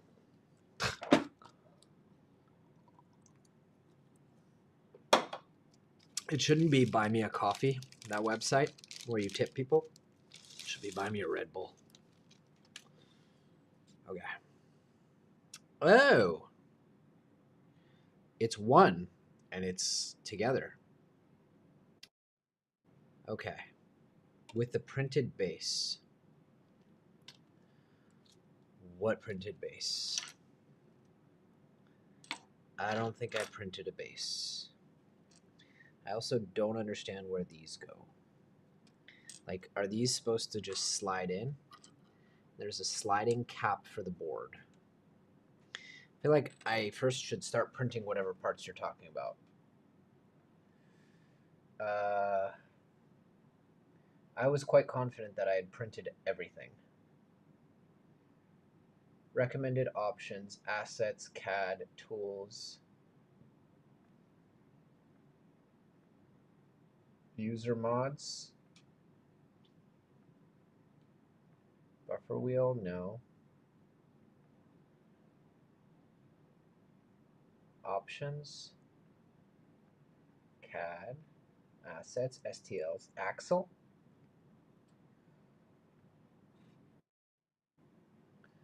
These are for the buffer.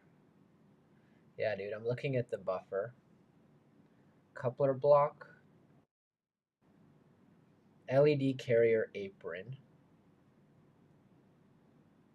LED carrier. Oh. Wait a minute, did I forget to print all these?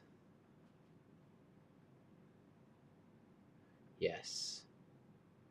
I didn't print the LED carriers. And I need these? God, I feel like a freaking idiot right now. The kit costs $185.99, which is a deal.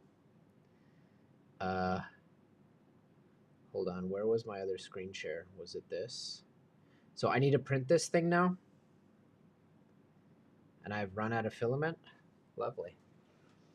I've run out of at least the orange filament.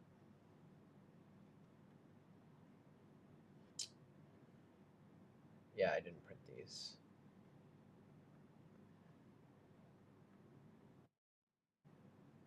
Hey, man. Good to see you. Okay, so I need these LED aprons. Is that what our consensus is? Your kit has carriers already built in. I need instructions. It's too late in the day for me to be trying to figure stuff out. The buffer LEDs are not that important. Well, but they're already attached, so I could detach them. No, I want to do this right. So I'm going to assume that this one goes like this, and it goes on the front. The thing is, what goes...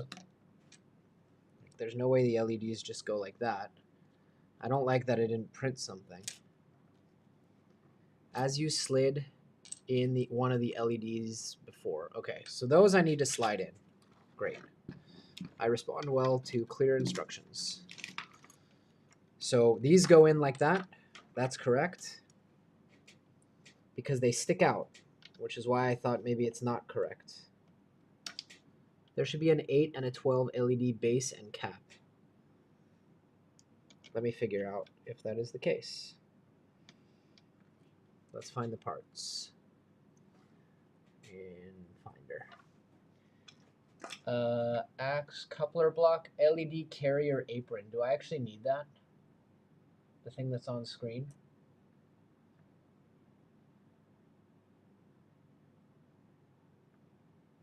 No, I'm not seeing it.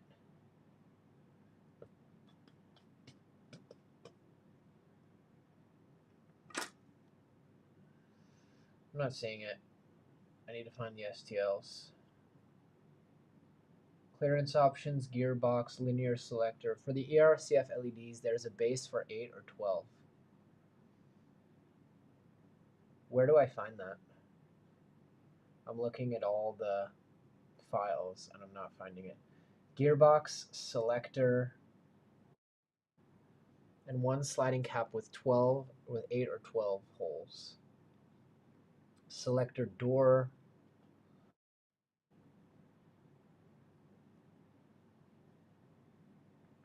Okay, let me find that. Copy text.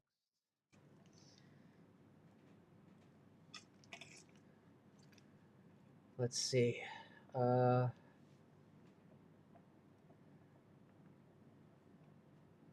One sec.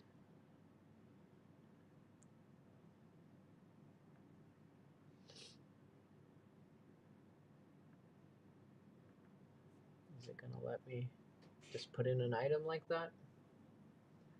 Okay, cool. Thank you.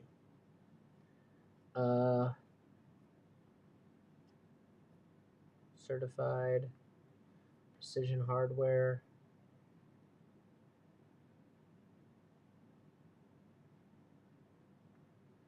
Okay, that's the GitHub. STL for the PCB. Are we sure it's the same PCB?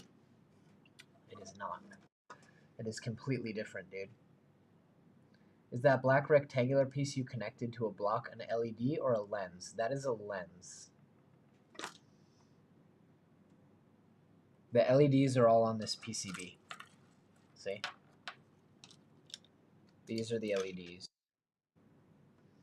Maybe the kit provider has the STLs. They did send me their own STLs. Let's look. Options, holder, brim, ears? No. Holder, COAS. That is probably it. Let's look. Holder, PCB. Did I print this? Yeah, I forgot to print this. That's what we need. Holder, PCB.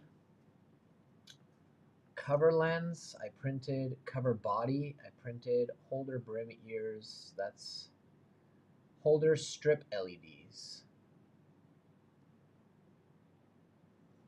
Times N. What's the difference? They look the same. No, they don't. Hold on. Holder, brim, ears. Holder, strip LEDs. Holder, PCB LED. I assume we need the strip.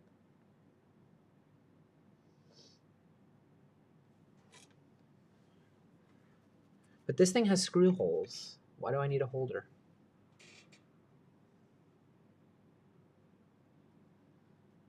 It's also not going to fit. These LEDs are not going to fit inside.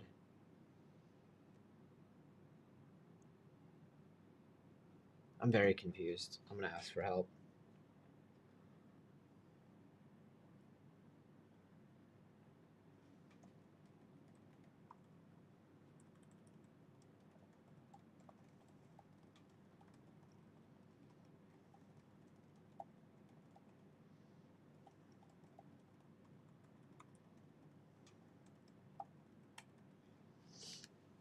Yeah, I don't know which of these parts to print.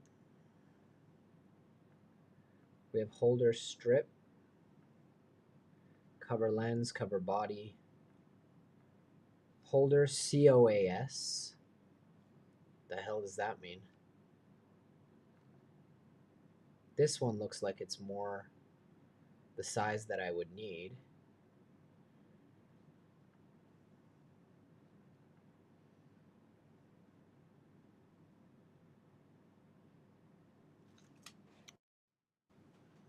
Rotate the ERCF so the front is facing up. Okay. And these covers you're talking about?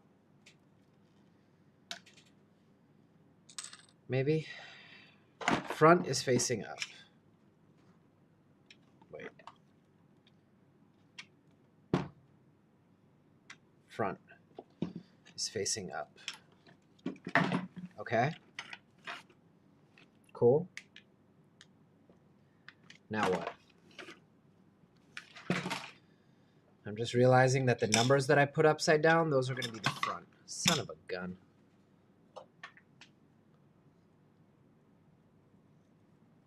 I mean, that's as up as I'm going to get it, because it won't sit by itself.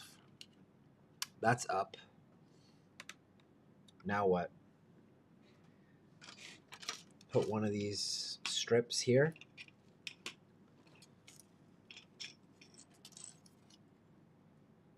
You said the covers go on the front of the ERCF. Where exactly?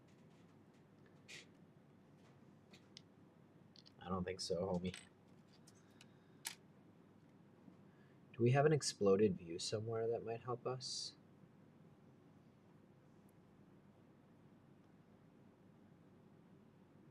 Okay, you're right about that. They go like that. But we need something to clip onto them. But you're right about that. Question is which one? I guess this one. Let's print one and see.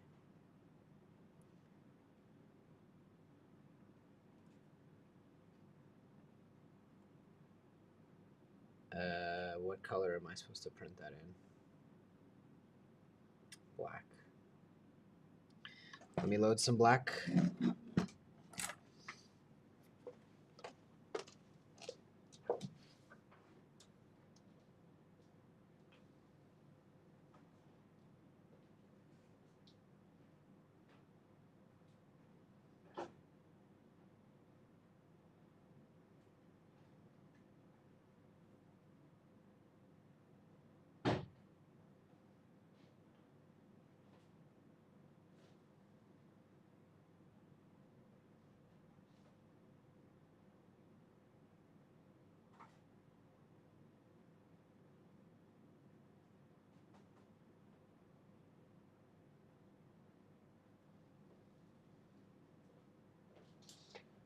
All right, I'm going to put black in both the machines, and we're going to see what happens.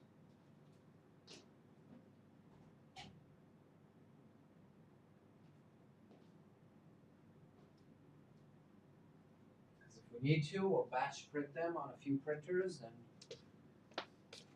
have them in a few minutes. Polymaker ASA, let's print it on a P1S. Let's print one. This is going to be Polylite ASA. Of course, I can't reach the bottom of the menu, so we're going to do Bamboo ASA. We're going to do black. And now you guys will see how Magic Goo is magic. Watch this. Polylite ASA. You would think that would never stick, right? Anyway, it's going to use this thing. We're basically right now just testing if this is the right part. Let's print it in A2. Send. Let's not even bother with bed leveling. Just print me one. I'm frustrated. I don't want to get stopped. I don't want my progress to stop. I'm freezing. Pissed off, man. Come on. Just do it. Just do the thing. What does he say? Just do it. Just go live your dreams. Fucking A. I am literally just doing this for the love of the sport, you guys. For the love of the sport. What are these that I never used? I printed a shitload of these. I have no idea what they are. And this, that's an extra. We're out of printed parts. That's the end of that. Now we got these made of polycarbonate. Okay, I think generally you get individual LEDs. They fit in the brackets, and you print the front of the profile. Your strips are taller than single LEDs, so my guess is that your supplier has different STL files for the brackets. The The link you have sent for the FiZec on AliExpress looks different to what you are building. The link you sent doesn't have the same LED covers. Yeah, I messaged them. LED, can you be more specific? Do you have checked this link already? Okay, let's open up their GitHub. Hold on. Hold on. Hold the phones. Checking, but maybe you can join the stream. There are 2 LED strips. We aren't sure how to mount. Okay. 12 channels.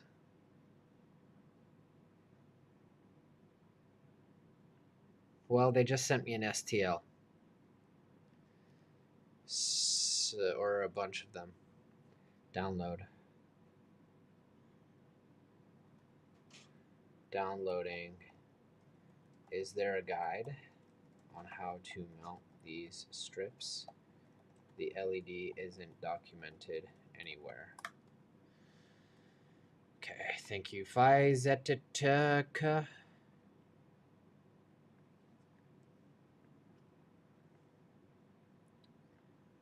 And I can send them the link and maybe they can join. That would be nice. All right, we got a zip file from FiZec. ERCF V2, 2 channels. Just print it. Okay, apron LEDs.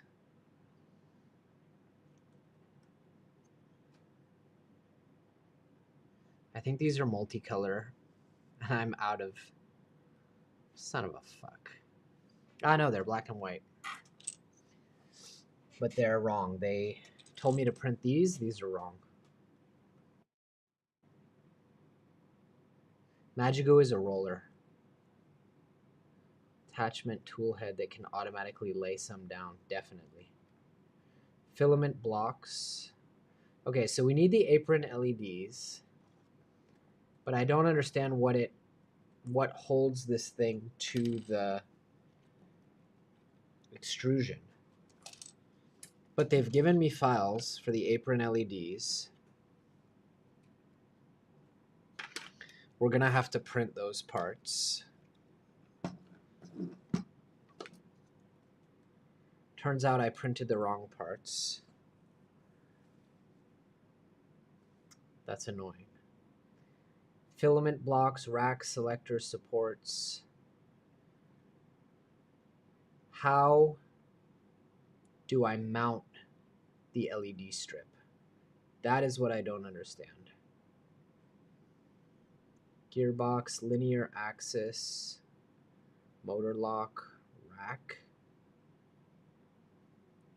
6.8 support arm, no. Coupler block, no.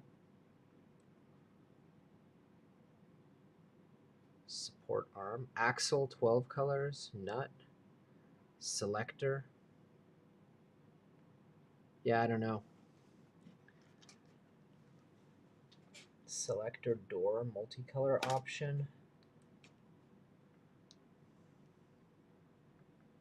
I just don't know, guys.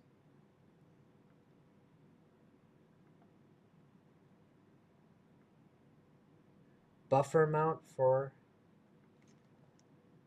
I already have that. I mean, again, I see these aprons that I apparently now need to print in polycarbonate. Multicolor, which means it's going to take forever. What I don't see is how to mount the LED strips on. How does the LED strip actually attach to the front and to the top? And also, do I print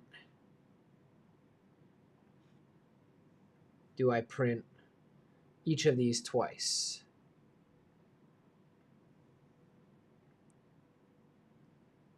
You know what I'm saying? So first we're going to make them all black. And now we need to do, I think probably I'll do just PET G. Or should I do polycarbonate?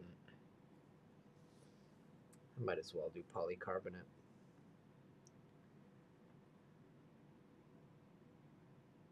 And move PC. So now we need to do all this painting. Yeah, they had sent me these files, but they were corrupted. And now I get the real deal. Oops.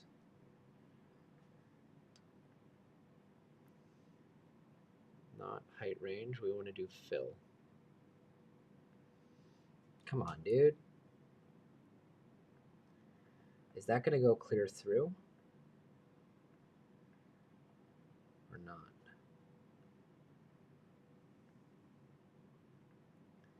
I am a little bit annoyed, I'll be honest with you, because I could have been printing this weeks ago.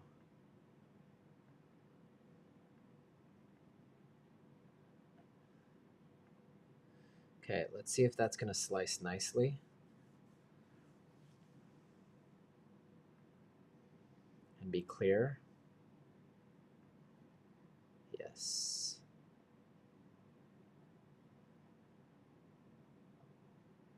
Yes. Okay.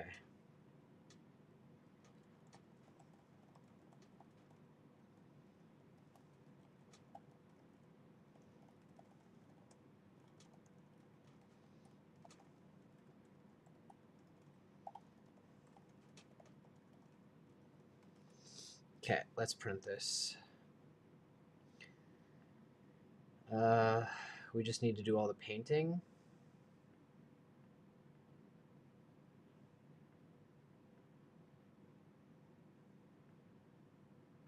Super fun.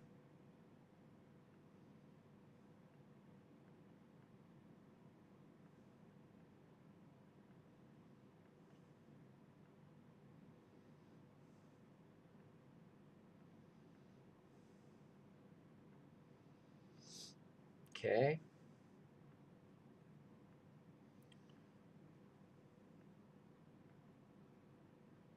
Great. Getting there. Is anyone still watching this thing? Like, it's gone into the realm of the very boring. I'm not sure I should continue live streaming. Let me know. Because now we're just going to be waiting and also doing wiring, which I really don't want to do. Maybe I should start on the software stuff. Yeah, I also was thinking I would bolt together all the gear wheels. I need to do that. I still don't know how to actually mount the aprons. Are you going to help me with the software? Because I know nothing. You know? Like, I really don't know how it's done. And if Ivan's not around to help, I'm going to be pretty helpless. Like, that's the part I hate the most of 3D printer builds. So, can someone help us in the chat? Keep live streaming. Okay. Thanks for the vote of confidence.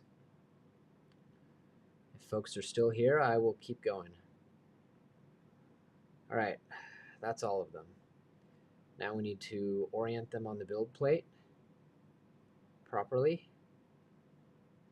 I don't like the new icons, to be honest with you.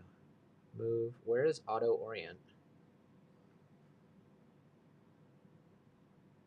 Rotate, scale, lay on face. Oh, I see. It's hidden by this floating window that always bothers me. Yes. Okay. Yeah, I hear that you want me to do the software. I get that. I think I'm going to print 2 of each, at least. Polycarbonate, textured.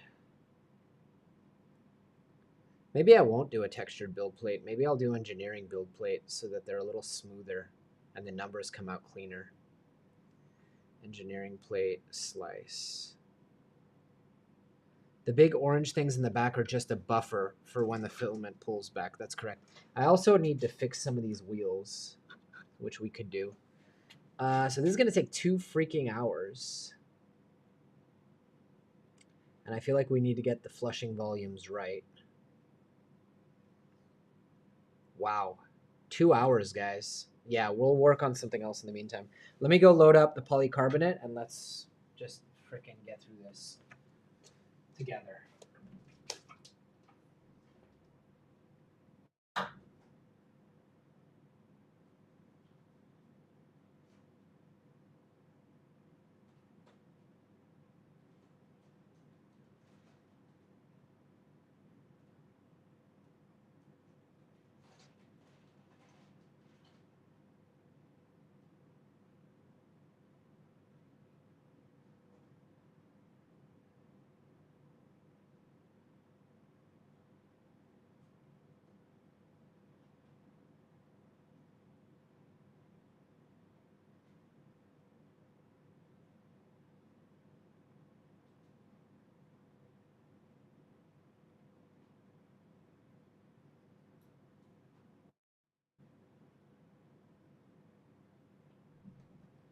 I need to find the other roll of polycarbonate.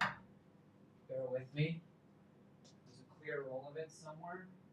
I don't know where. I also have clear PLA, but I don't want to use PLA. Where is the polycarbonate? Where is the polycarbonate? Where is the polycarbonate?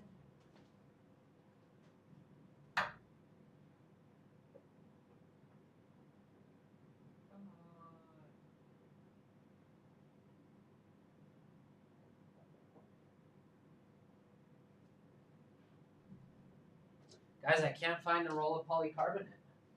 I feel like I just used it. Ah, found it. Now I'm going to put some Magic OPC, and we'll be on our way. Coming back, entertain yourselves.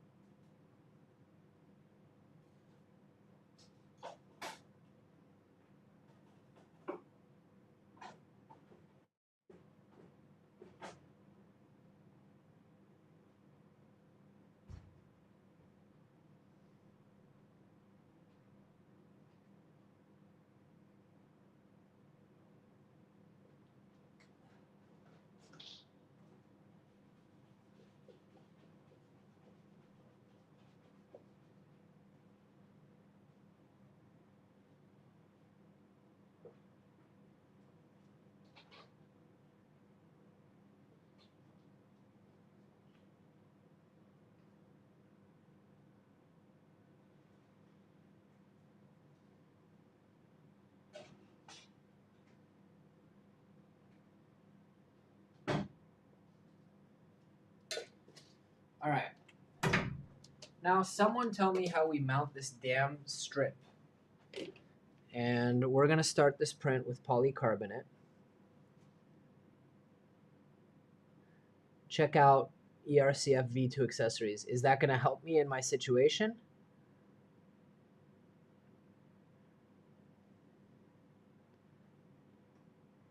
Because if so, I'll check it out. Otherwise, I don't need help being distracted. All right. I have loaded new filament. Cannot read filament info. That filament is not loaded. Unload. Read filament. This happens to be PC in black. This one is bamboo, so it'll read itself.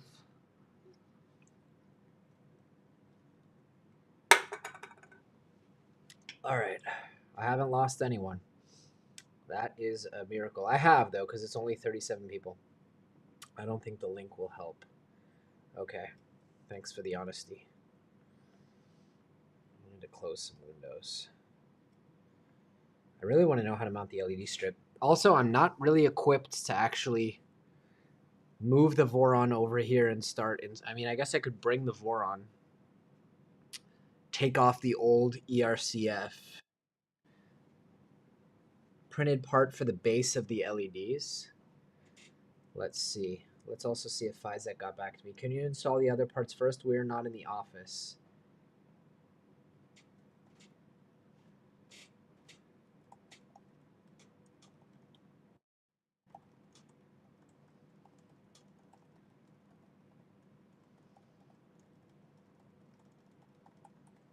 All right, I think we're going to move on from the LEDs because someone from the Fizek team is going to join the stream later.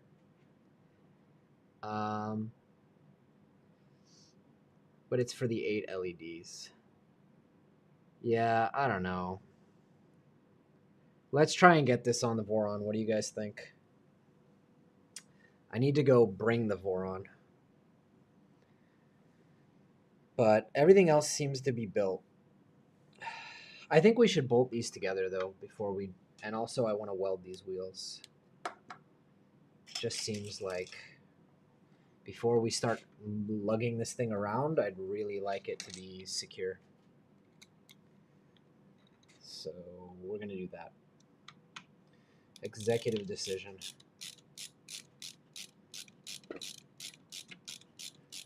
This thing needs to be secure before I start moving it.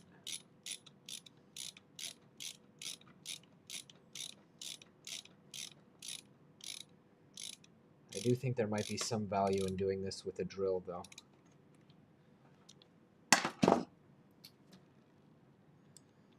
And I'm right-handed, so we're doing it this way. See, that's why I want everything to be bolted together, because I'm going to bang it a lot. Get your heads out of the gutter when we move it around.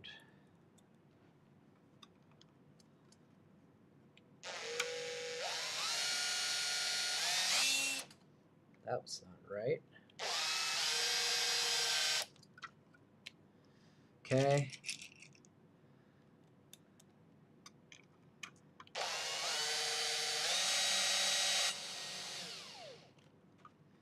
Okay, yeah, this kind of stuff, there's no way I'm doing it by hand.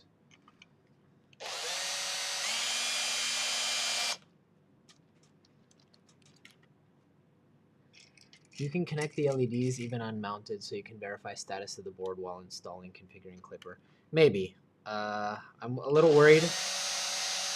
I have a history of damaging PCBs when I see how I just rested this massive thing right on the PCB. I have a history of not respecting PCBs and damaging them. So you notice, really don't like to handle them if I don't have to. I've done it more times than I can count. That's how I destroyed my Sovol SV07 toolhead board. That's why my old ERCF never got installed, because I damaged the Binky PCB. And then by the time I got the new one, it was already out of date. So yeah.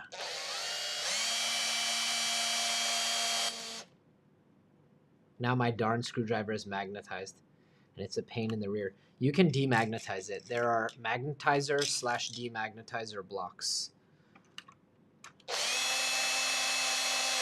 I have a bunch of them because they come with these little electric screwdrivers that I'm not using.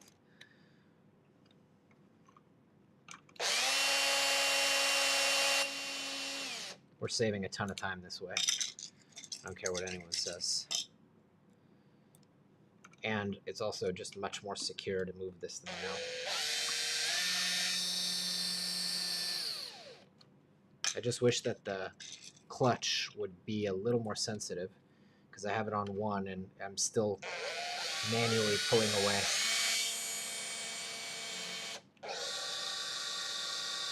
There. Now we got to do all the rest of them. It's a lot, I know, but... Oh, and that's why it smells like burning ABS in here, because the soldering iron is on.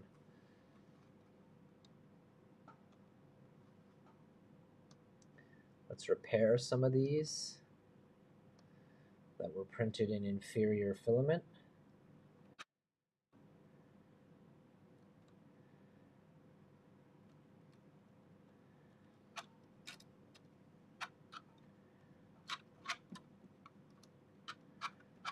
And to be fair, printed way too fast because I was in a rush. One of them is a little binded. This one's busted completely.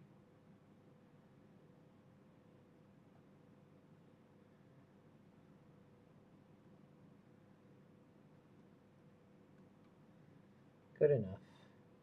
Worst case, we replace it, but I'd like to avoid it.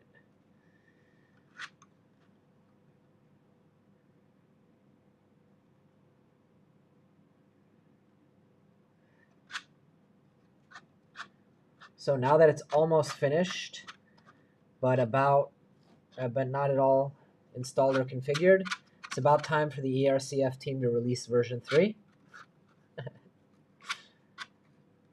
which is what happened last time.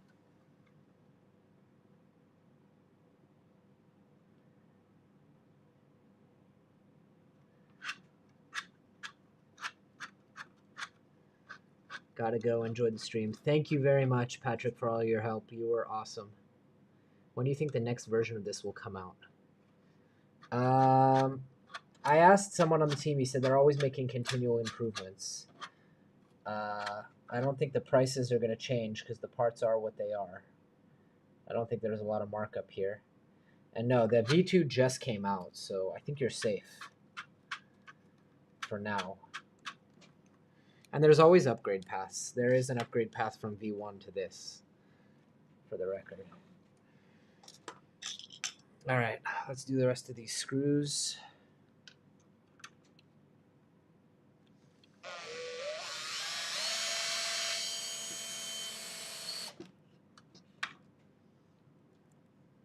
Is the P1S printing, or it's still... No, it's not printing. Why? Why is it not printing? Ah, because I didn't load the PC.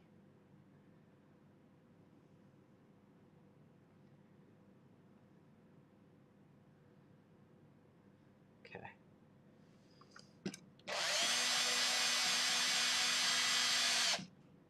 See, that one over-tightened.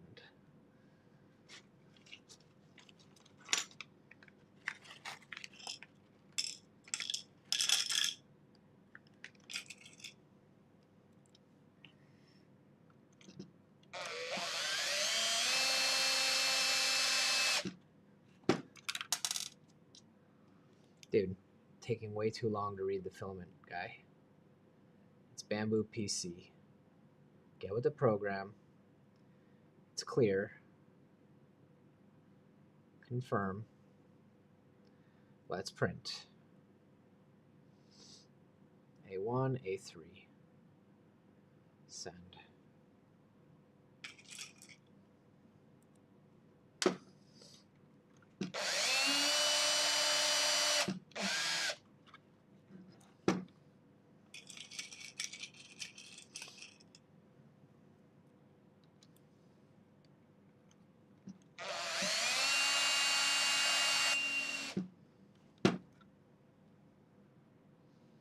Great. You guys are in charge of watching the Bamboo and telling me if my print starts failing. Thank you.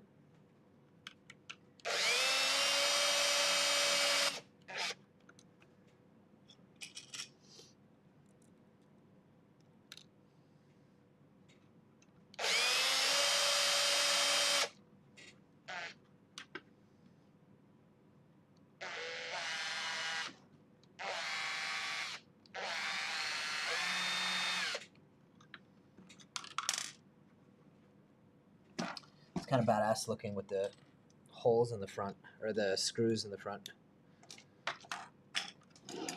Looks bulletproof. All right.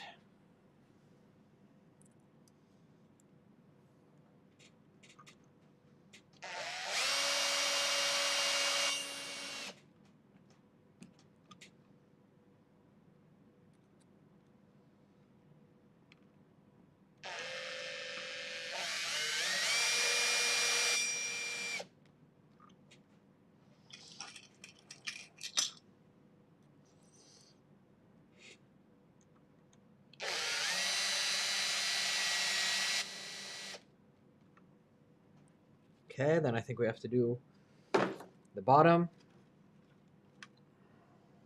as well. And then we should be good to go for actually mounting this on something. Something is malfunctioning. Lovely.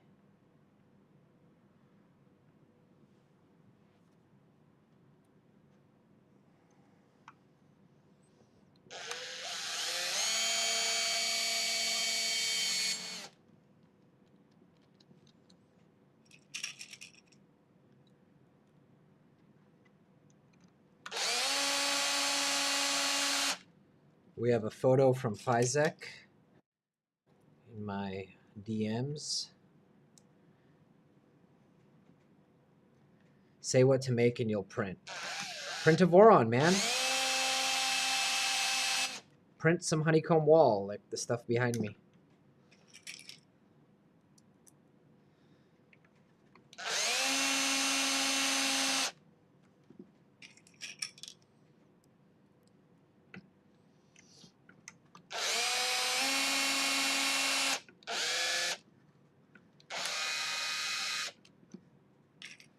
That one didn't really go happily.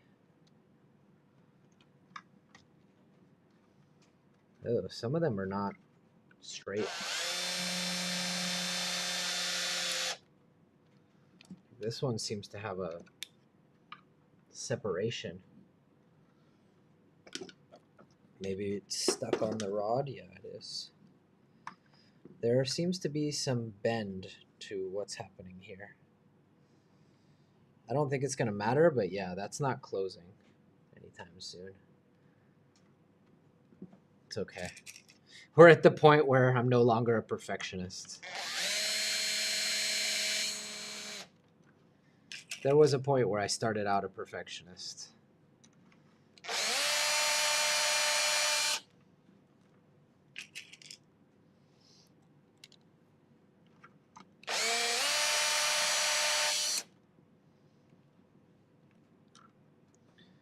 That is weird, though. I think it has to do with the spacer not being all the way in. Yeah, this is the one that was binding, too. Shoot. Can we get it in to the right place? It's no bueno. No bueno. You can see that it's not actually in the bearing. Ah, but none of them are in the bearing. Or are they?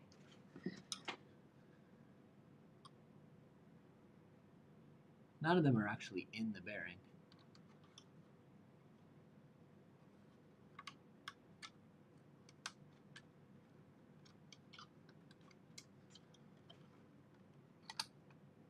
But why does this one not want to sit flush? That's my question. Don't forget to cover the gap internally with tape, otherwise the filament will have its escape route. Ooh. Well, why is there a gap, though? Can we figure that out and maybe fix it?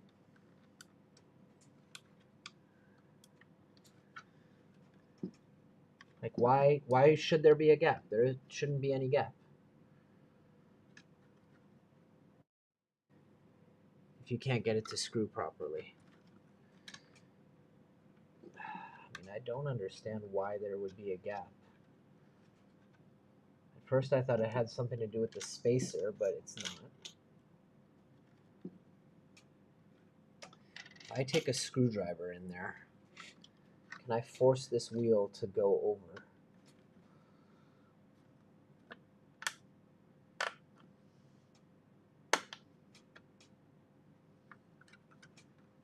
Yeah. It might just be that it doesn't want to slide. You have used the wrong printed part, the coupler block. Horse shit. Horse shit. Ah. Ellie, are you from Fizek? And if so, I used the wrong coupler block? The clear thing? Because if so, not reprinting it. That is my policy. Vendor mods, Physec. Okay, I'm looking at your chat. Yeah, Ellie's from Physec. I used the wrong coupler block. Okay. Let's see, vendor mods. I'm looking. Supports, apron LEDs. This one. Yeah, I printed the wrong coupler block. Okay, I'm not redoing it. Not a chance. Yeah. When I got the files, Ellie, there were a lot of the parts were corrupted. The STLs were corrupted. I'm going to have to make it work with this. But how do I mount the LED strip there? I mean, it's not the end of the world, right? I could just somehow mount the LED strip like this and use a self-tapping screw,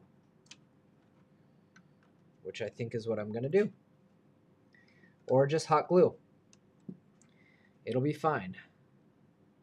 Because, yeah, I'm not redoing. Sorry. I'm not reprinting, not redoing. Hey, been binge watching your videos lately. Thank you. I just ordered Bambu A1. Awesome. Appreciate the support. So, wait, did I not need these, Ellie? Because I could put these in, and the LEDs would fit in there, and I think it would be good.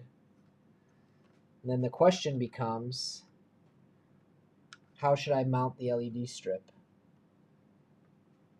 I have a feeling that the part you gave... Yeah, glue.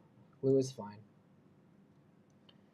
I have a feeling that the part you gave has some holes to put in or something. But yeah, I can glue it. I don't care. Do I even need these little diffusers? I don't think I do. I think I printed them for nothing. But yeah, I'll just glue the LED strip. Let me check on the P1S really quickly.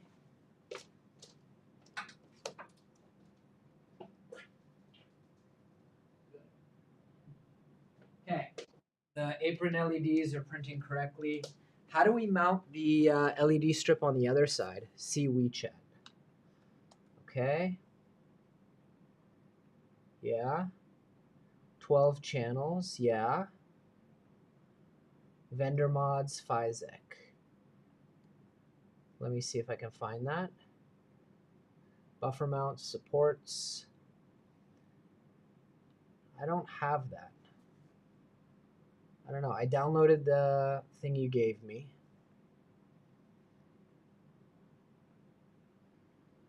V2 master. Let me check that one. Test prints, user mods. I don't know, man. Yeah, those are fine. I'm not worried about that. I'm not worried about that. I can glue. The other LED, though, that has to mount on the front, how do I mount that? Do I just... like, I'm printing out the hexagon apron things. Do I just mount this here somehow? And if so, how? I guess I could just... use the extrusion thingies. Know what I mean? Whoa! Checking how well built this thing is. Oh, it's very heavy. So one of these has to go like this. This is LED 1.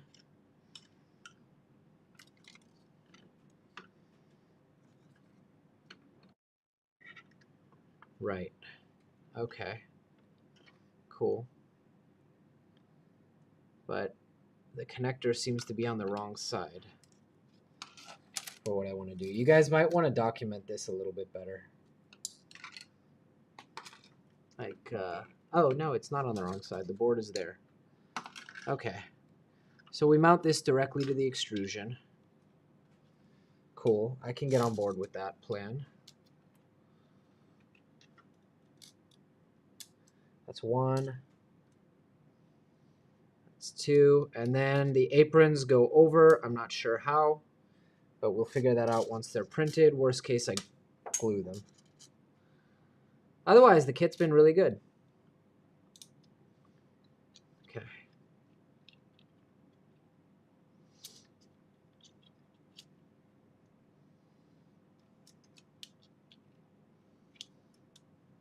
Thank you, Ellie, for signing on to help us. It's much appreciated.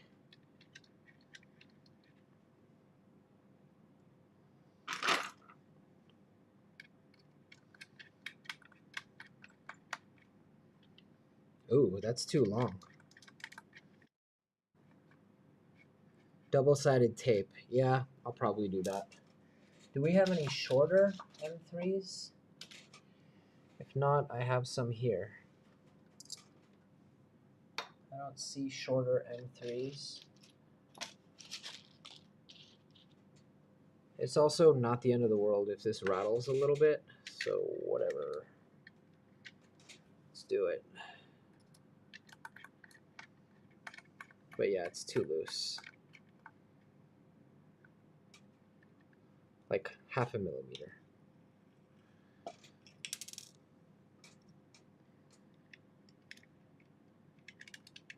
The whole LED thing has taken like an hour because it just hasn't been as well documented as the rest of the build. And yes, I know, for those of you wondering, I'm aware that the gate numbers are upside down.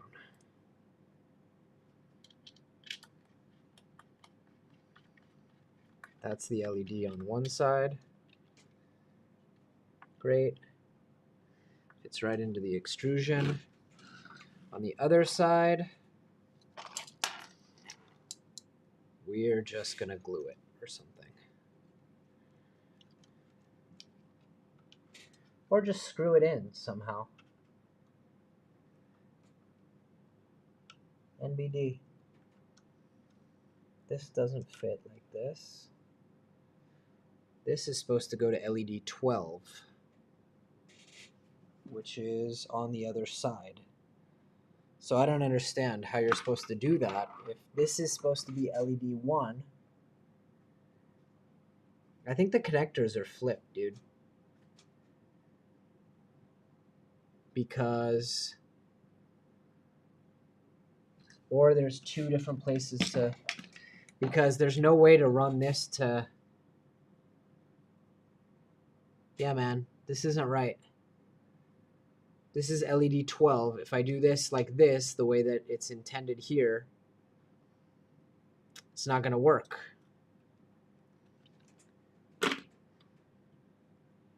Because then the numbers aren't going to line up.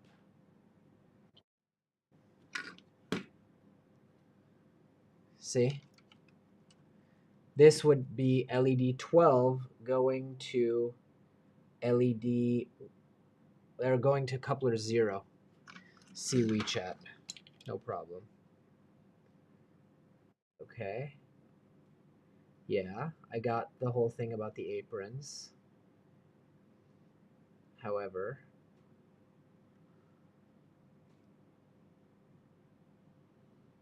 I'm confused. I mean, I see your WeChat. I think, does that mean that I mounted this wrong?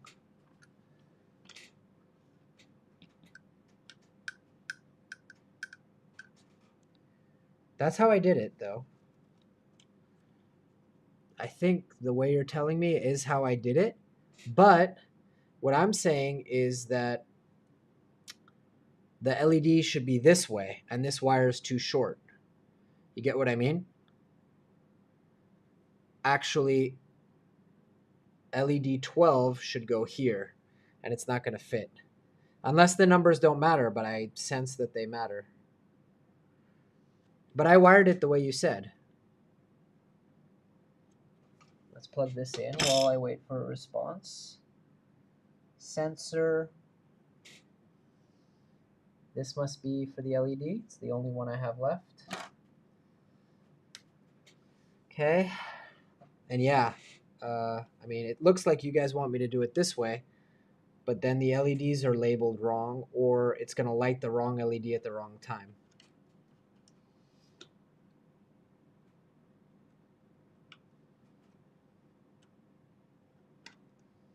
And I'm going to have to break off a piece of this.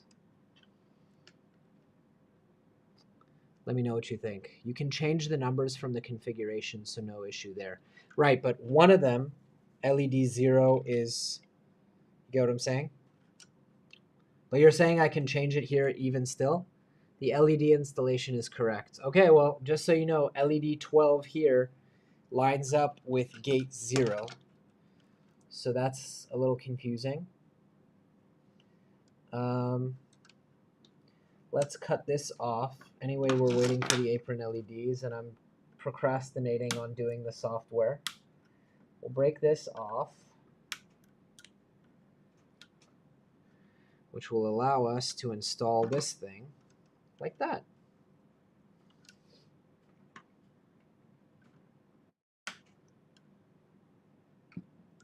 Make a normal video. Yeah, I have to. I will. And I don't blame you for not having the time to watch a 15-hour live stream. Is that what we're at now? 15 hours? Don't be confused by the numbers. They don't represent a sequence. Okay, great. Good to know. All right. How should we attach this? I'm thinking we're going to use those tapping screws from before.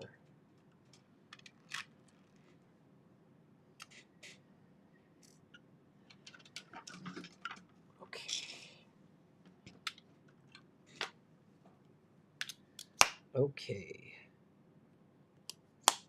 I can map them. Okay, great. Thanks. Sorry, I was worried about that. Now, let's use these little tapping guys. Whoa, hello. Try and mount them. Oh, they don't line up correctly. I was going to say try and mount them into the polycarbonate. I think I can find a way. The other option is glue.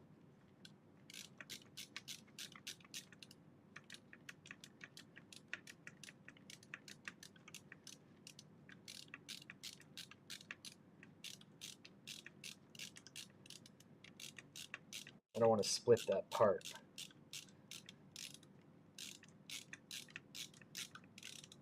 Yeah, I don't know about this. Let's just use glue. Any chance this works on the X1C? No chance. Absolutely no chance whatsoever. All right, I just want to mount this so it'll be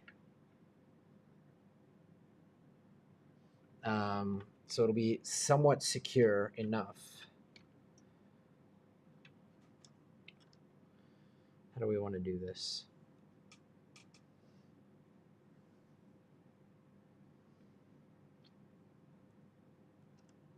I don't really want to just glob glue on there, you know? I also don't want to melt the polycarbonate parts. What's it called? Split them.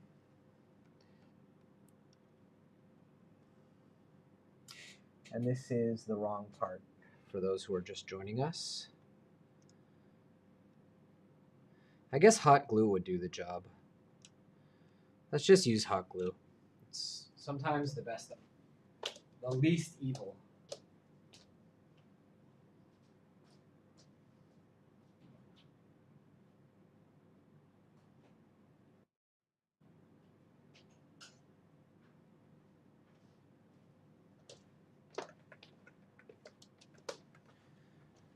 Hot glue, hot glue. Yeah, exactly. Sometimes it just is the best solution. Okay, I'm gonna finish the screwing all these. You said some of yours don't fit as well, so I don't like that this doesn't fit. Really wish it would. And you said tape. I need to tape it to prevent a gap.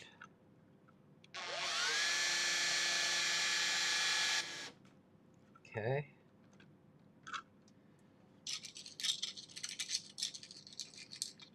Everywhere else it fit.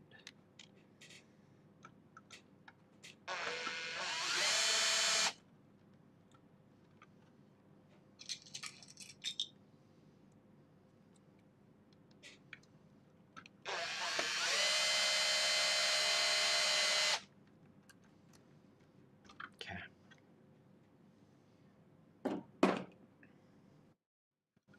Hot glue, not sure about work temps for such LEDs. It could be too hot for... Yeah, we'll find out the hard way, right?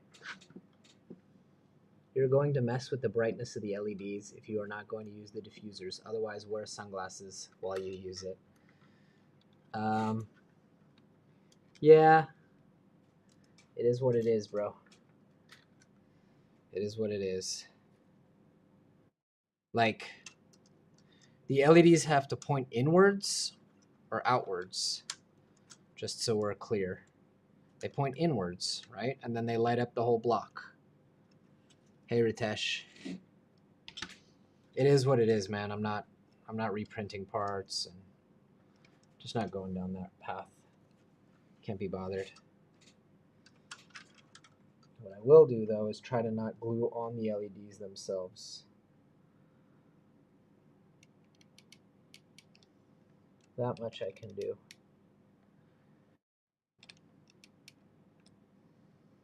Right in between. And I don't think I need to glue in between every single one.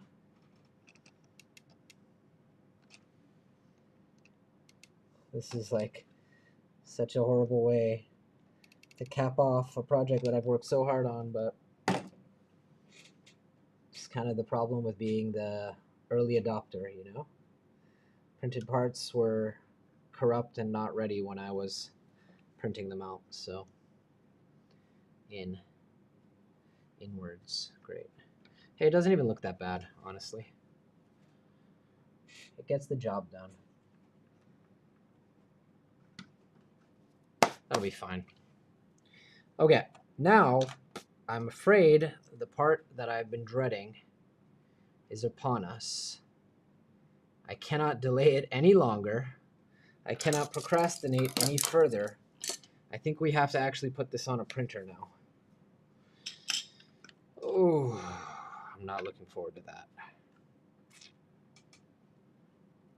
I also don't know why this one didn't close all the way. I can't get it to. The only thing I can think to do is put a longer screw in.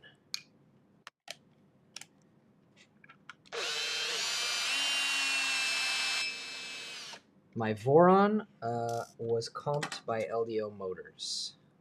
It was my first sponsored printer. Shout out to Jason at LDO Motors. Okay, this isn't the right one. Or is it? It is. Longer screw.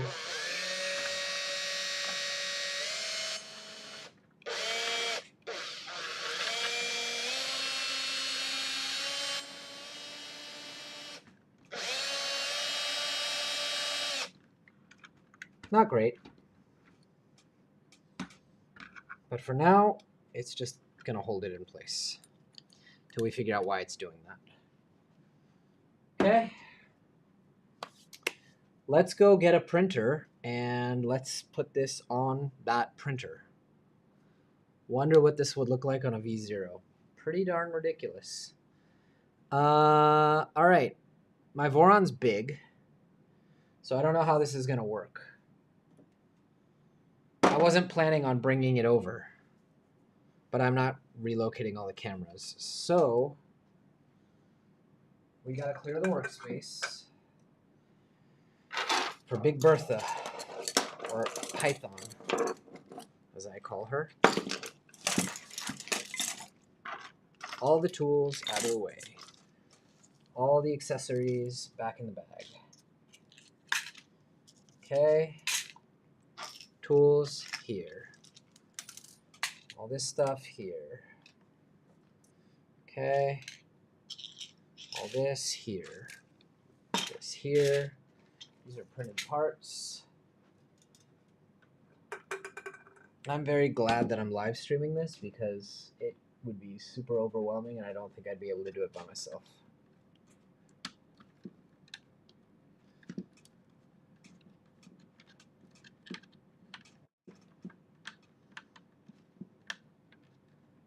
Yeah, this is bigger than the whole V0. Okay, one of these doesn't spin nicely. It needs to be manipulated. Actually, a lot of them don't spin nicely. Let's loosen up. There we go. They don't spin great.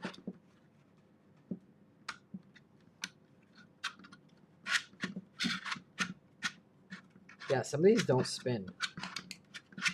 Most of them.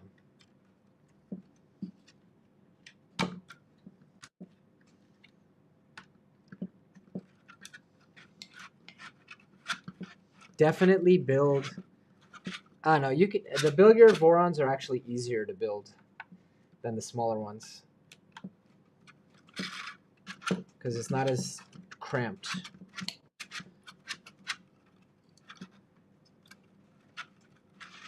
Okay. Well, I don't know. Hopefully, with time, those will spin better. Again, we're past the point where I'm a perfectionist. That was a long time ago. Okay. Let's clean up. It is now 3 o'clock. Holy God. I've been streaming since I was a boy. Yesterday. All right. Let's get the Voron. I'm dreading this part, but I'm going to do it now because some of you have experience.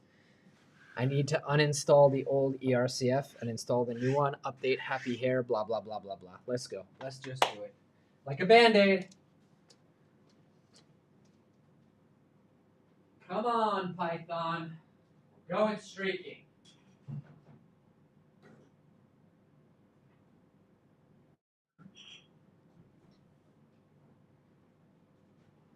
Let's go, baby girl. I'm with daddy. Oh, she's a big girl. She's a big girl.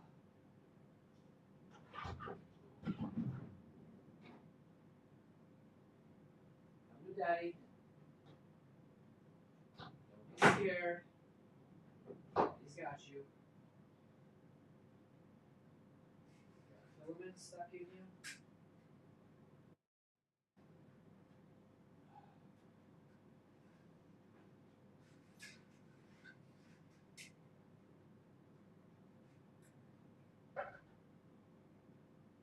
Oh, God.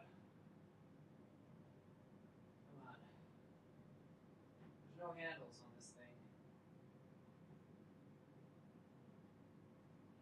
Oh, son of a gun. I can't believe the things I do for you guys, for your entertainment. Holy shit. This thing is heavy. I'm going to throw my back out. That is a big girl. We're supposed to also do the filametrics, right? But I'm not doing that right now. Guys, come on. That deserves a like or a super chat or something. I'm going to need a step stool. This is crazy. This is madness. Hold on. Need a second. It's freaking heavy. I built my ERCF without a live streaming. It was a miserable experience. Yeah. I built the ERCF 1 and then they announced the 2. All right. First, we need to uninstall the ERCF v1. So let's do that. What a beauty. Thank you. The printer's also nice. Okay. Let's get this thing off here. This old ERCF. Ellie, are you, I don't know what time it is in China. I think it's time for you to end your workday. But if not, I would love help with the software part. It's the part that I hate. And I think I have Happy Hair installed, but I need to get it configured right. I don't know. I'm dreading this part. I hate the software so much. It's just my least favorite part of printer builds. Software, macros, configuring stuff. All right, so this is ERCF version 1, also by Physek, as you guys can see. Okay? Okay. I've got these little mounts on here as well, but I never got this working. It works, I just never bothered actually setting it up and tuning it. As you can see, it doesn't have an extrusion. So it's a different animal, and it's not as stable and secure.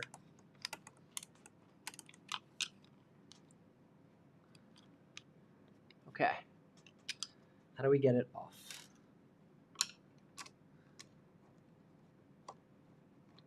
And I think we're probably maybe going to do CAN bus. I don't know. It sounds like it's a bit of a hassle to do CAN bus at the same time.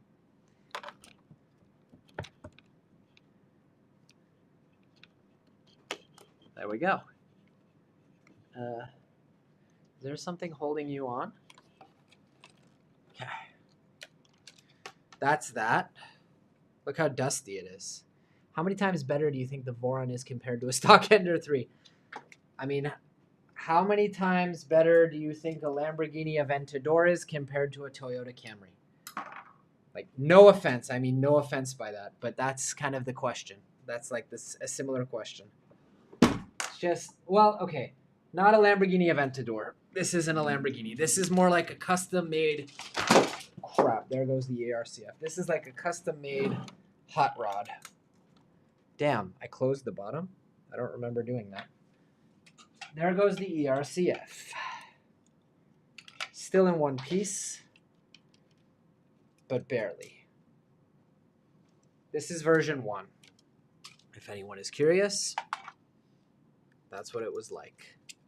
Similar, but different. Okay. That was a lot of work to build and then never use. Now we need to get under here, start connecting the cables. And these are all the cables I think that came with the ERCF. By the way, what is this wheel? I think I was supposed to use this CNC'd wheel instead of like, oh, thank you for the subscribe. I think I was supposed to use this CNC'd wheel instead of the printed wheel, but now the printed wheel's on there. Too late. Oh well. Now, there's some cables here. There's an end stop. I don't know what these are for. There's two end stop, or two little micro switches, some cables. There's a USB cable, which I assume is what we use for the ERCF. Additionally, I don't know what all this is coming out of here, but I already have a USB-C cable coming out. So I'm just going to use that one and not open the bottom of the printer. I don't know what these two cables were for from the old ERCF install. Maybe I just take a peek under here. I don't know. Let's just do it and figure it out.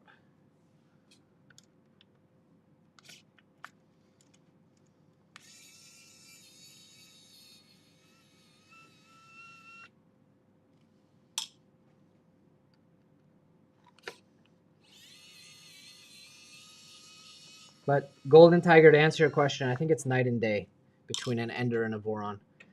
Like, this is a super high speed printer that's fully configurable and customizable, and it's just beast mode in printer form. And here are the guts. Now, what the heck was this connected to? I don't think I need this anymore. Okay. Let's lay it on its back.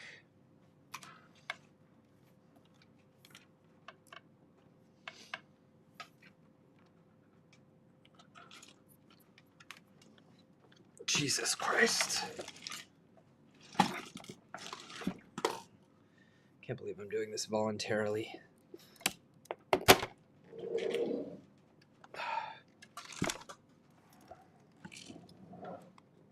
There goes the cover. Just broke off. Okay.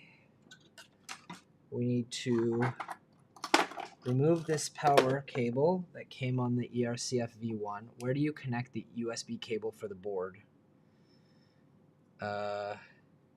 Well, I'm assuming it's going to go onto the Octopus board. And I hope it has CAN.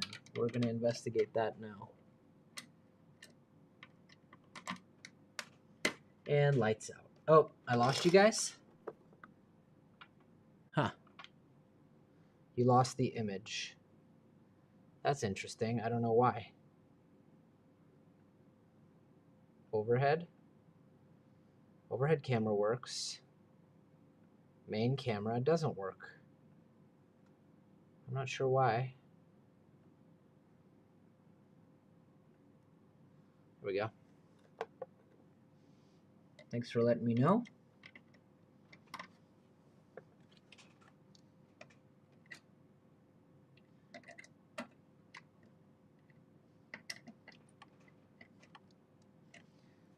Damn. That's on there.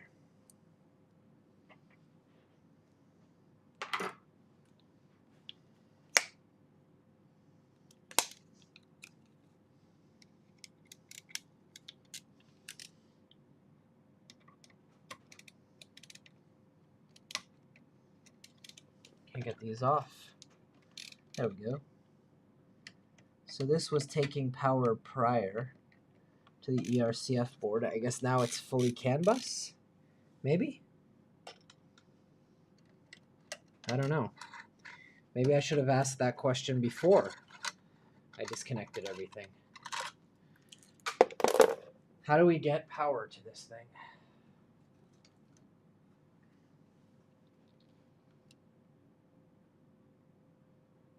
I think I didn't need to undo those cables. I think I didn't need to open up the bottom of the printer at all, as a matter of fact. I can't even reach my computer. Okay, here. CAN bus, high, low, USB, power. But my board is different. Ellie, are you still there? At least I can put a longer USB cable.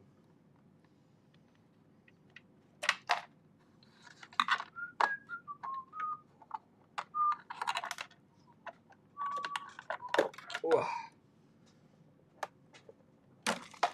Where's that USB cable? And is it longer?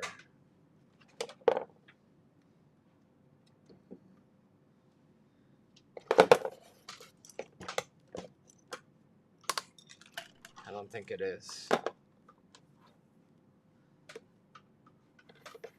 It's actually the exact same one. Okay, so I basically took all this apart for nothing. Great. Super awesome. I do think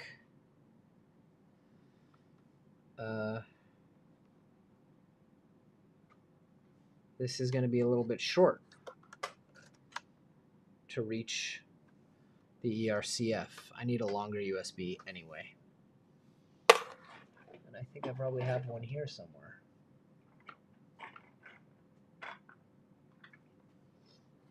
I don't know. Let's find out.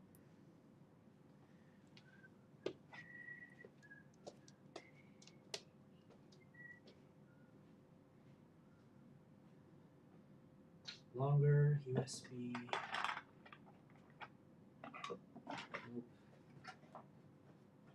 Nope. 350 is big. room. I don't think. It's really pushing it. Let me see if I have another cable somewhere. Really don't want to use one of my good ones that I use for recording.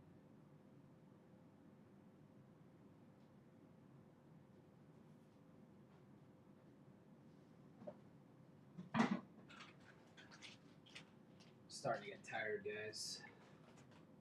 I don't know how much more of this I want to do today.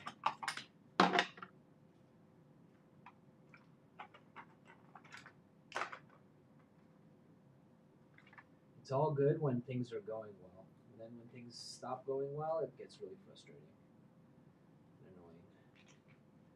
I want my mommy. Yeah, I don't think I have a cable.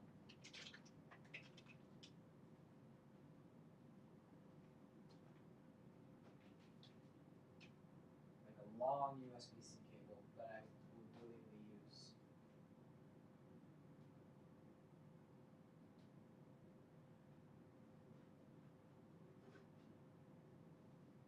Just check one other place.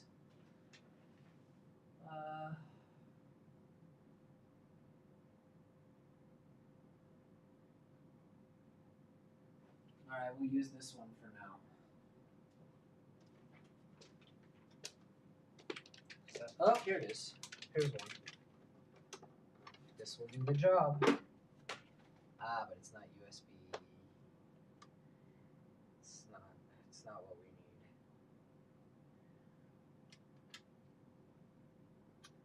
We could use a converter though.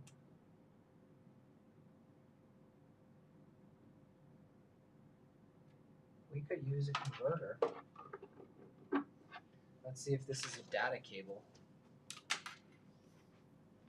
And if it is, then we're good. Are you plugging the USB cable into a Raspberry Pi or something that runs Linux? Yes. That is the idea. But I don't know if this is going to work. This cable. We need to see.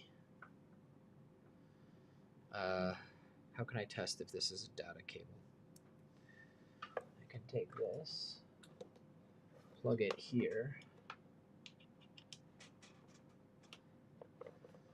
and make sure before we fire it up.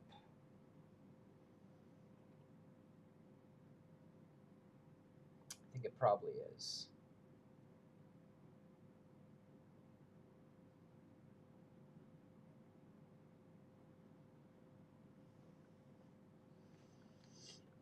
Okay.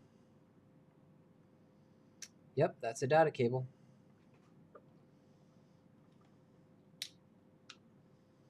So we'll use it.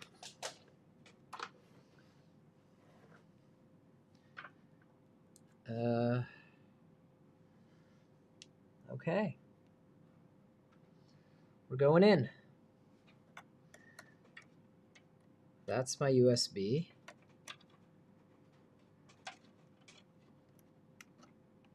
Okay. It's going to go through to the back.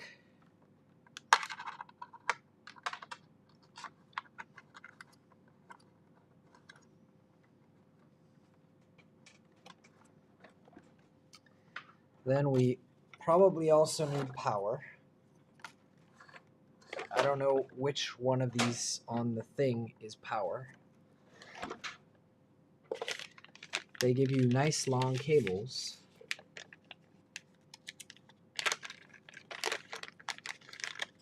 Without terminals. But these must be for the power cable.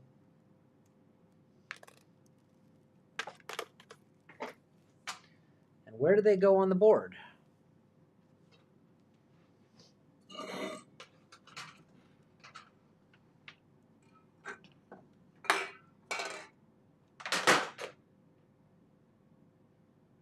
Doesn't say positive or negative.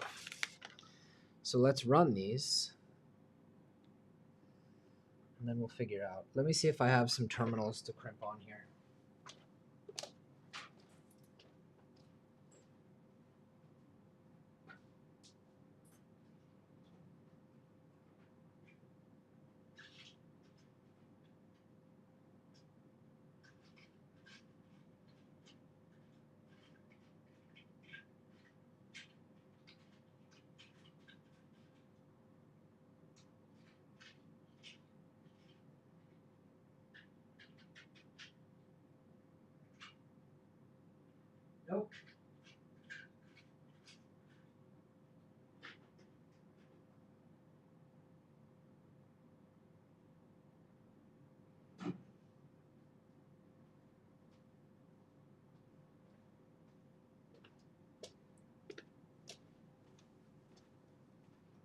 Okay.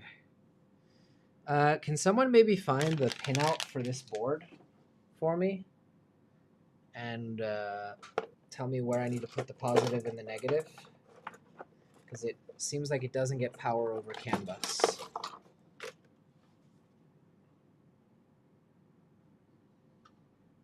So we are not using up the CAN bus slot on the Octopus. Now, in case you're wondering, I am going to do something that's not super right. And I'm going to just wrap this around the power terminal without a connector on the end. It's not great, but I don't have the connectors. I don't think they were provided. So that's what's happening. All right.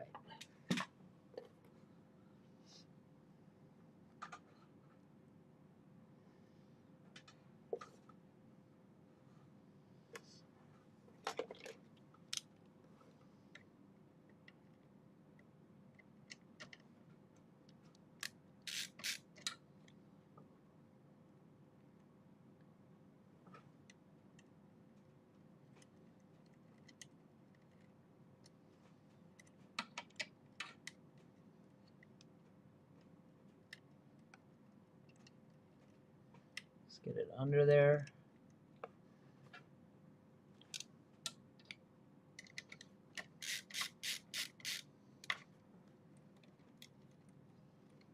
Make sure it won't come out. And we'll call that good enough.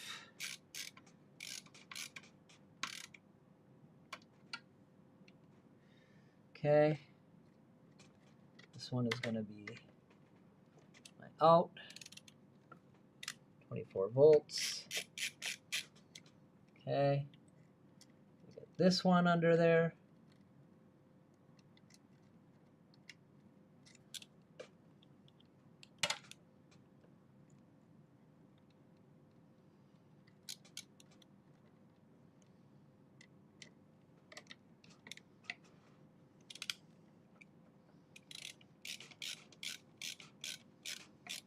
Chat went silent again. Come on, guys. Be some company here. All right, these are going to be our power cables. I still don't know where I'm running them. Hopefully someone can do some research for me. I can't even get to my computer right now.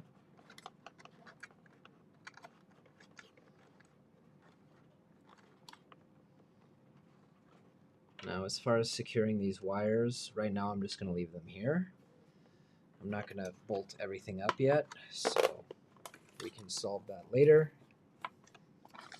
Anyway, I have to fix this hinge that I just broke. Just close one of these. Two.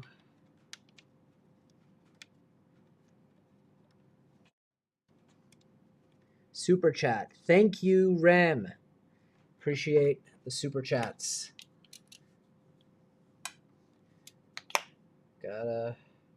Gotta hustle for those super chats. Thank you very much.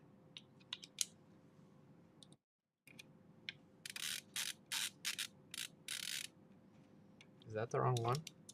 Are you powering the ERCF with the printer's power supply? Yes.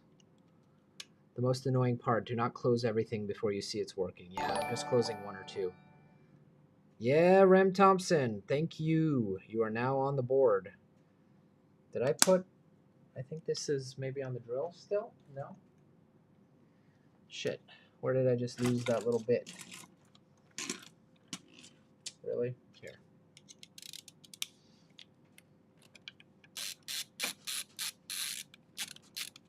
Yeah, I'm just going to put one for now. Just so it doesn't flap around.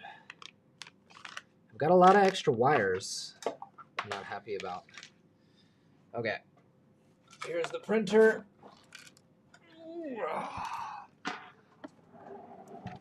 I'm over here moving heavy weight for you guys. Okay. Does anyone know where the hell I plug this in? I mean, obviously I have a USB input. That makes sense to me. The next question, though, is which one of these terminals is positive and which is negative? Let's look. What power have you linked it to? 24 volt. Physec, Enraged, Rabbit, Board, V2, Pinout. I think this is the one I have 6 days ago. Voltage, 24 volt. This is the board that I have, but I don't think I have the pinout here, do I?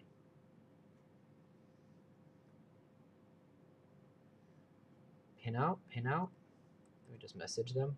Hi, pinout for the board. Where do I put the red and black? It's not labeled. My back's starting to hurt. Where's the pinout? Here's the ERB.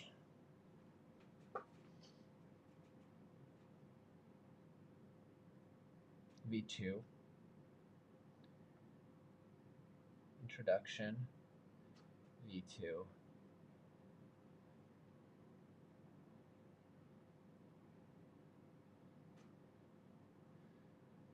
V2. Yeah, it's not on their GitHub. Come on, guys.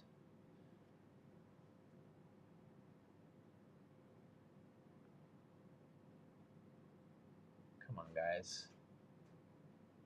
I don't know which one is which. I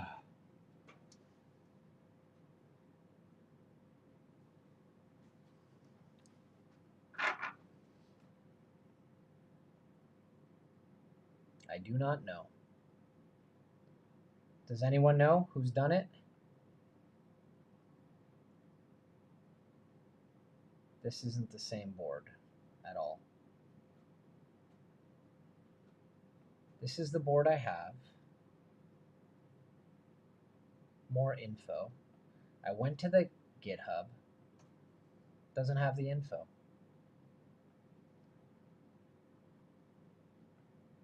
History. Physec ERB. Yeah, I need to know what's positive and what's negative, guys. A little frustrating. Oh, wait, I think I just found it.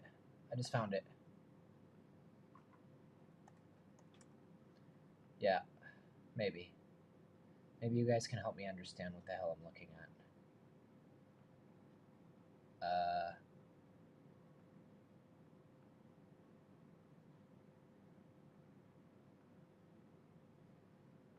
Help me out here, guys.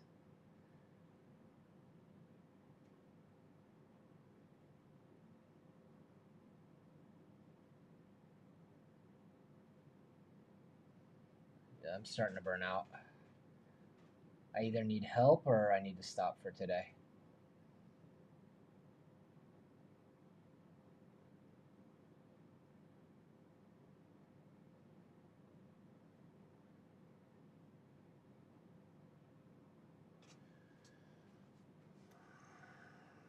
Oops.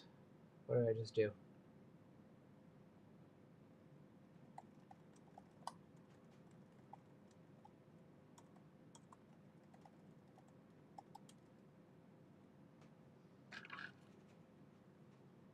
Do you guys know? Does anyone know? Can someone help me?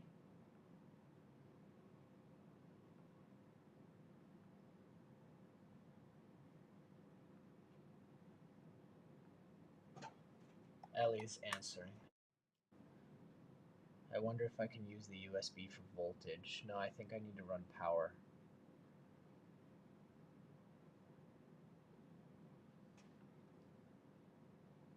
It's just this green thing. I know the power needs to go in there, but... wait, the schematic silk and DWG are in the hardware folder. I'm an idiot. I'm just not reading.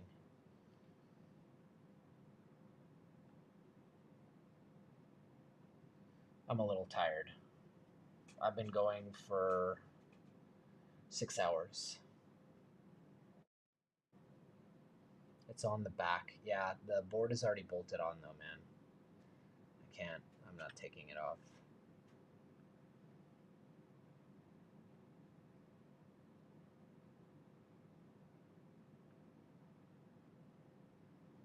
That's a little overwhelming. Tells you which is which on the back of the board. Do I have to take it off? This PDF says nothing.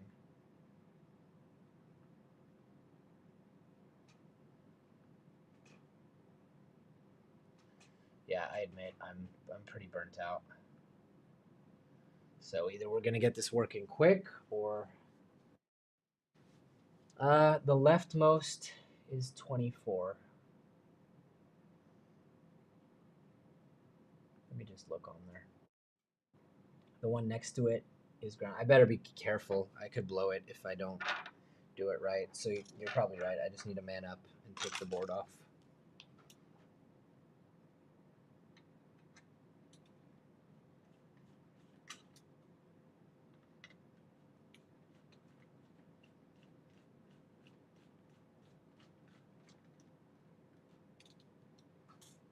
One, two, three.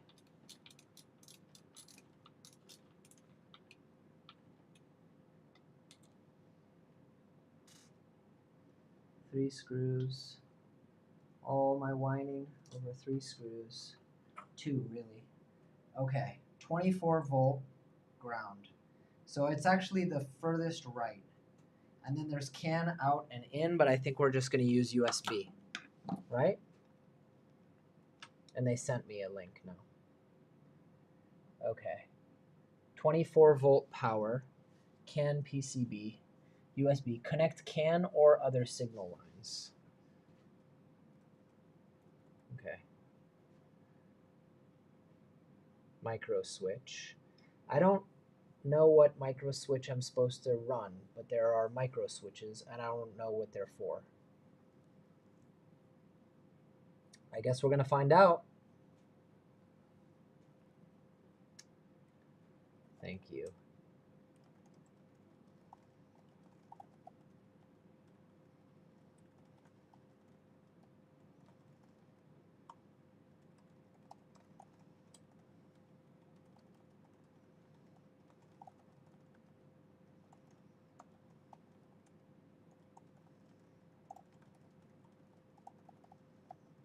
Yeah, let's do it. We're going to strip these cables. I think we should cut some of this. It's quite long, but you never know. You may want to relocate. But anyway, I'm going to cut some. Do you guys see anything behind this printer? Oh yeah, you actually see a lot. I'm going to try and keep going, guys, but I need your encouragement, honestly. It's been a long day. Long 2 days. So, like, I need the support in the chat. I need help, encouragement, likes, comments, tips, whatever. Whatever you can do, because otherwise I want to go kick back and watch YouTube videos. This is getting to be pretty brutal. Recommend. Okay. Great. All right. I'm now going to do the 24 volt. I'm just off camera behind this massive printer. I need a flathead. I need a flathead. Screwdriver. I'm starting to lose my shit. I'm starting to lose my shit. And I'm not making sense. Breaking out into song. Cause I'm starting to lose my shit.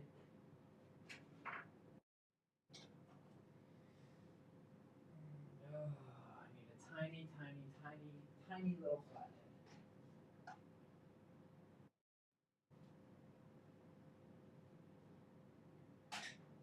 Tiny, tiny. Tiny Tim.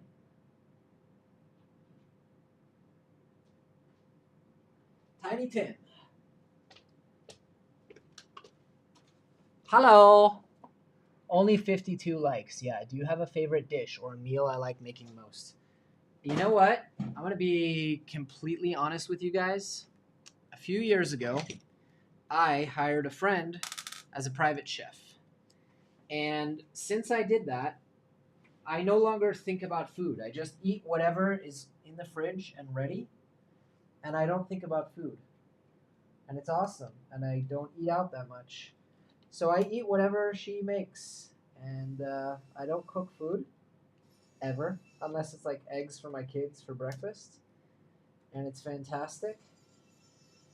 And as far as favorite dishes, I mean, I kind of like everything. Yeah. Next question. It's amazing to me the people who've stuck with me throughout this whole experience, like Jacques, Nadir. Some people have been with me for, I mean, we're going on like 20 hours, guys, to get this thing done.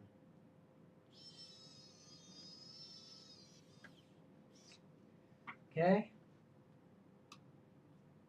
That's mounted. I don't know where the rest of the end stops go or why there are extra end stops. There's something here that says sensor. I don't know why that's there. But we're going to boot things up. Kosher pork. I like the not favorite kosher pork. Or the not kosher pork. I like the regular pork. If I can have it with cheese, even better.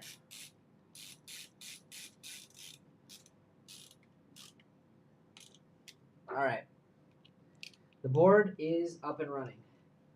Now we need to configure Happy Hair and get the printer up and turned on. I'm a little scared. We're doing this as a team or not at all. All right, guys? So here's the ERCF, fully built. That's how it sits, okay? Okay. Let's get a power cable, which I should have right here. You see? If you drink, I don't drink. I have not had alcohol in 8 years.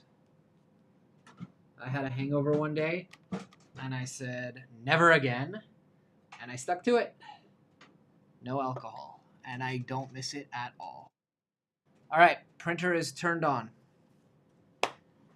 Holy shit, we got there. For the Jews in the audience, I feel like I should say Shehikianu.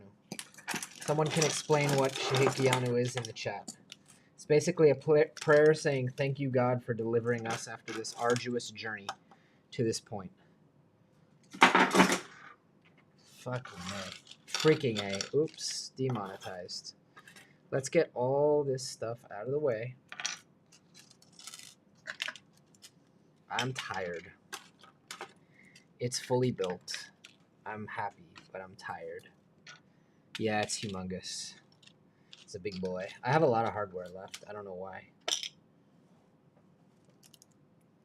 This is going to be that box. You know, at the end of every project, you have a box of like spare parts and stuff, and you just keep it there. Because you're like, oh, I might need them. You never do. But this is that box for this project.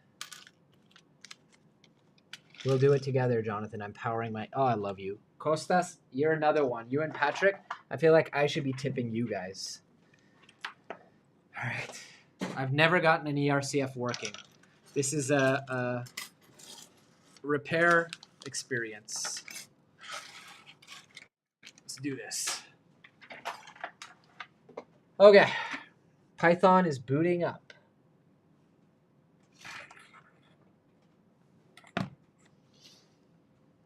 Jeez Louise. Be happy that you can put the ERCF on a Voron and not need to go all the hassle if you want to put it on an old ANET. All right. I have a feeling that the printer's not booting up because it can't connect to the ERB. But let's do this. Python.local. I have considered doing the filament thing, but I don't think it would sell. And also... it would just be this orange from Polymaker, you know? All right, MMU unable to connect. So we need to, I wonder if we need to update Happy Hair, but we first need to find the right Like, we need to link up the board. God, I really would like if someone would just come on chat. Does someone want to come on video and help with this? Because I hate this part. I just don't want to do it.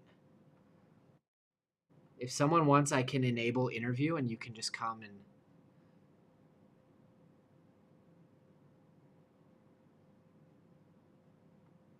ברוך אתה אדוני אלוהינו מלך העולם שהחיינו וקיימנו והגיענו לזמן הזה. Exactly. That's the prayer right there. Now, if you want to translate it. All right, let's hook up. Okay, I'm going to get you guys access to this so you can see another screen. We are running out of space here on this screen, but now you guys can see iTerm. Okay, sweet. Okay, so there's the screen. And the screen aspect should be custom so that I can make this smaller or bigger depending on how you look at it. Okay. All right. You see me? I'm the little thing down in the corner. Now we need to get into the printer.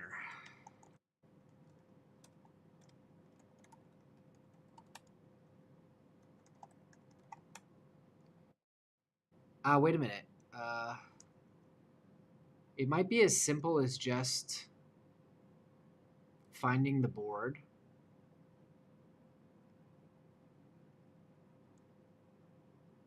There are jumpers to close, and you should not use 24-volt connection.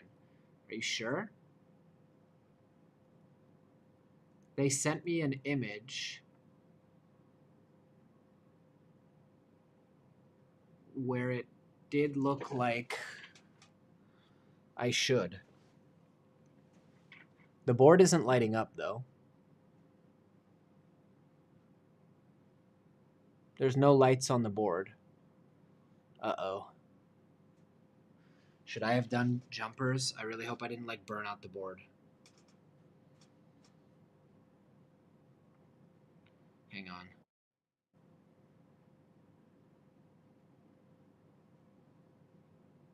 Oh, frick. I don't know. Let's see if we can detect the board. My chair is sinking again. Yes. Thank you, Ronald DHS. Okay. I think what we need to do is do the div ls. I'm really bad at the software part, yeah?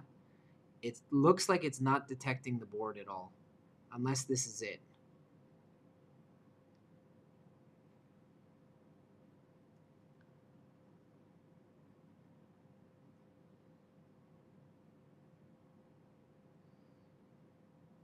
Anyone able to help me? Is that the board, or is that just my normal board?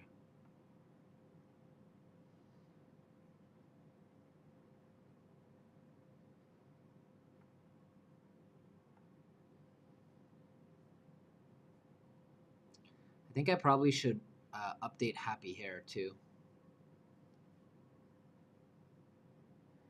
I need to actually be able to see the window. Happy Hair update. I understand the risks. It was never working anyways.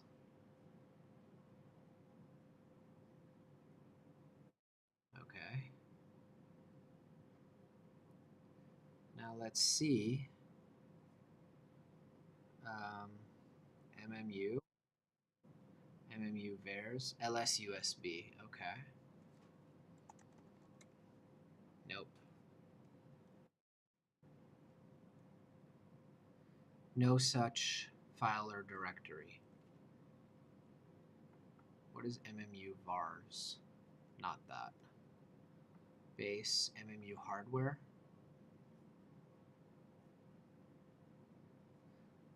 Does the guide tell me what I need to do? Because that would also be great. I'm going to open up the guide. LS USB should be one word. Thank you. Okay, we've got OpenMoko, VIA Labs. We've got a hub, Linux Foundation root hub. I don't know what any of these are.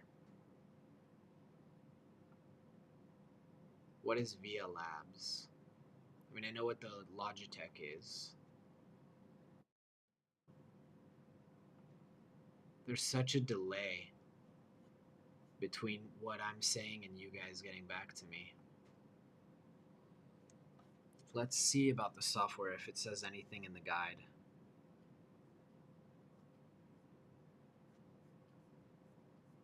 Let's go to the last page.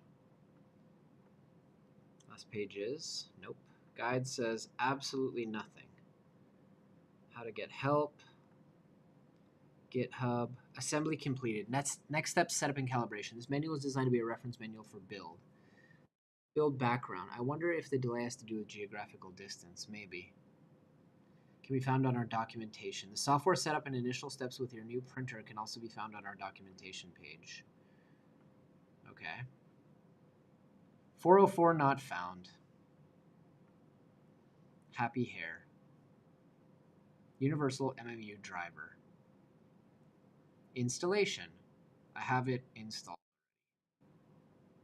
Doesn't seem to be detected, possibly due to new lights on the board not getting power. Or jumpers. Maybe I need to do the jumpers a certain way.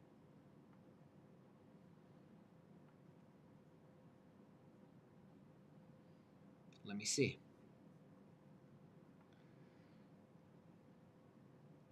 Okay. 8 color. It also could be this cable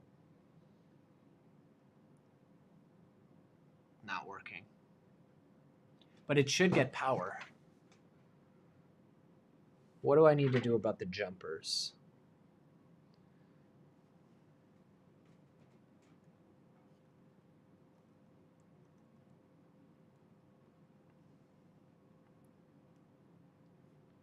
Introduction, firmware, installation guide. This board was set up before? No, I haven't done anything with it.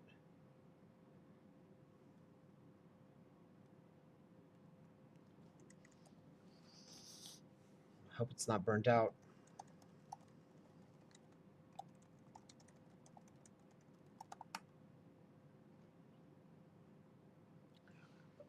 Maybe I should check if there's 24-volt power.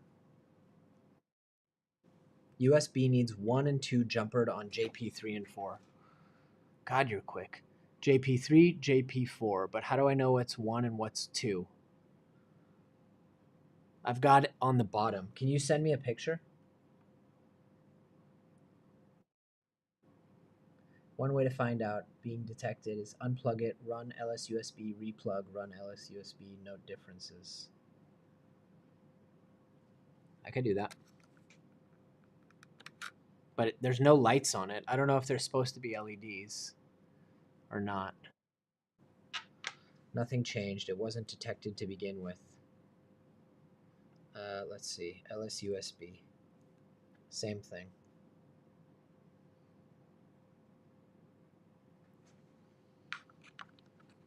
Let me check if it's getting 24 volts.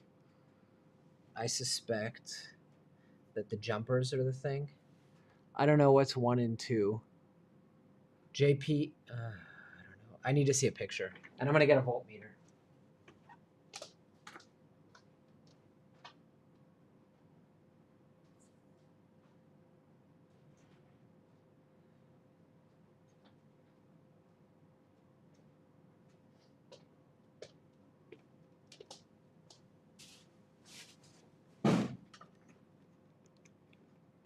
I always forget which one is direct and which one's alternating. DC symbol. Okay. 1 and 2 are furthest from the JP. So I think I have the wrong.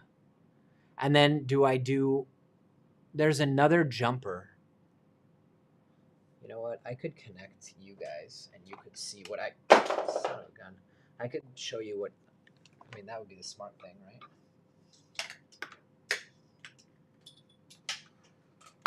Thank you to Papa Way. I feel like every time, in every stage, there's a new savior.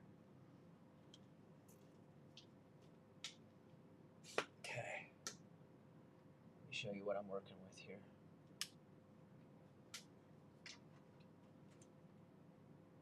All right.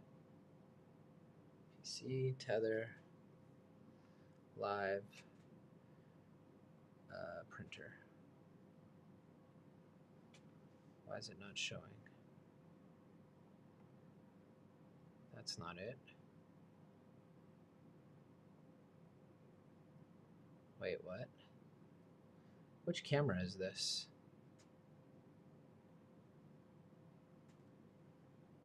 Should be connected.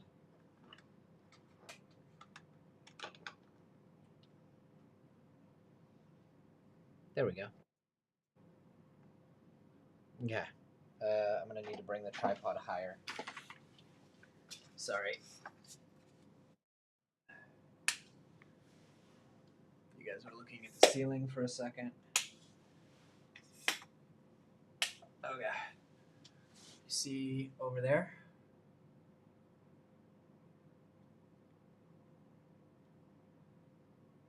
Those are the jumpers. Use USB power. You would need to disconnect. I don't want to use USB power. I have JP3, JP4. It sounds like they need to go on 1 and 2. I'm powering everything down. I don't think I need to have a jumper here, do I?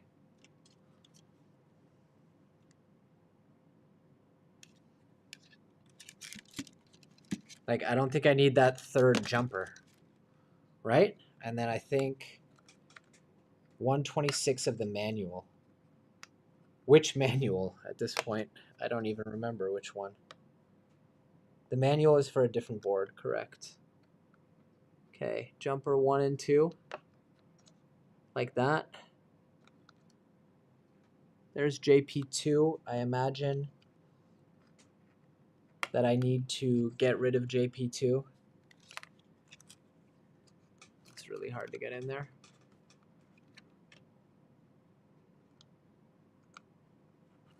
Tell me if that's right, or just send me a link to what you're looking at. And then do I get rid of whatever's on JP2?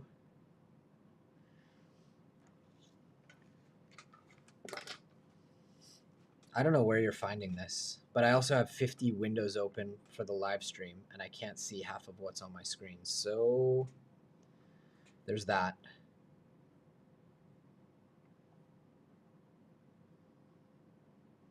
In the meantime, why don't I put the heatsink on?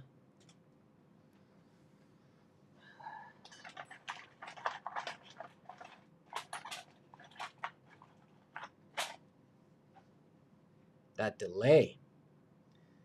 Damn. Okay. Heatsink is heat sunk. And it doesn't fit. It has to fit. Come on, guy. Get on there. Heatsink. Done. Okay.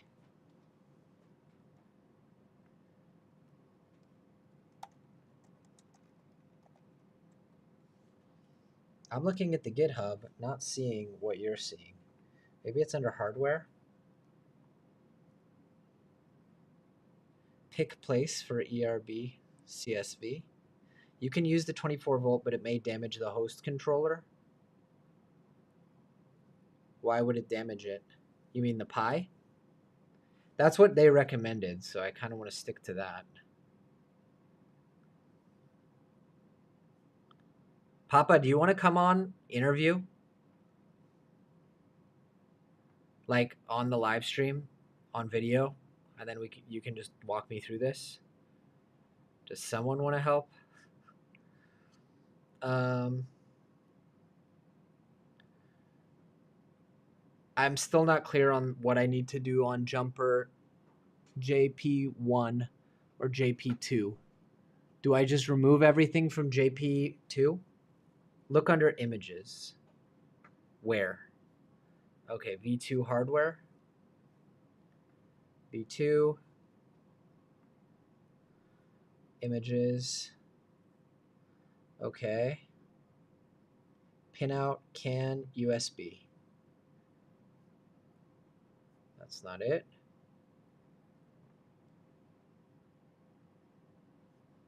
That's a nice image. It's not helping. That's a nice image. Also not helping.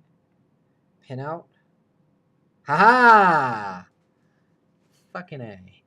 Closed to enable 120 ohm resistor for CAN bus communication. Can be in any state when CAN bus is not used. JP1 can be in any state. Great. JP2, closed to enable 5-volt power supply, which is convenient for uploading firmware. Not recommended to connect 24 volt when JP2 is closed. It is not closed. Great. Now let me scroll this window over. Close JP3. Look for the you found it. Yeah, exactly. We got there eventually. Okay, the board is rotated. And I need... My brain is fried. Enable USP on the green. No, I want CAN bus and the... No, I don't want CAN bus. I want 1 and 2, which would mean it's the way that I have it. Okay, let's power it up and see if we get power or magic smoke. No magic smoke, but also no LEDs. I don't know if there's supposed to be LEDs on there. But nothing's happening.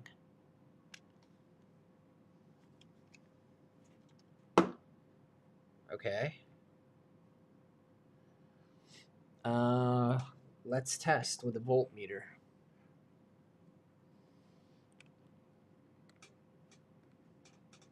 $24 volt. 100%. Okay. We lost the camera. Camera went to sleep. Don't know. Don't care. That's in front of my face now.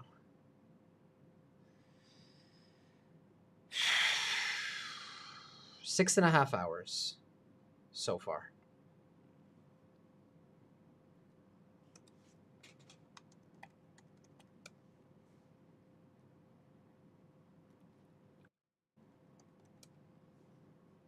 Still not seeing it.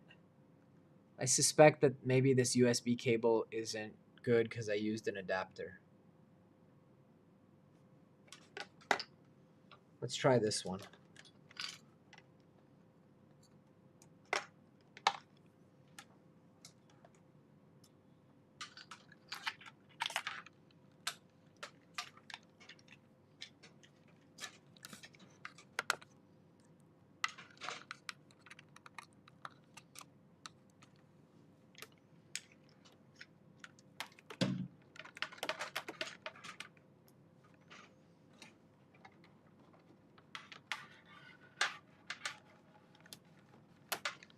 All right.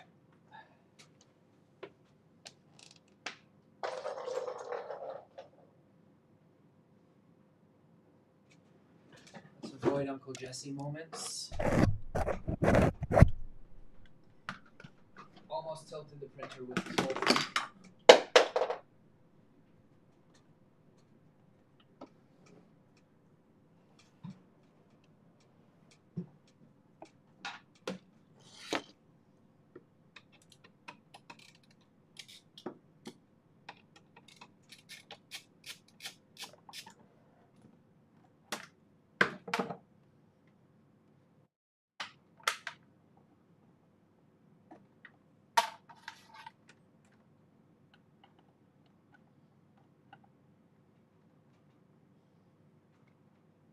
I'm questioning all my life decisions right now. There we go.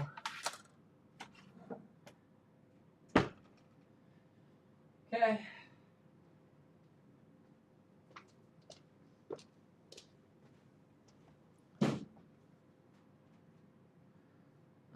the second hand stress from seeing you tip that thing back. Yeah, exactly. I actually tested if that cable was data, and it was. So maybe one of these is it. Linux Foundation, Root Hub, maybe via Labs. But when I unplug it, nothing changes. And I know this cable works for data. 1,000%. Maybe I fried the board. I don't know. It would not be the first time.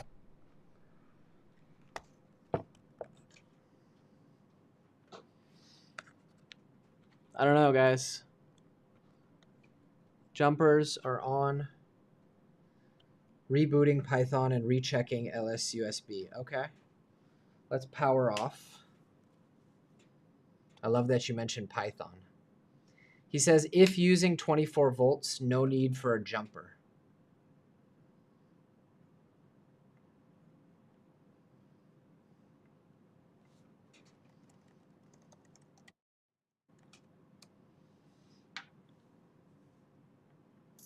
Booting up.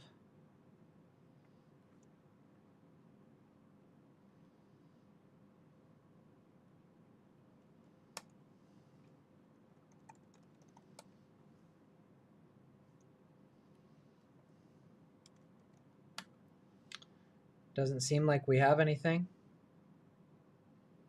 Unless that's it.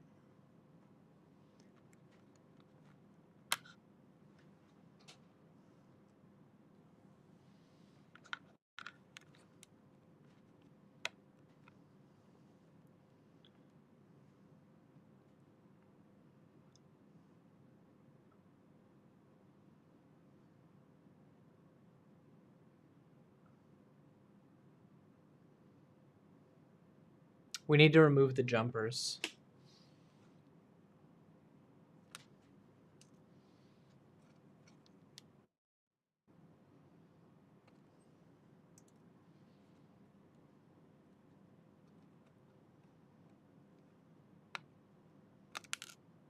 Maybe you're right. Maybe it's the boot mode thing.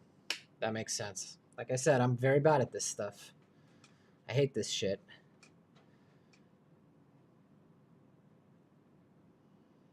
This is the reason I don't do more printer builds. I hate configuring all the MCUs and all that shit. It's actually the only part I hate.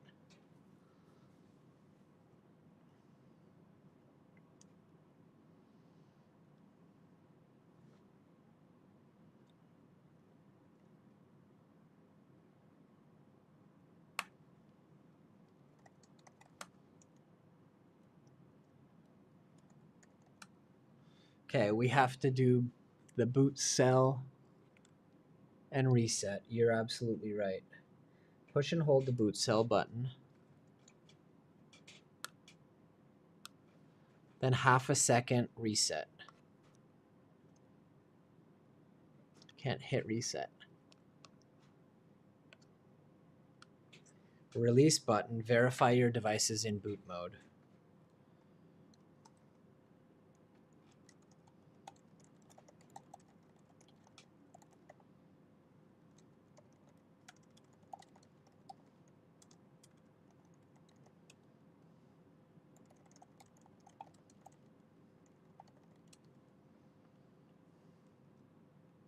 Nothing.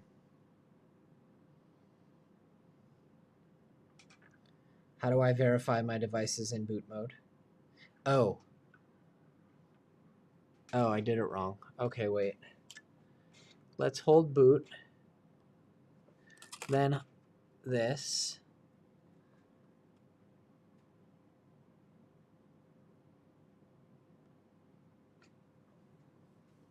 Let's try again.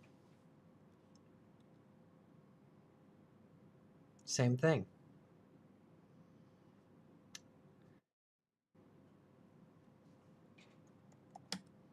Nothing, dude.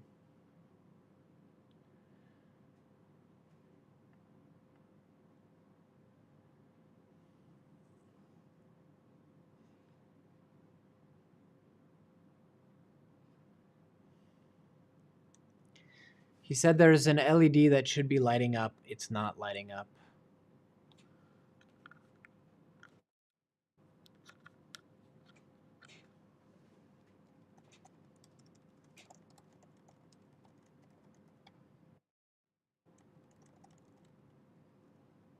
Yeah, we have to connect to it to make the firmware first.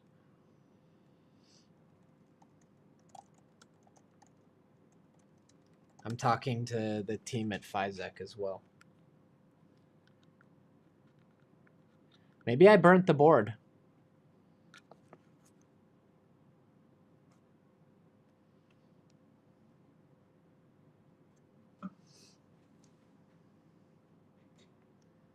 Okay, maybe we need to just connect for USB communication.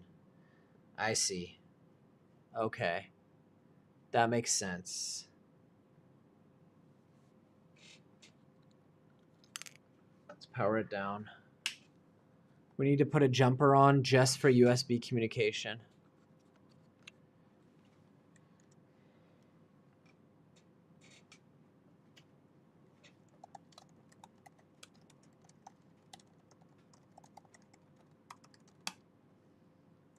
It's really late in China. I feel bad asking for help. He said there is a high probability that a short circuit has occurred. What did I tell you guys? I always fry boards.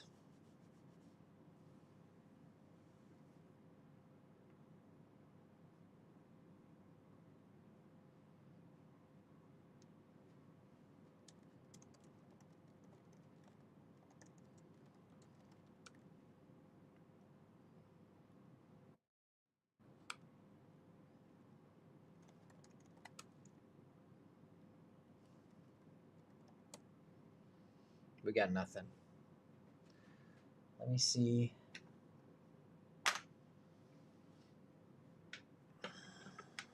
Let me show you guys where the jumper is.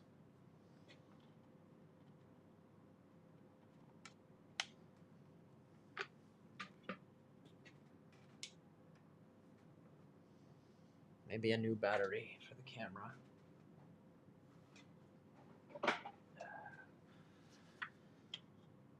I really hope I didn't fry the board. Again, wouldn't be the first time.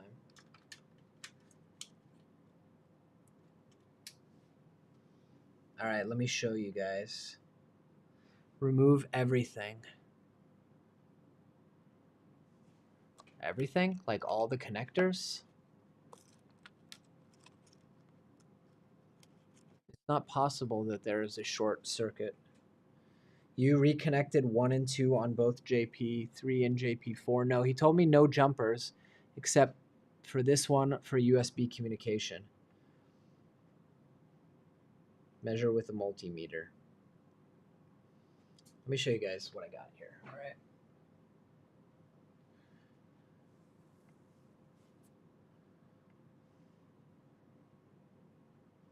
That's what we're dealing with. Cool. Get the light.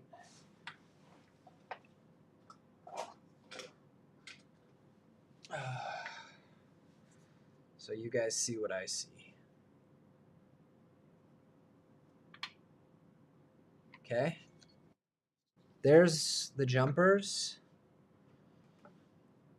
I disconnected all the jumpers. I tried connecting them. We don't have power. I mean, none of the LEDs light up. Let's disconnect stuff. I don't know. Got nothing to lose at this point.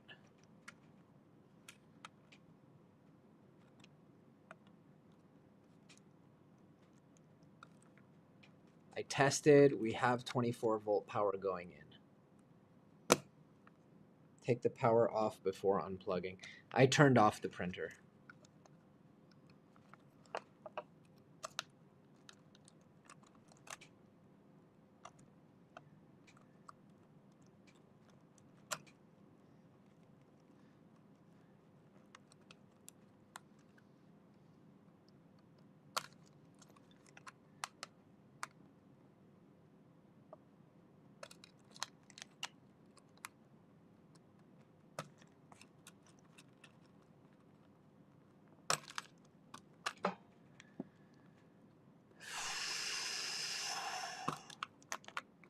remove all the jumpers while we're at it. There's the board, just as it is. All right. Nothing connected to it, not even USB. Ha! The LED lights up. Son of a biznatch. All right. Someone just did something. I can't see what. Thank you for subscribing. Okay, we have... Aha. Wrong place. Okay, there was a short. All right, let's connect the USB. So tell me what I did wrong. Sorry. I don't know, man. I'm getting real tired. Just tell me what I need to connect where. Yeah, we had a short. Thank you, Ellie. Great, great influencer service. Not quite customer service, but influencer service. Now I have to rewire everything. It's alive.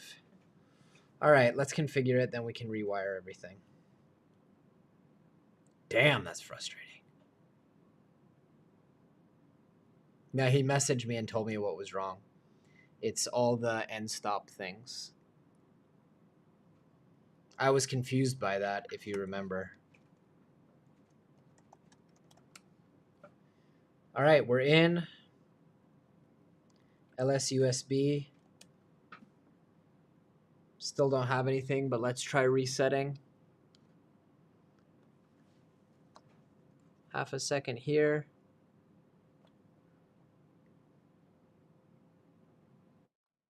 Okay. Yep, exactly. Haha! We have a new one. Thank you for subscribing. So I think it's this one, the 2E8003. Yep.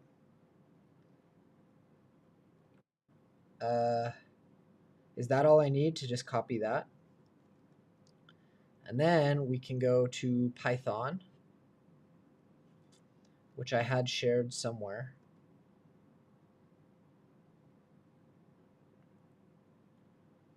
Where did I have it shared?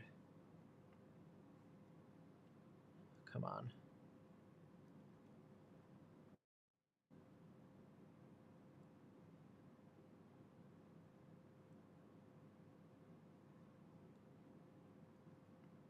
I don't know where it is. Where's the feed of Python? Can you change the view, please? Which view do you want to see? This one?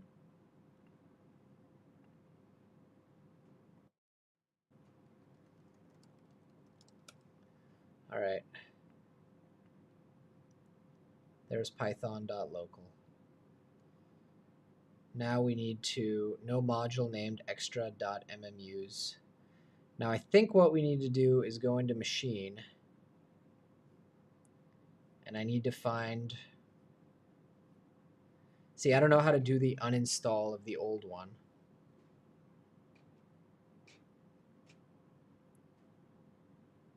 You know? And put the new one in. ERCF hardware, I think, is where it's kept. Maybe. MCU.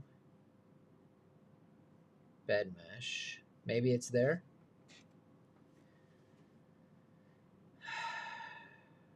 I feel like I need someone who's an expert in happy hair now. Or I just need to uninstall and reinstall from scratch. Where is the guide? Installation. Git clone. Okay, we have happy hair installed.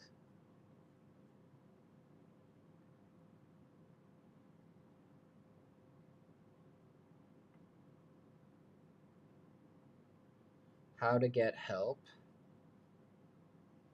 Clippy log, organization. Oh my god. Happy hair software installation. Configuration file setup. Base MMU.cfg is where we get started. We don't need this anymore. Where's the window for Python? Why is it .uninstalled?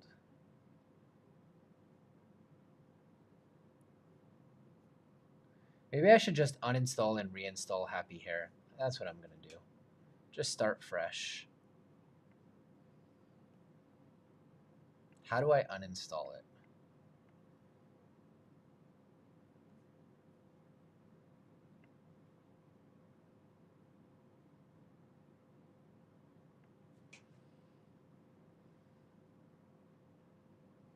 How do I uninstall? Does anyone know?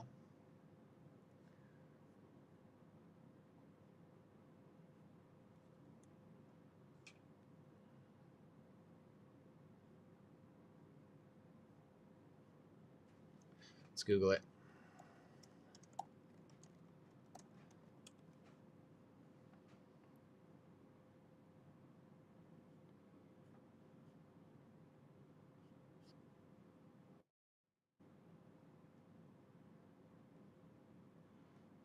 Yeah, I could.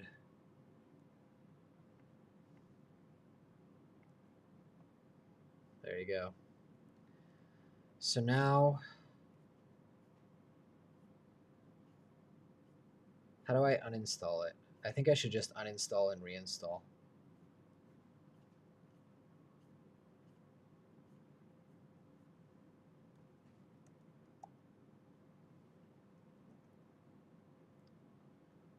Okay, anyone know how to do this? Anyone? If not, maybe I'll stop the stream here.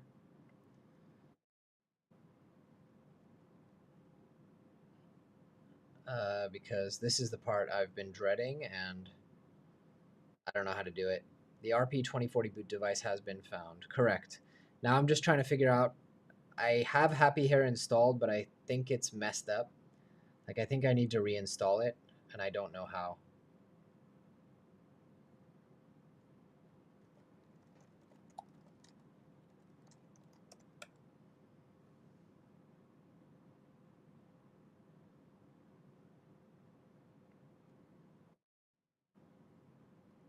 Can't see clearly.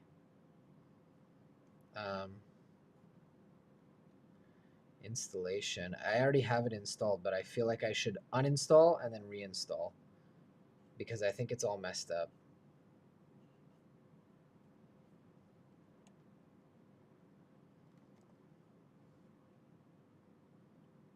Okay. I think I can do that. So installation.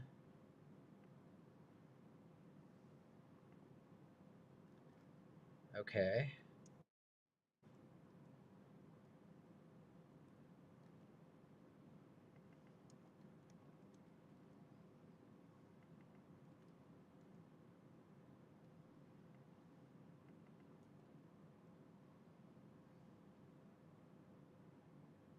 Okay.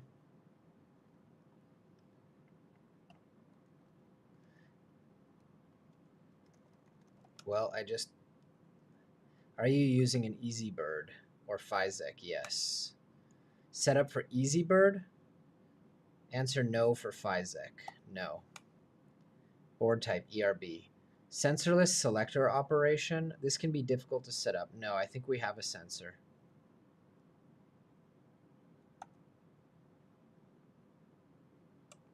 How many gates? 12. Have you built with a selector bypass in one of the selector separators? I'm pretty sure I have a bypass, yeah.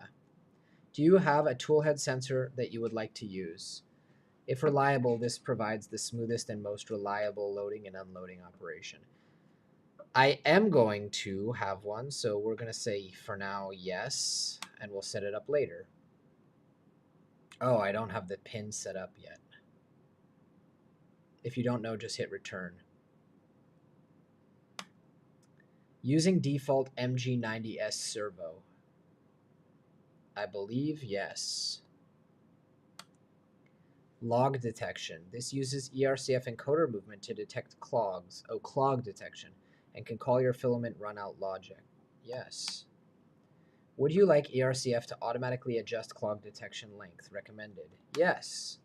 Enable endless spool. Yes. Reverse Bowden tube length.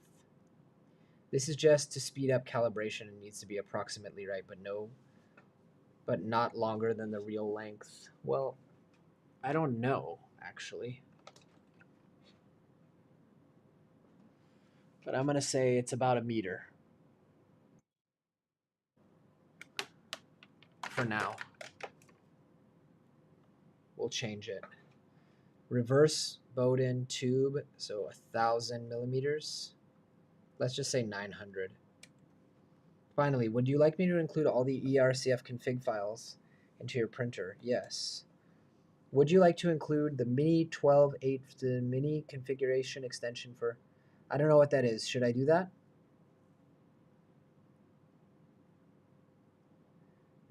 Menu configuration extension.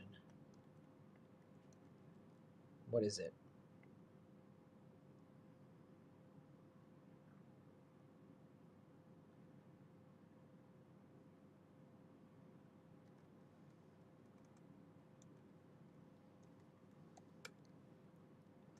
I'm going to wait for someone in the chat to tell me.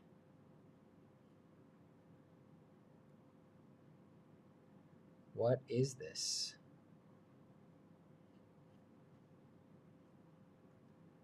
Maybe no, because I have a touch screen, so I don't think I need this.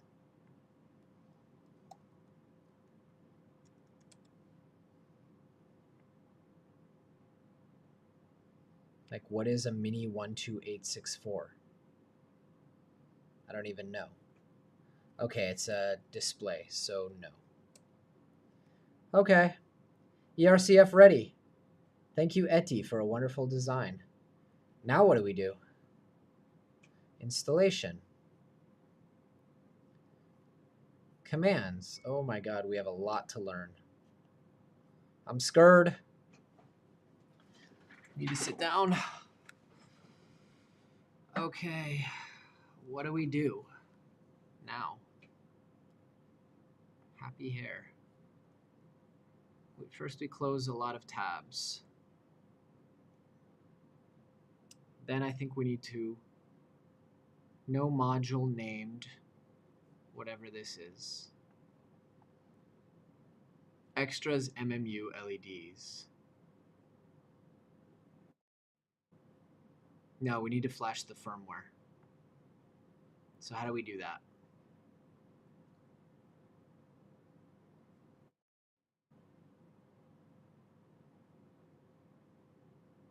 No, I didn't flash the firmware. I would love a reminder how to do that.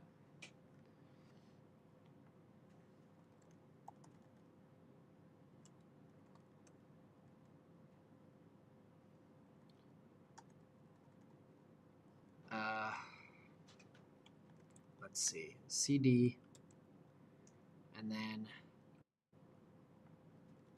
Google, flash firmware to ERB board.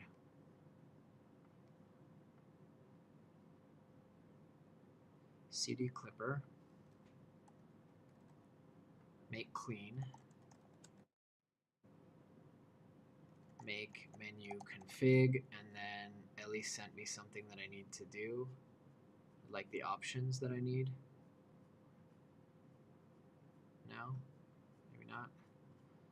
Okay.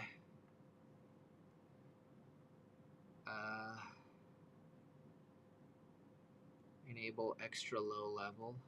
Yeah. 2040. Flash. Let's see if I'm not sure that this is up to date, which is making me a little nervous.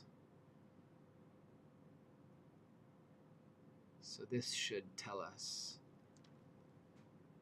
Config. That's not it. Images.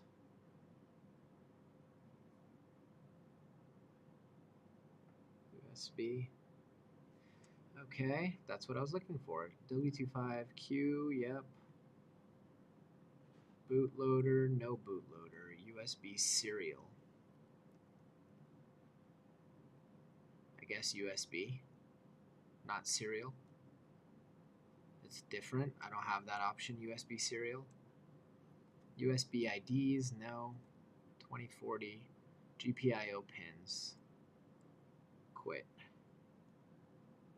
So then what? Then make, or make flash. Make.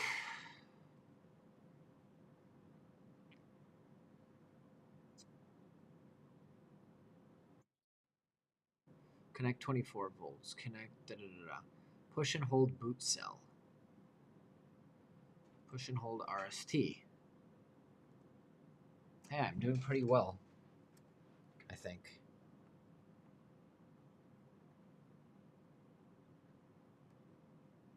Don't I already have it in boot mode though? I think. Yeah, it's there. So then what do I need to do? The guide stops here. Make flash. Make flash device equals that. We just flashed a board, MFers. So are we done yet? Restart, firmware restart. The delay is a killer. Now what do I need to do with extras MMU LEDs? Holy crap. Okay, we don't need this camera anymore. What do I do here? Maybe I have to add all the config files.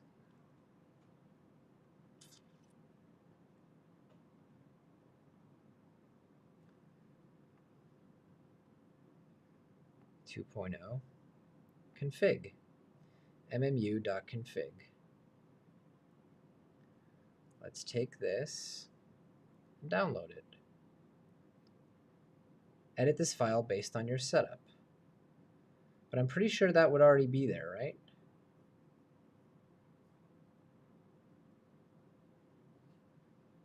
Or do I need to overwrite? I don't like that this says ERCF uninstalled. I don't understand that, but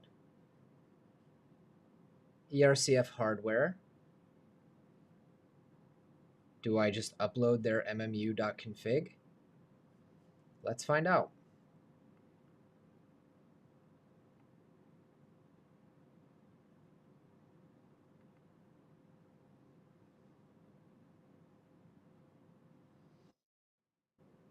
No need the config. Okay, thank you, Ellie. Let me delete it. So now I don't know what to do. I have this error. Printer is halted.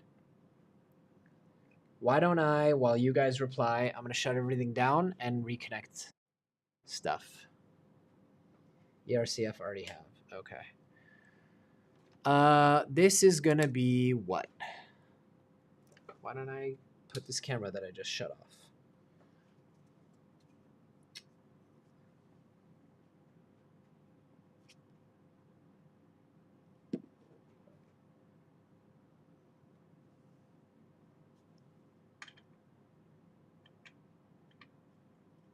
Okay.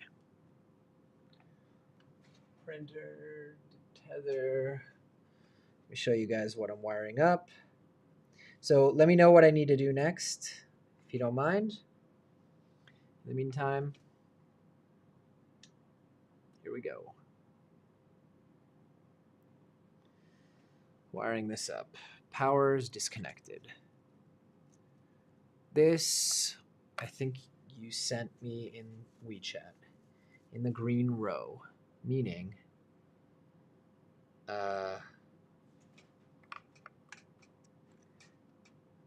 it's upside down, but closest to the heatsink. So that goes there. I thought I broke the PCB or something. That goes there. And this goes here. Barely reaches. And that's after we cut the length by not exactly doing it right.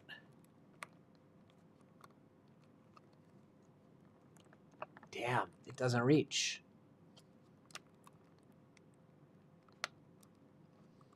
So close. I missed a pin. It's that close that if you do it 1 over, it's not going to reach. I did it again? No. Yes. Twice. I'm not tall enough.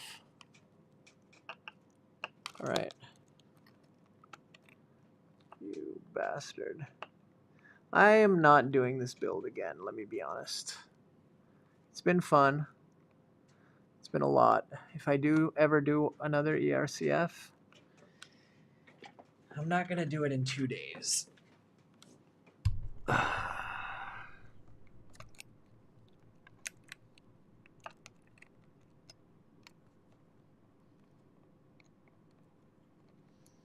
Can't get this one to go on now.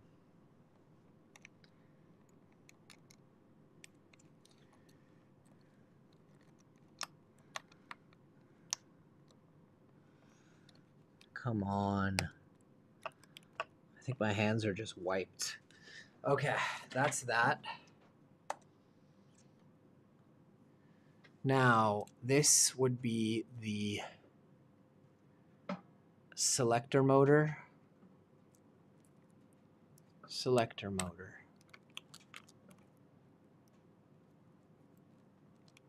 Selector motor. Get in there. I do not have the patience for any bullshit. This will be the gear motor. Gear motor. One of these is the servo. I don't know which. Servo has a brown cable. Servo has a brown cable. So it goes here.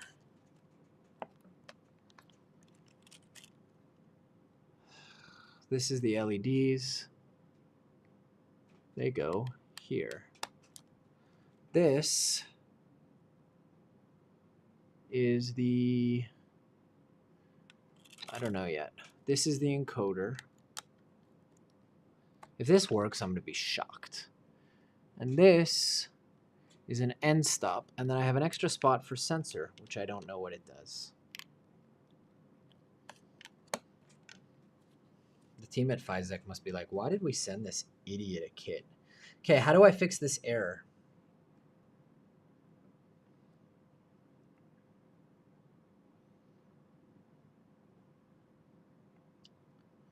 Let's try restart. Oh, the power's off, of course.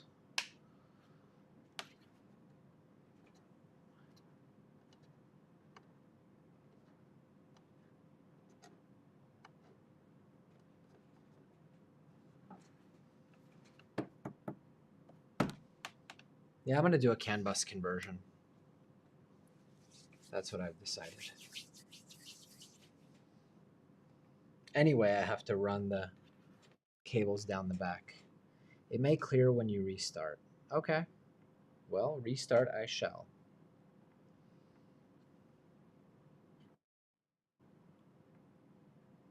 I don't think we need the overhead camera anymore. I'm unplugging it.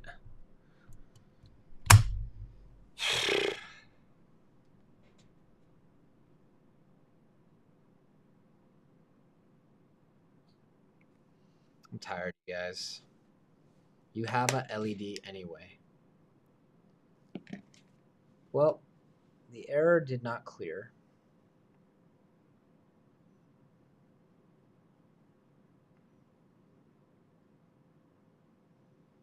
No module named extras.mmu LEDs. Help me out here, Ellie. Eli? Ellie? Your window is too small to see what the error is. Sorry about that. Wait, I can just make that the whole stream.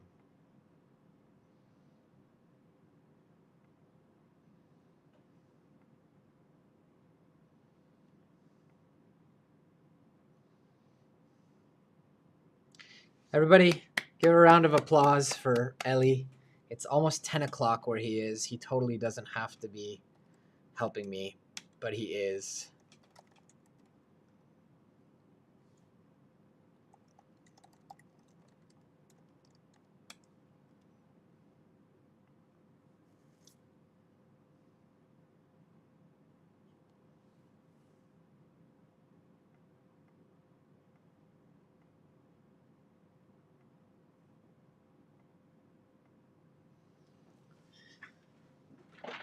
Okay.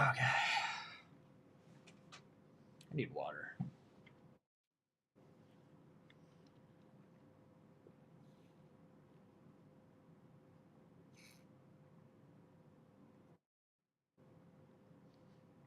There was a plugin to install. Okay, what plugin? Let's Google.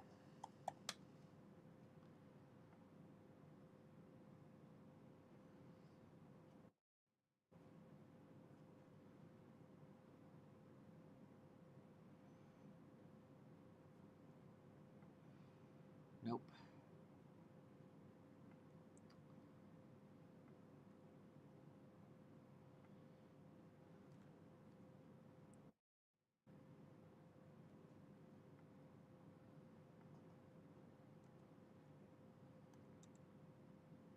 Nope. Thank you for the new subscriber.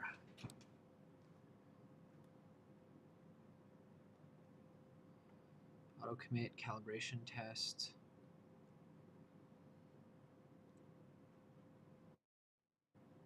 The Python script, he says ominously. Install ERCF menu client macro cd happy hair install. Okay.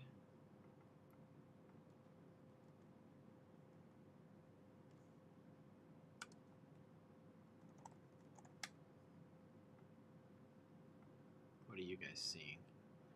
Do you guys see my... No, you don't see.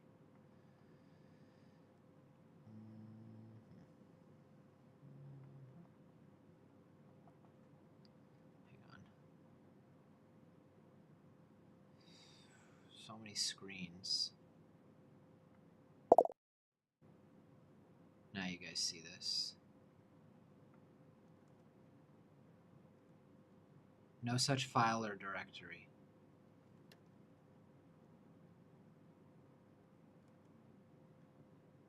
Oops, it says Ellie Wong, that's why. But still, no such directory. Maybe it's ERCF.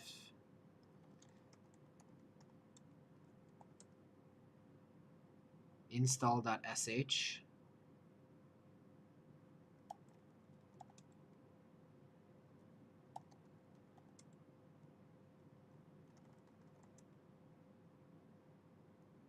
Okay, we're in.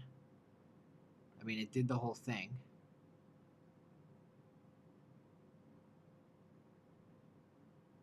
But no, that's not what we needed.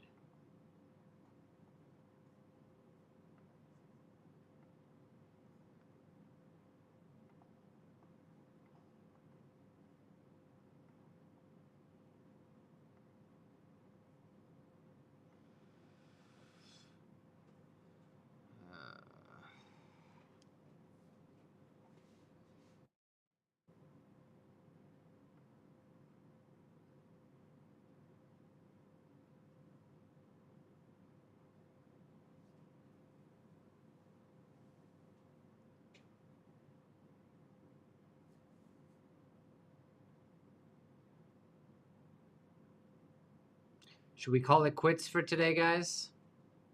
Or keep going a little bit longer and see if we can actually get it fired up? It's been 7 hours.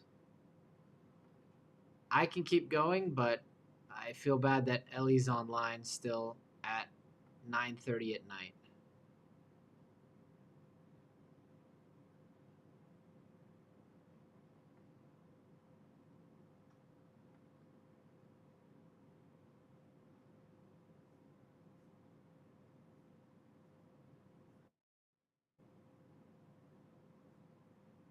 Maybe I missed installing the extras. I mean, I went along with everything. LED strip.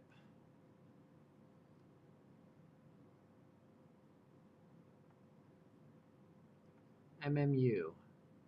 Optional. It's not there.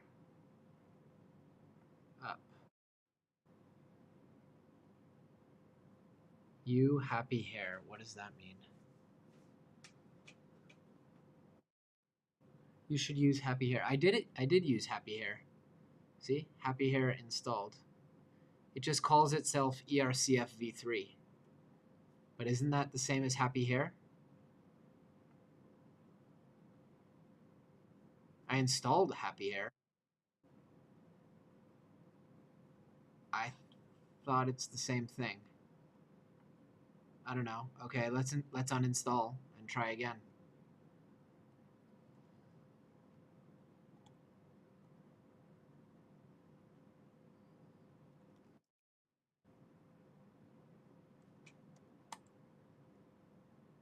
Yeah, it's happy hair. You have asked me to remove happy hair and clean up. All right, let's do it. Hey, Carrie. Yeah, it's not going great. We're stuck on the part that I knew was going to suck, which is the software.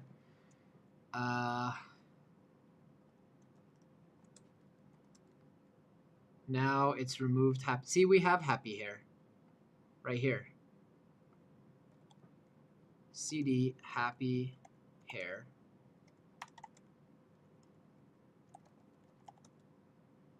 Error updating from GitHub. You have an old version. Skipping automatic update.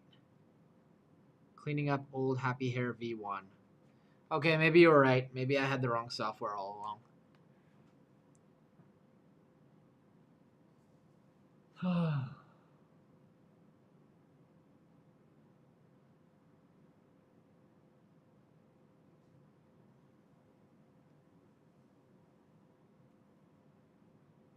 Happy hair ready. Let's uninstall and reinstall maybe.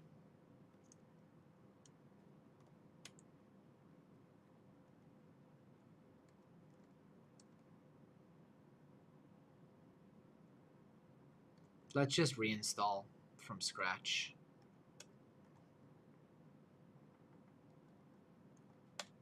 Git clone. What? Why doesn't that work? Already exists and is not an empty directory. Okay, fine.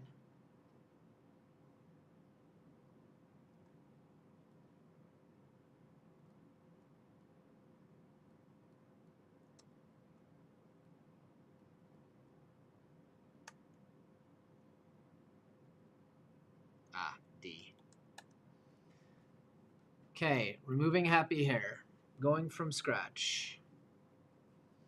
Guys, I need your support here. I'm not super happy. I hate this part. I knew I would hate this part. Happy hair is gone. Install happy hair. Okay. You know what? How do I remove a directory? Yeah, RMRF, that's right.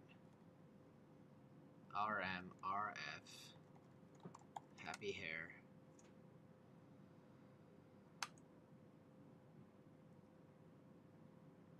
Oh! I hate the software part. Should just pay someone on Fiverr to do this part for me.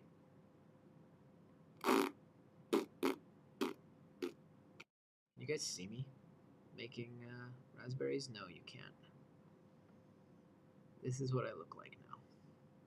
This is my face now.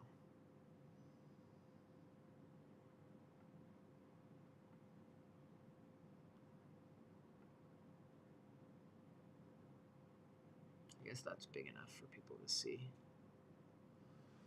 Okay, happy hair, install.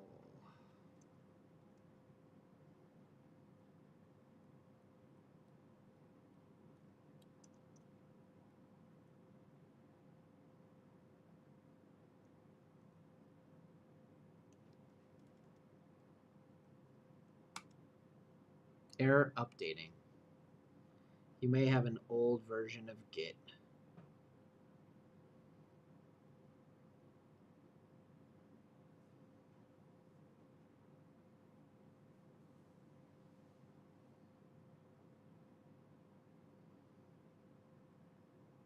Syntax error.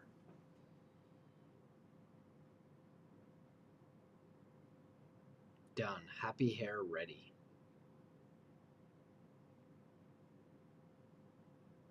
Okay.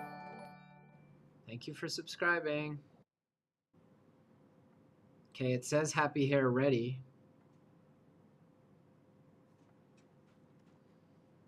Where's the interface to configure it? Micro steps and section extruder must be specified. I hate this part so much.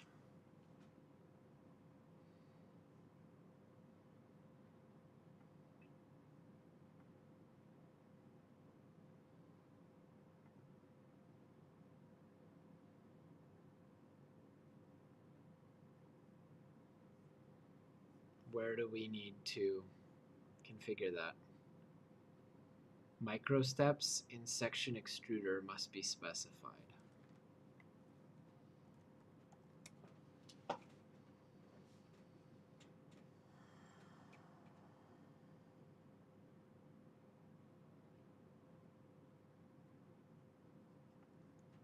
I don't know what to do now. Sorry guys, I'm super helpless with the software thing.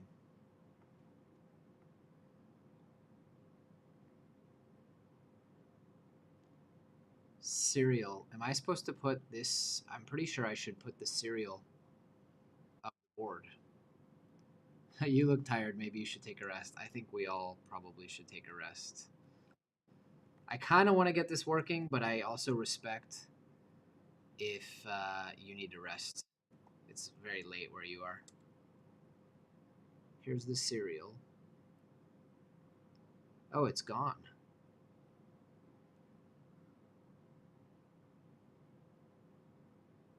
It's gone. I don't know.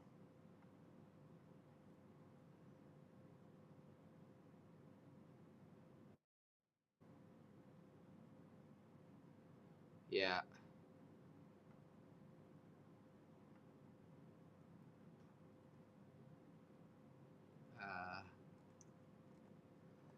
LS serial. That's not it. That's not it.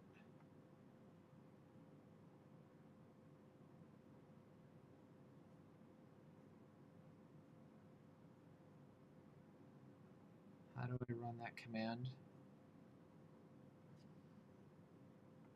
But I need to put something in there, don't I?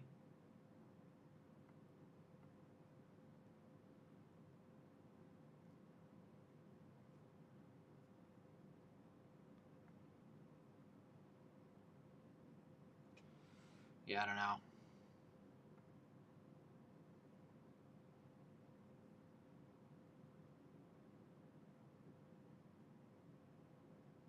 We still have a lot of debugging to do, that is true. I was hoping just to get it at least fired up, but let's take a look at the web page. Can it be launched? You mean this?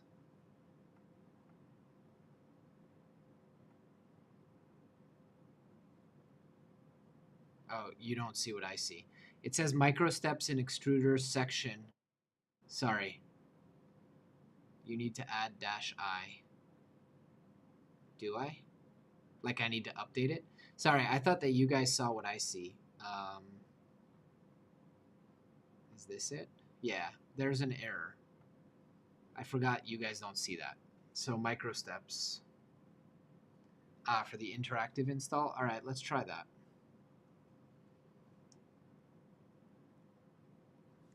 Thank you, Carrie. That's not it.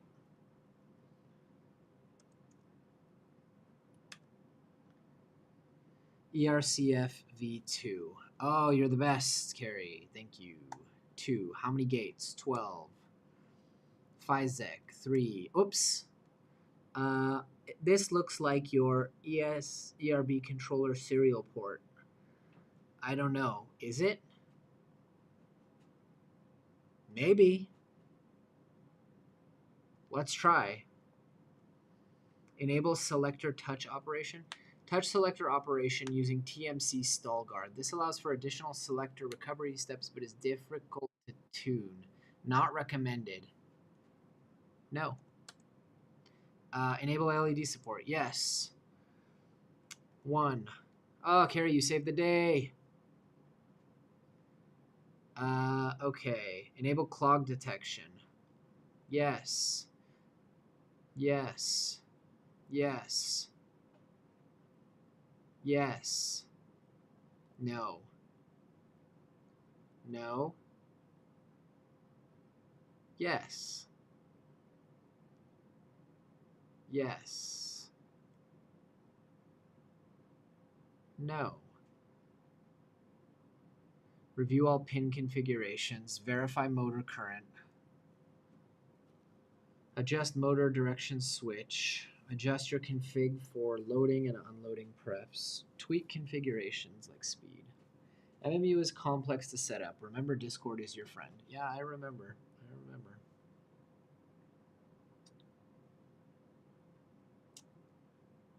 All right. That might fix it. Let's restart. Big money? No, not. Unable to create LED effect. It is likely you don't have the LED effect clipper module uninstalled. LED effect clipper module.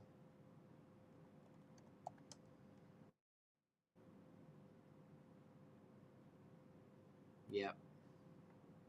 Fresh eyes makes a difference.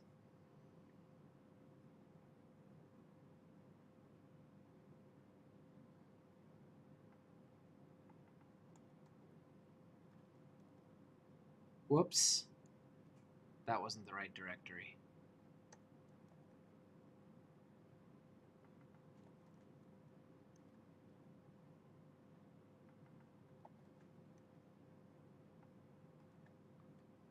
Okay. I mean, when it tells me what the problem is, I got no problem. Because I can solve the problems. Okay, internal error. Module toolhead has no attribute. Buffer time high. Next issue. Oops, I shouldn't have left that window.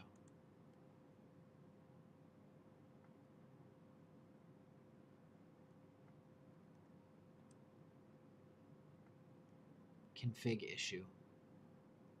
You just need to update Clipper. Okay, I'm a little scared to update Clipper that it's going to break my printer, but let's update Clipper. Like I said, when I can find the answers, I'm good. All right, let's update.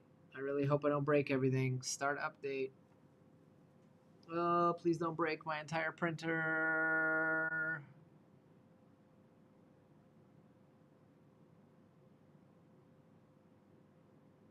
Carrie, I'm not a Voron girl. Proceeds to save the entire stream. Respect, humility, and respect. All right, let's reboot. It's rebooting. Please work. For the love of all that is kind and merciful.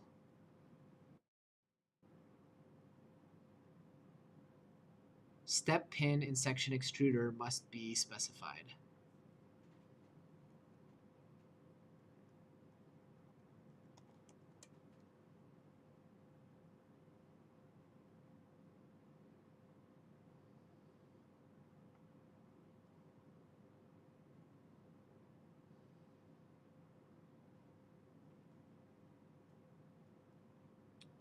I don't know. I don't know what a step pin is. I have a feeling that that actually needs to be in printer.config.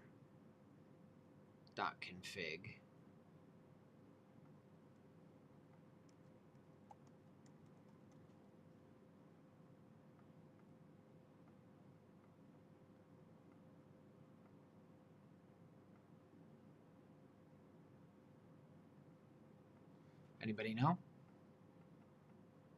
Does not seem to be here.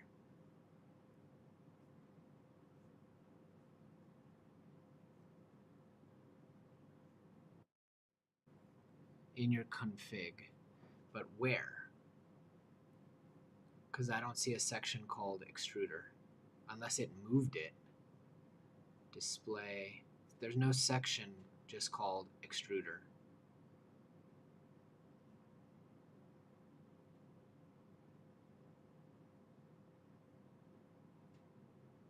Stepper, stepper, stepper, stepper, stepper, stepper. Verify heater extruder. Probe. It's not here.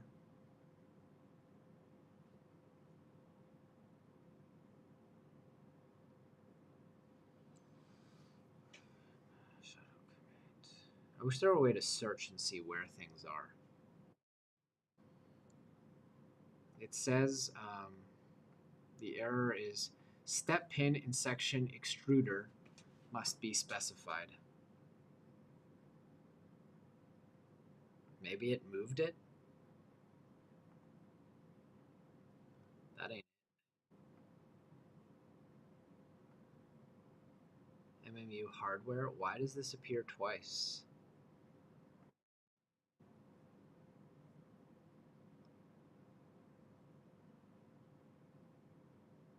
Selector, encoder. It will be in the macro. Hold on, let me just scroll through this. In the macro.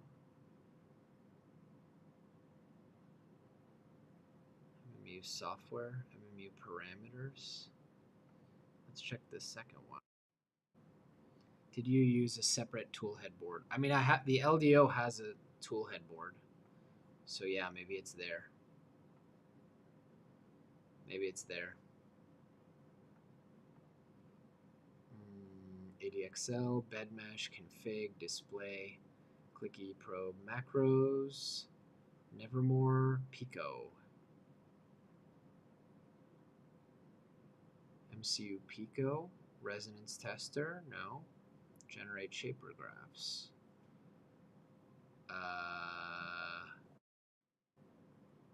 It's in that one you were in. Gonna have to be more specific. I'm going in all of them. MMU, base, hardware, stepper MMU gear, stepper selector, stepper MMU gear, servo selector, encoder, sensors, LEDs, not there.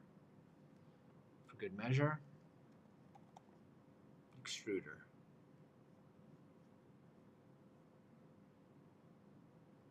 Extruder switch pin? No, it's cell pin, wasn't it?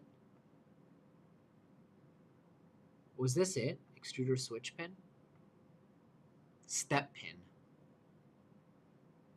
There's two of these MMU hardwares. The extruder is either in your printer config or referenced in config file, which is in the base config. I don't understand why there's two of these, by the way. Two of the same file.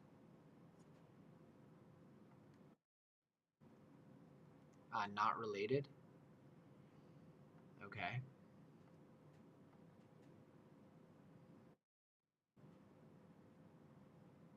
Display, camp, gantry, ERCF hardware, macros, mainsail, Nevermore.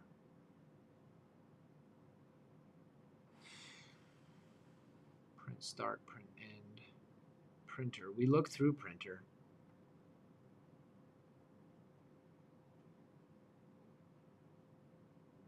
I mean, I could just add an extruder section, by the way. Time-lapse, shell command, macros, clicky probe, Nevermore, stealth burner, cutter, line purge, Voron purge, adaptive meshing. It's not here.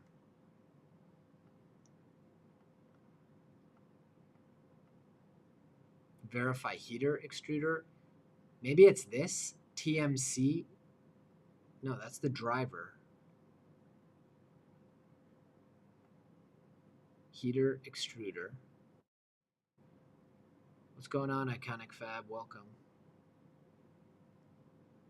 Contents are auto-generated. I mean, here's my extruder section, but it tells me save config, do not edit below. Hang on, gang, wife calling. Mama Tav.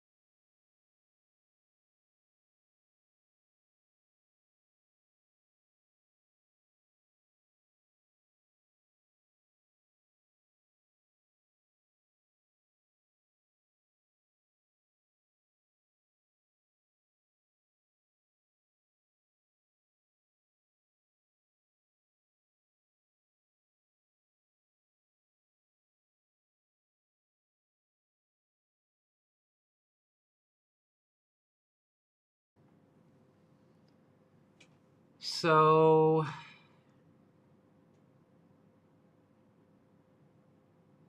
it has an extruder section. Maybe I just need to add an extruder section. Step pin is on the board for the extruder.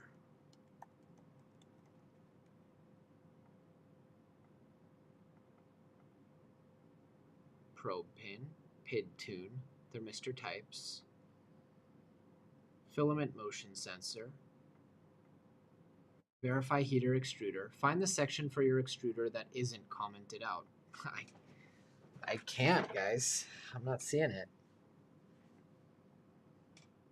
I've been looking. Maybe it's somewhere else. That's printer config.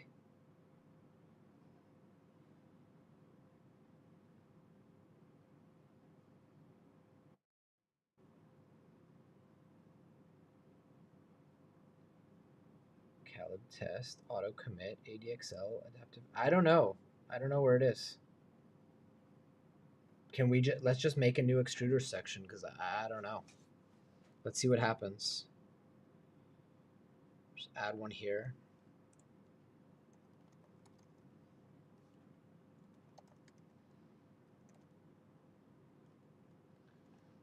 And I don't know what pin it would be. What is step pin?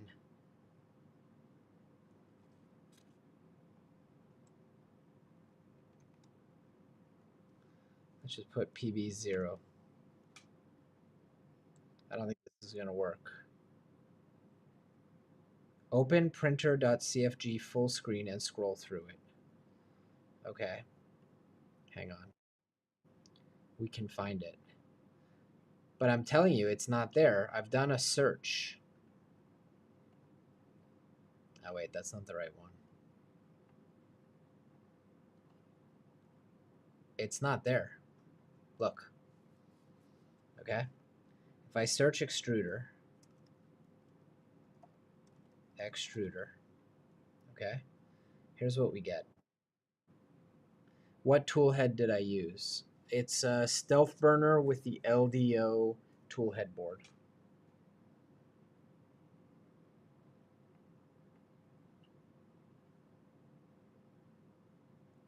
Heater extruder. Extruder. That's it. That's everything.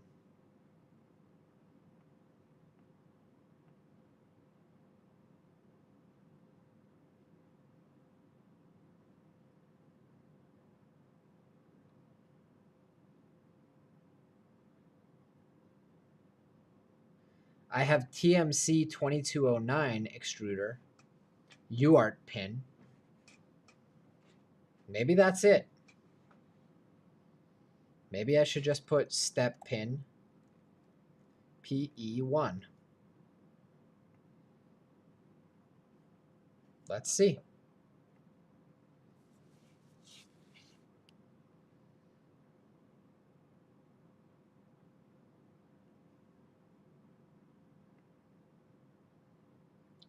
step pin in section extruder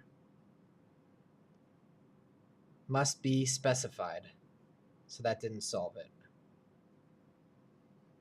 And I gotta go in a few minutes here, guys.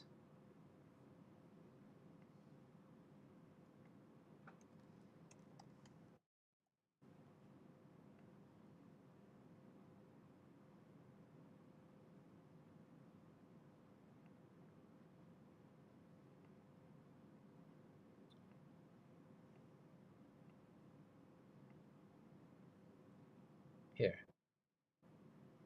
I mean, it says UART pin here. I put step pin PE1 and it didn't accept that. I'm going to turn off the AC because I'm heading home soon.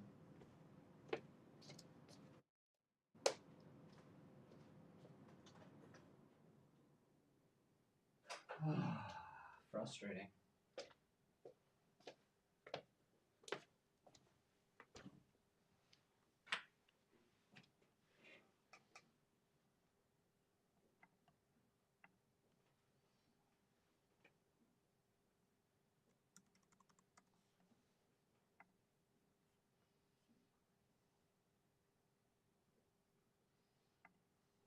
How do I download everything?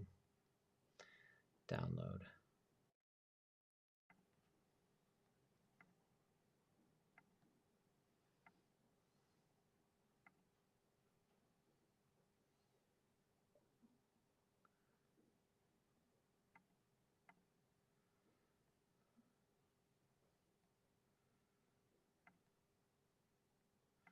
It's not letting me download everything.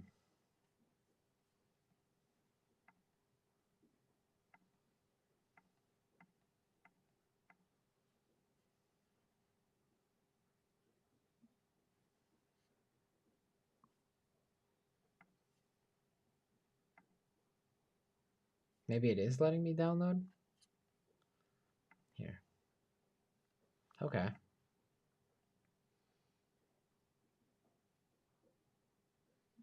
Hang on.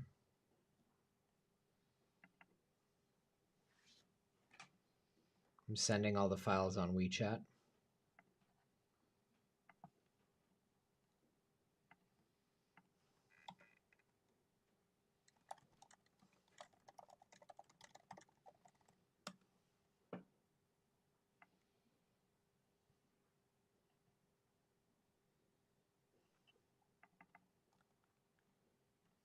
Wait. Option step pin in section extruder must be. Why does it say option?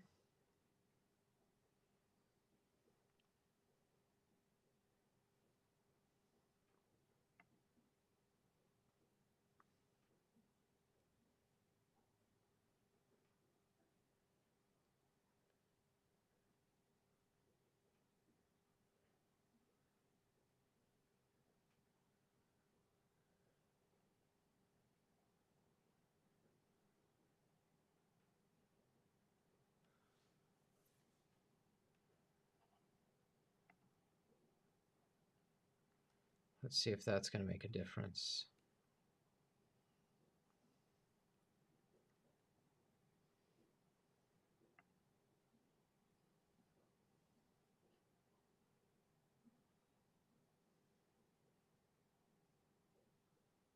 I have it. MCU.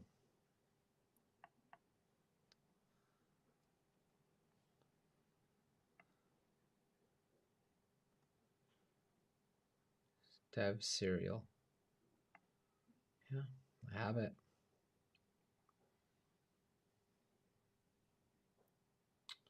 All right, guys, I'm going to have to wrap there. I got to go help my wife with my kids. I don't think I'm going to continue with the live streaming. I need to produce a video. Like, I don't think I'm going to continue the rest of this project live stream. I just need to get the software working. I mean, look at me.